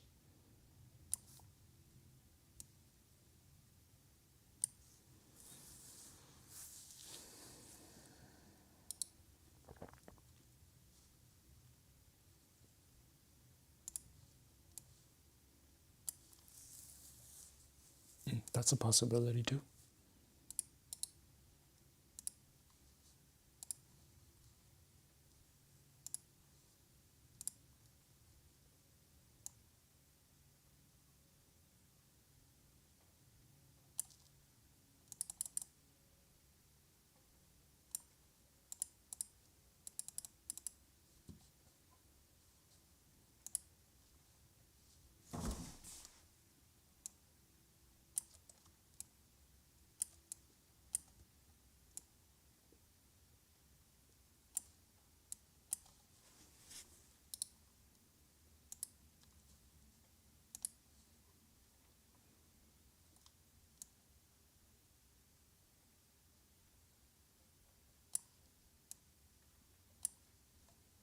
I feel like crying.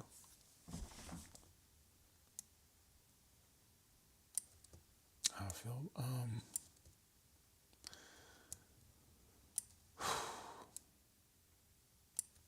I feel real sad.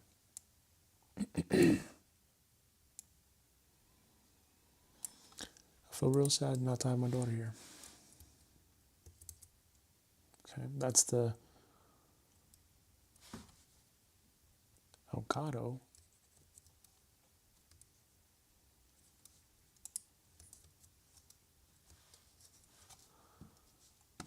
Let's see.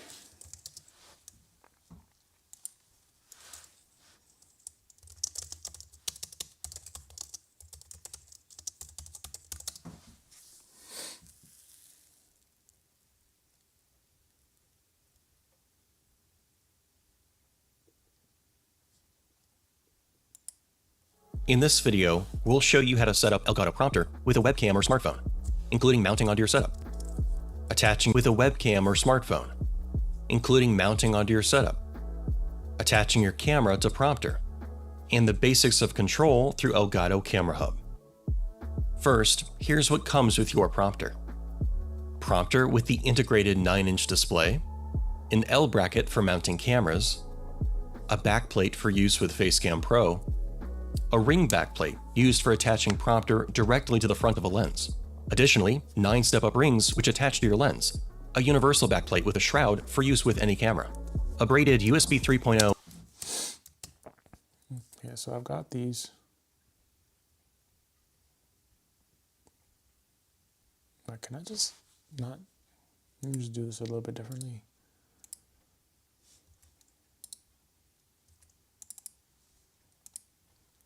Let's get the application window.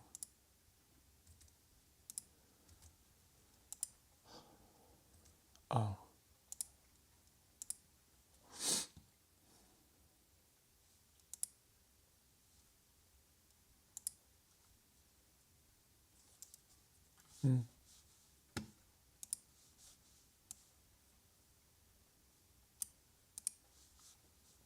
Yep.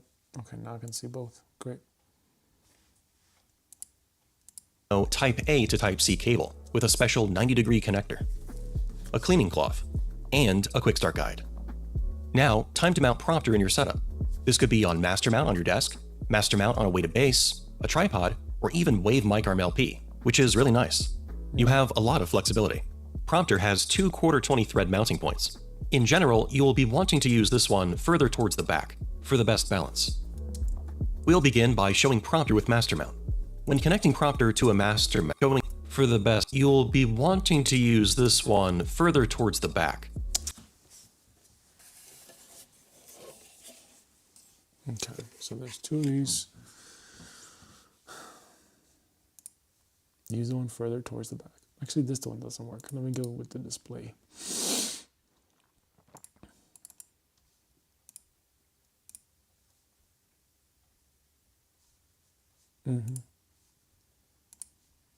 For the best balance. We'll begin by showing Prompter with master mount. When connecting Prompter to a master mount, instead of spinning the entire assembly to thread it on, try this. Loosen the ball joint on master mount. Hold Prompter up to the screw thread, and then spin the ball mount screw into Prompter. Then, once tight, lock down the ball mount. Now to set up Prompter with a webcam or smartphone. For this, you will need the universal shroud backplate. To change the backplate,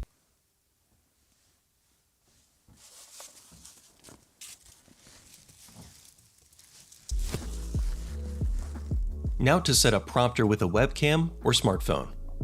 For this, you will need the universal shroud backplate. To change the backplate, find the 2 thumb screws on the top corners.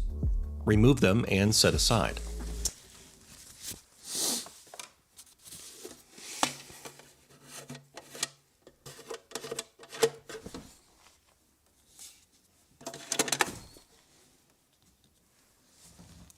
Now you can remove the backplate by tilting out and lifting.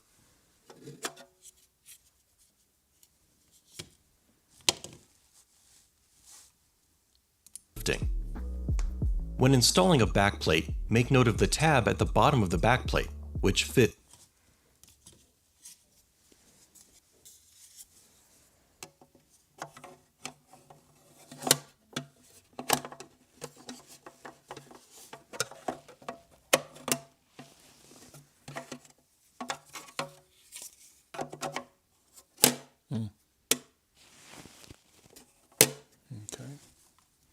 Into Prompter like so. Then reinstall the screws. Plate, which fits into Prompter like so. Then reinstall the screws. Okay. So...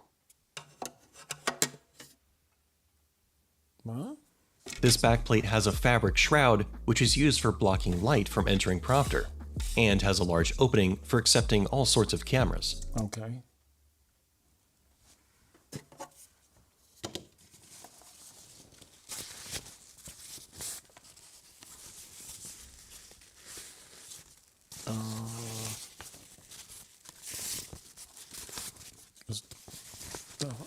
How does this go?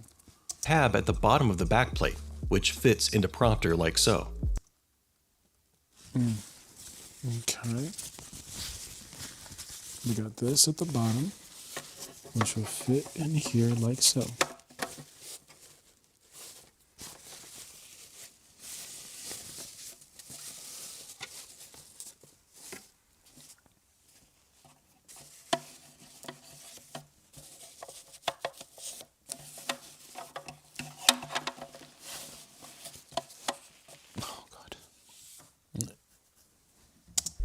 Then reinstall the screws. This backplate has a fabric shroud, which is used for blocking light from entering Prompter, and has a large opening for accepting all sorts of cameras. You can use this backplate with a DSLR or mirrorless camera, but if your camera has a threaded lens, you may want to use the ring backplate. We will have the setup guide for that linked down below in the description. You will need to attach your camera to the top side of the L bracket first.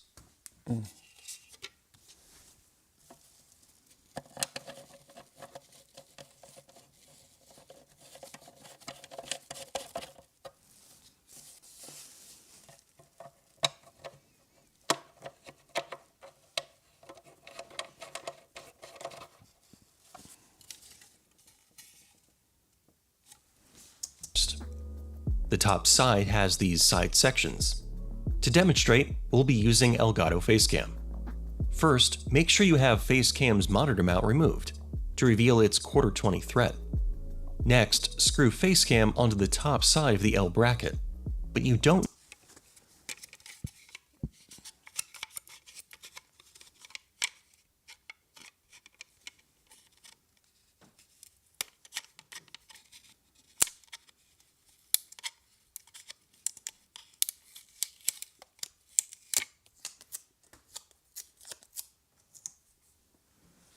need to fully tighten it quite yet. Attach the L bracket onto prompter. Before fully tightening, raise or lower the L bracket so that your camera is centered in the opening of the backplate.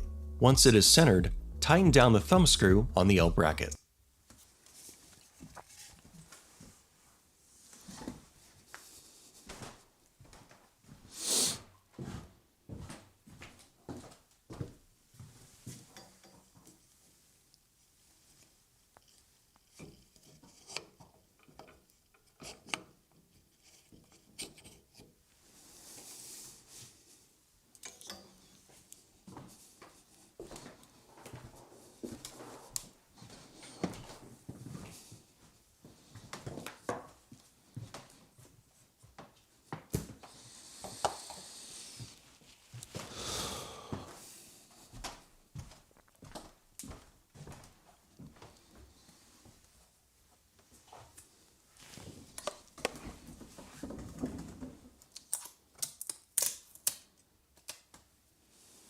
Okay, how would I do this?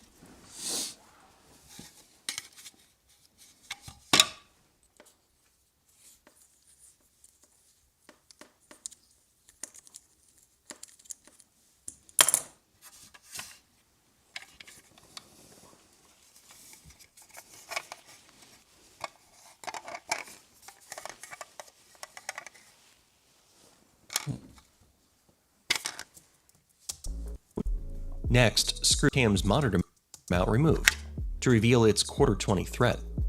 Next, screw face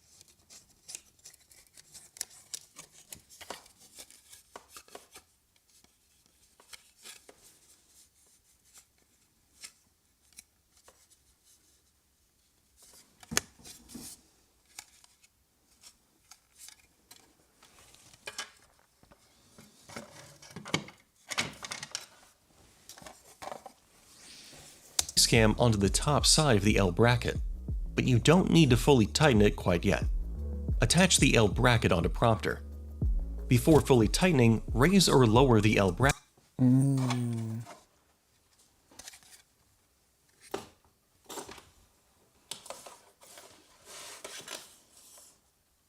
Okay, I think I understand what you're saying here.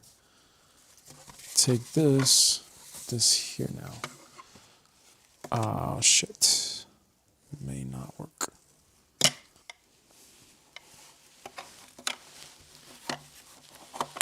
Or maybe.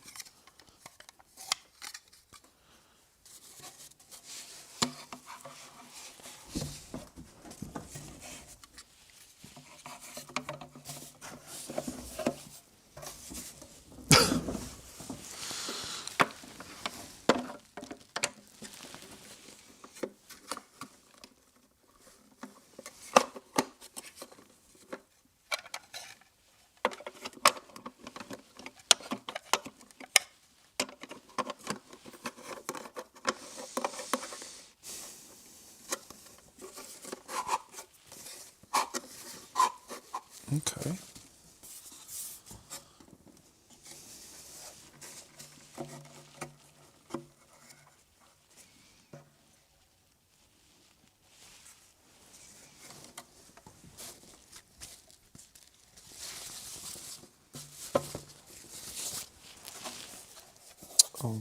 Oh, maybe. Maybe. Bracket so that your camera is centered in the opening of the backplate. Once it is centered, tighten down the thumb screw on the L bracket. From here, you will want to bring forward your camera as far as it can go without touching the inside of the beam splitter glass. Then, tighten it down. Be careful with larger cameras which have longer lenses, and avoid bringing them too far forward to where it hits the glass. Now, rest the shroud over your camera to block out any light. Now you're ready to position Prompter and connect everything up. Prompter has two cold shoe attachment points on the top two front corners. These can be used for attaching lights, microphones, or any other lightweight accessories. Be used for has two cold shoe attachment points on the top two front corners. These can be used for attaching lights, microphones, or any other lightweight accessories. Be careful with heavier accessories, as they will place more stress on your mount. Now it's time to connect. Prompter connects to your PC or Mac using an included USB 3.0 cable. The special 90-degree bend on the Type-C connector is handy for neat routing around your setup. You won't need to install any drivers when connecting to a PC.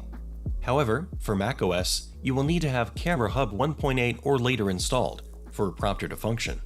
When you connect Prompter, it will appear as another monitor with a resolution of 1024 by 600. Be sure to open the display settings of Windows or macOS to reposition Prompter's display to reflect where it is physically in relation to your monitor, up above, to the side, etc. Since Prompter behaves like just another monitor or display on your computer, you can move videos, web browsers, presentations, chat windows, or even games onto the display. Oh, that's good. We won't tell anyone. Lastly, Camera Hub includes some powerful functions that integrate with Prompter. Inside of Camera Hub, you'll find a new tab on the top left, next to Camera and Effects, called Prompter. Inside of this new tab is all the new features and controls. Here on the right is where you can paste text from your scripts. It can be broken up into sections we call chapters. You can add new chapters by clicking on the plus button here. Using Camera Hub or your Stream Deck, you can jump to specific chapters as needed during use. At the top left, you can control brightness of the display itself. No, I think, okay, you know what? I think that's cool. But what we're going to do is we're going to try to put, right, that thing up here. At monitor with option color of another button at your foot. You and the name. If you wait, and even 3D printing can work with Prompter. At what we're on. Thanks for watching. Okay, how do we get this? Including mount of control, cameras, or attached to your lens. USB. Time a weighted base. You have a lot of curl. You will be. Prompter has two 1/4-20 thread mounting points. Balance. We'll begin by spinning the entire assembly. Prompter up tight, lock cam, or smartphone. For this, you will need. Oh, that's why. Okay, so I don't need that. Okay, that makes more sense now. Okay, I understand. I think I understand. Okay, so here's what I have to do. Let's put this back where it belongs. Maybe I do keep this and I see the image quality. Let me look at the image quality one more time here. All right, that's right. That's the webcam. All right, that's the Elgato 4K. This is the live main. Okay, and if I'm imagining this, like I'm using this guy and I'm here and I'm talking. Okay, let's set that up for a second.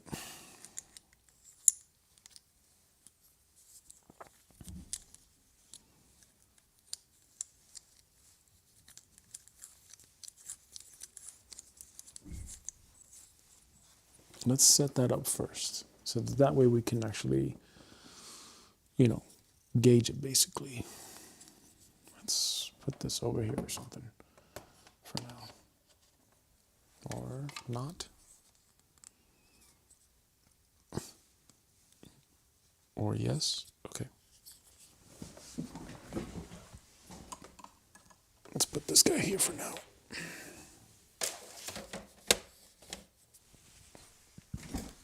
Okay, and then we've got this right over here.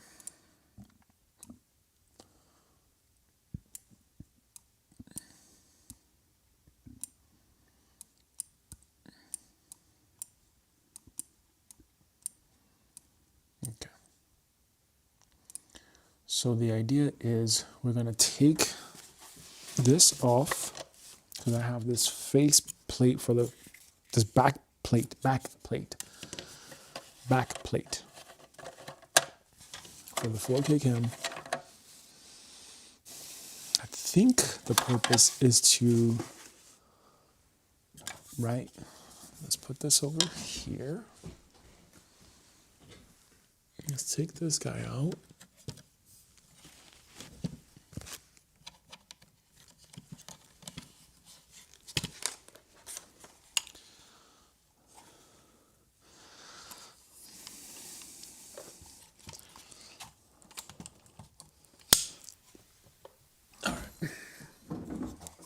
So we've got this camera. Yeah, this is the Elgato 4K. This is okay, but what I don't like about it, it's not on a gimbal. I just don't like that it's not on a gimbal. However, I think it makes sense when you do it like this. You've got the, I think it makes more sense when you do it like this because we've got this goes here, and now you've got that that blockage, right? I think that's the idea. That's the intention. So let's give that a shot.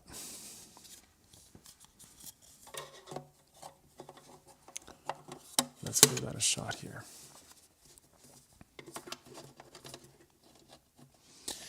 Because I think that's how it goes. I think.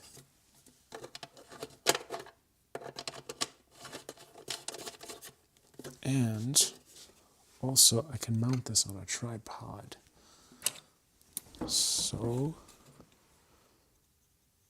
where do I want to mount this to?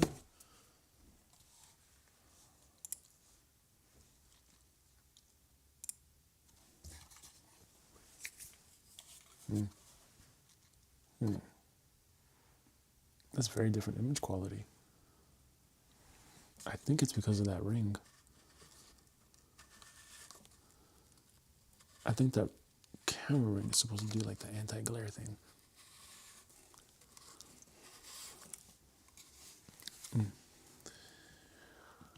All right, whatever. Let's go picture in picture here again. Now to set up Prompter with a webcam or smartphone. For this, you will need the universal shroud backplate. To change the backplate, find the two thumb screws on the top corners. Remove them and set aside. Now you can remove the backplate by tilting out and lifting. When installing a backplate, make note of the tab at the bottom of the backplate, which fits into Prompter like so. Then reinstall the screws. This backplate has a fabric shroud which is used for blocking light from entering Prompter, and has a large opening for accepting all sorts of cameras.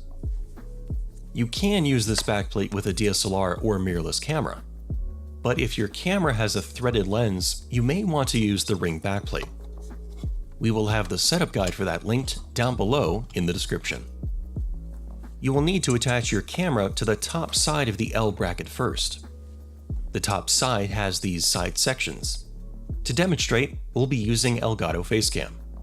First, okay, well, I think it goes like this. You put this on here.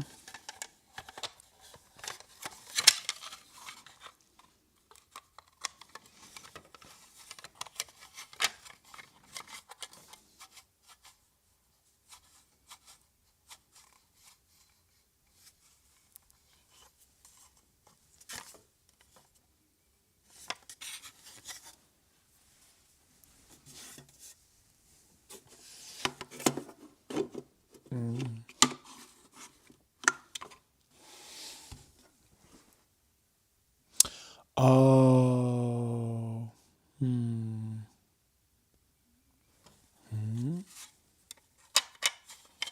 Oh, now I'm even more confused here.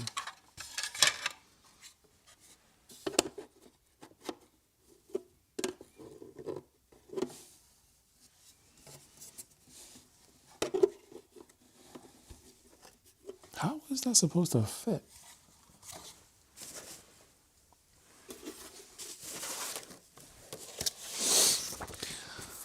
All right, let's read the instructions.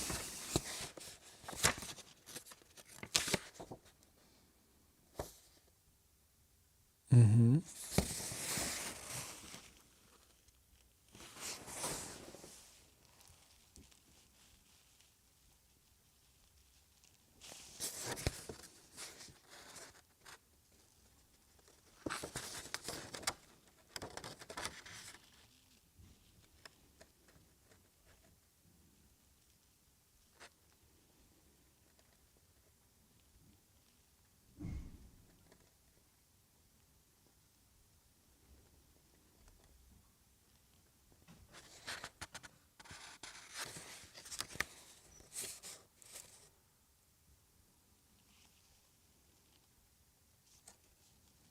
Okay, it says here, attach the Facecam 4K to the camera L bracket using the provided thumb screw. Do not tighten it fully.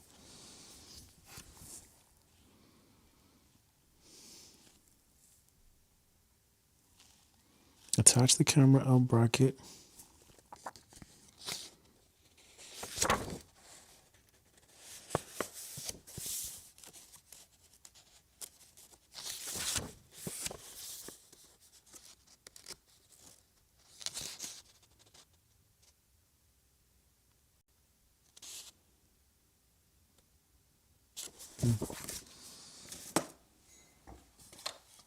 Okay, I think I may just very well return this camera.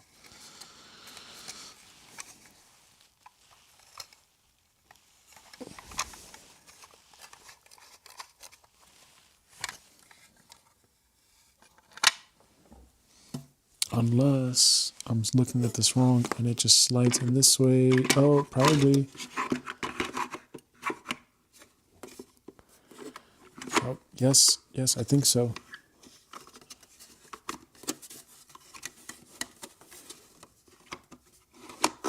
Yes, possible.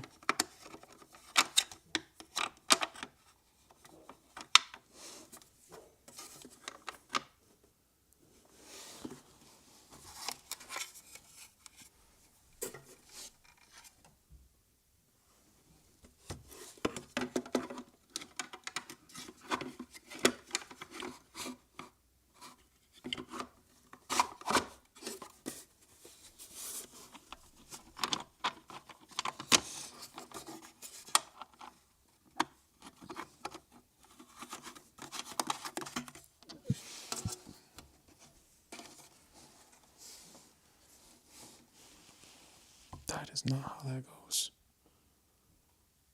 How is this thing supposed to go?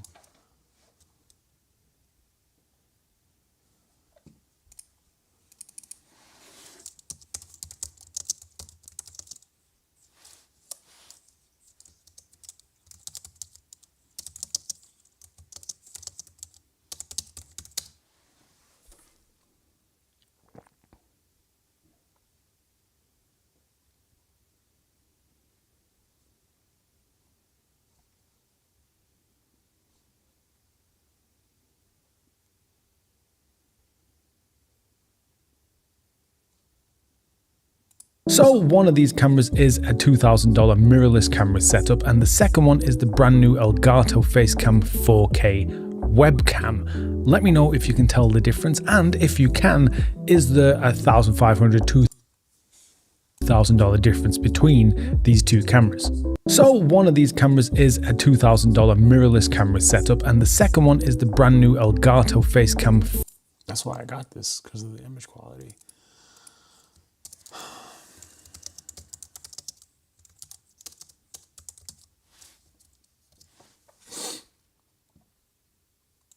Elgato prompter not working? I've got your fix and let's go! Your computer. including pull the Elgato prompter out of the box, you have multiple options for setup, depending on which kind of camera you're gonna use. Now, in this video, I'm gonna focus on DSLR or mirrorless cameras.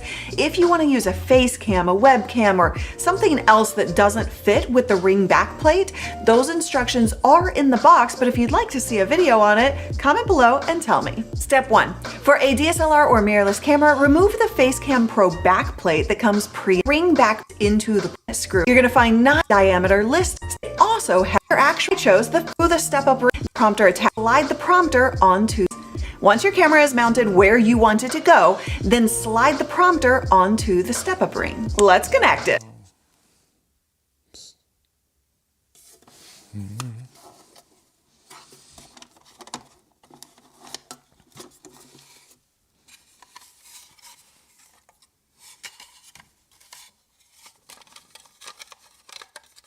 Oh, shit.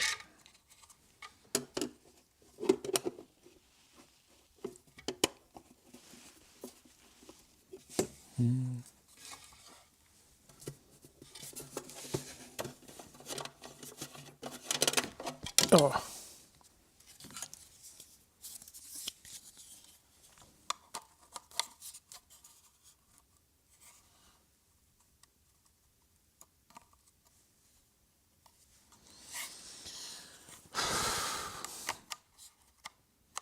It clearly says here for Facecam 4K. Is it that I need to remove this thing? Oh boy.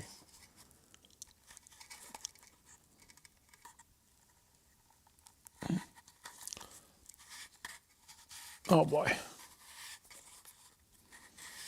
Now this guard doesn't come off. Oh boy.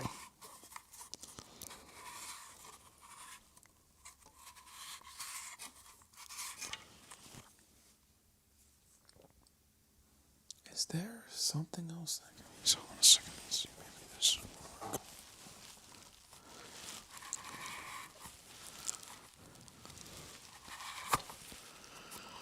Oh boy, I don't fucking know. I don't know. I do not know. I really don't know.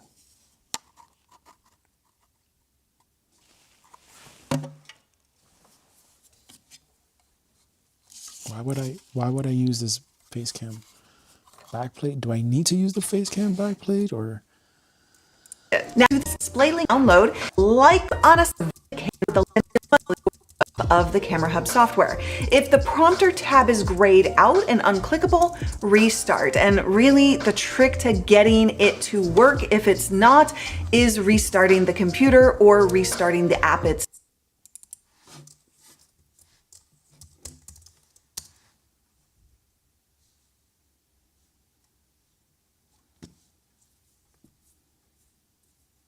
Elgato just announced a new webcam that kind of looks like a real camera. It's the Facecam 4K. It's $100 cheaper than the $299 Facecam Pro. It shoots 4K, 60 FPS. There's some, quote, DSLR-like controls. It's also compatible with 49mm lens filters. But I should really just show you what the quality looks like, so here's that. There's a lot of noise, like any webcam, but you can turn on noise reduction. That looks a little smoother. If you're just using this for zoom, like, don't bother. Here's what my Logitech 1080p camera looks like, which is fine. You just can't control any of the temperature or anything like that. But it's Elgato, so you're most likely using this for streaming or capturing video. And it does do a good job at working with your lighting setup. Let's also compare it to my MacBook webcam, so here's that. This doesn't look that bad for a webcam, but you're obviously very limited here. And for fun, here's my 720p Logitech camera. Not a fair comparison, but here's my Sony FX30. Here's how my iPhone 16 camera looks as a webcam. And this is like right in between, I suppose. Okay, here's a bunch of them together.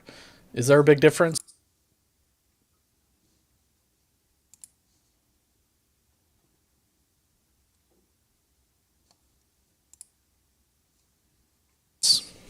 Elgato just announced a new... It's all the same. Well, how the fuck do I connect this thing?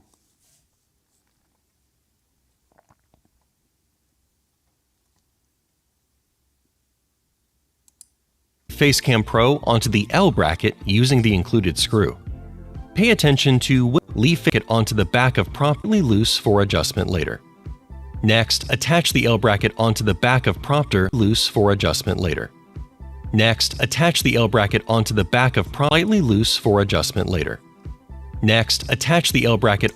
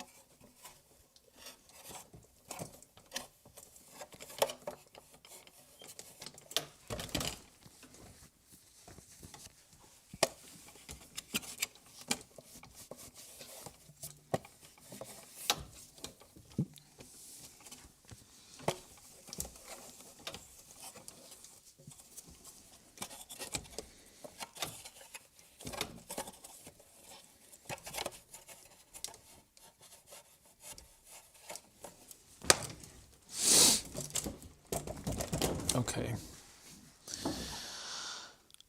So that's mounted.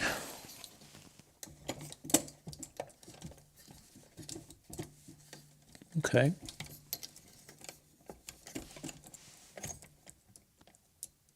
Okay.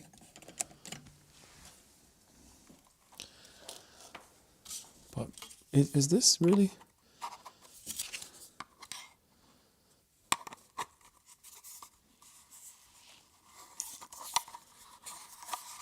Nope.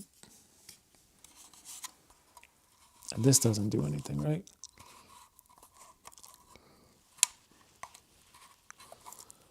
Oh my God, why is this thing so hard to take off now?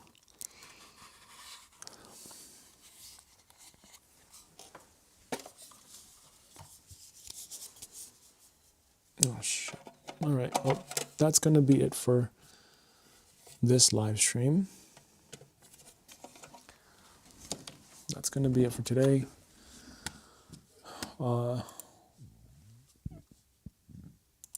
Yeah, we were able to set up enough things for today. Not all of it, but I gotta go. I got a family sync meeting now with Hema. Maybe I keep it. I don't know. I don't know. I really do like this one. I don't know. I like that. Pretty simple. It's very simple. It's very simple versus this one.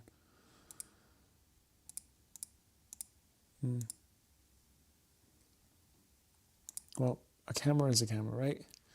It's not that anyone wants to see my gap teeth or the boogers in my nose. So as long as I have audio, we're good to go. All right, I gotta go.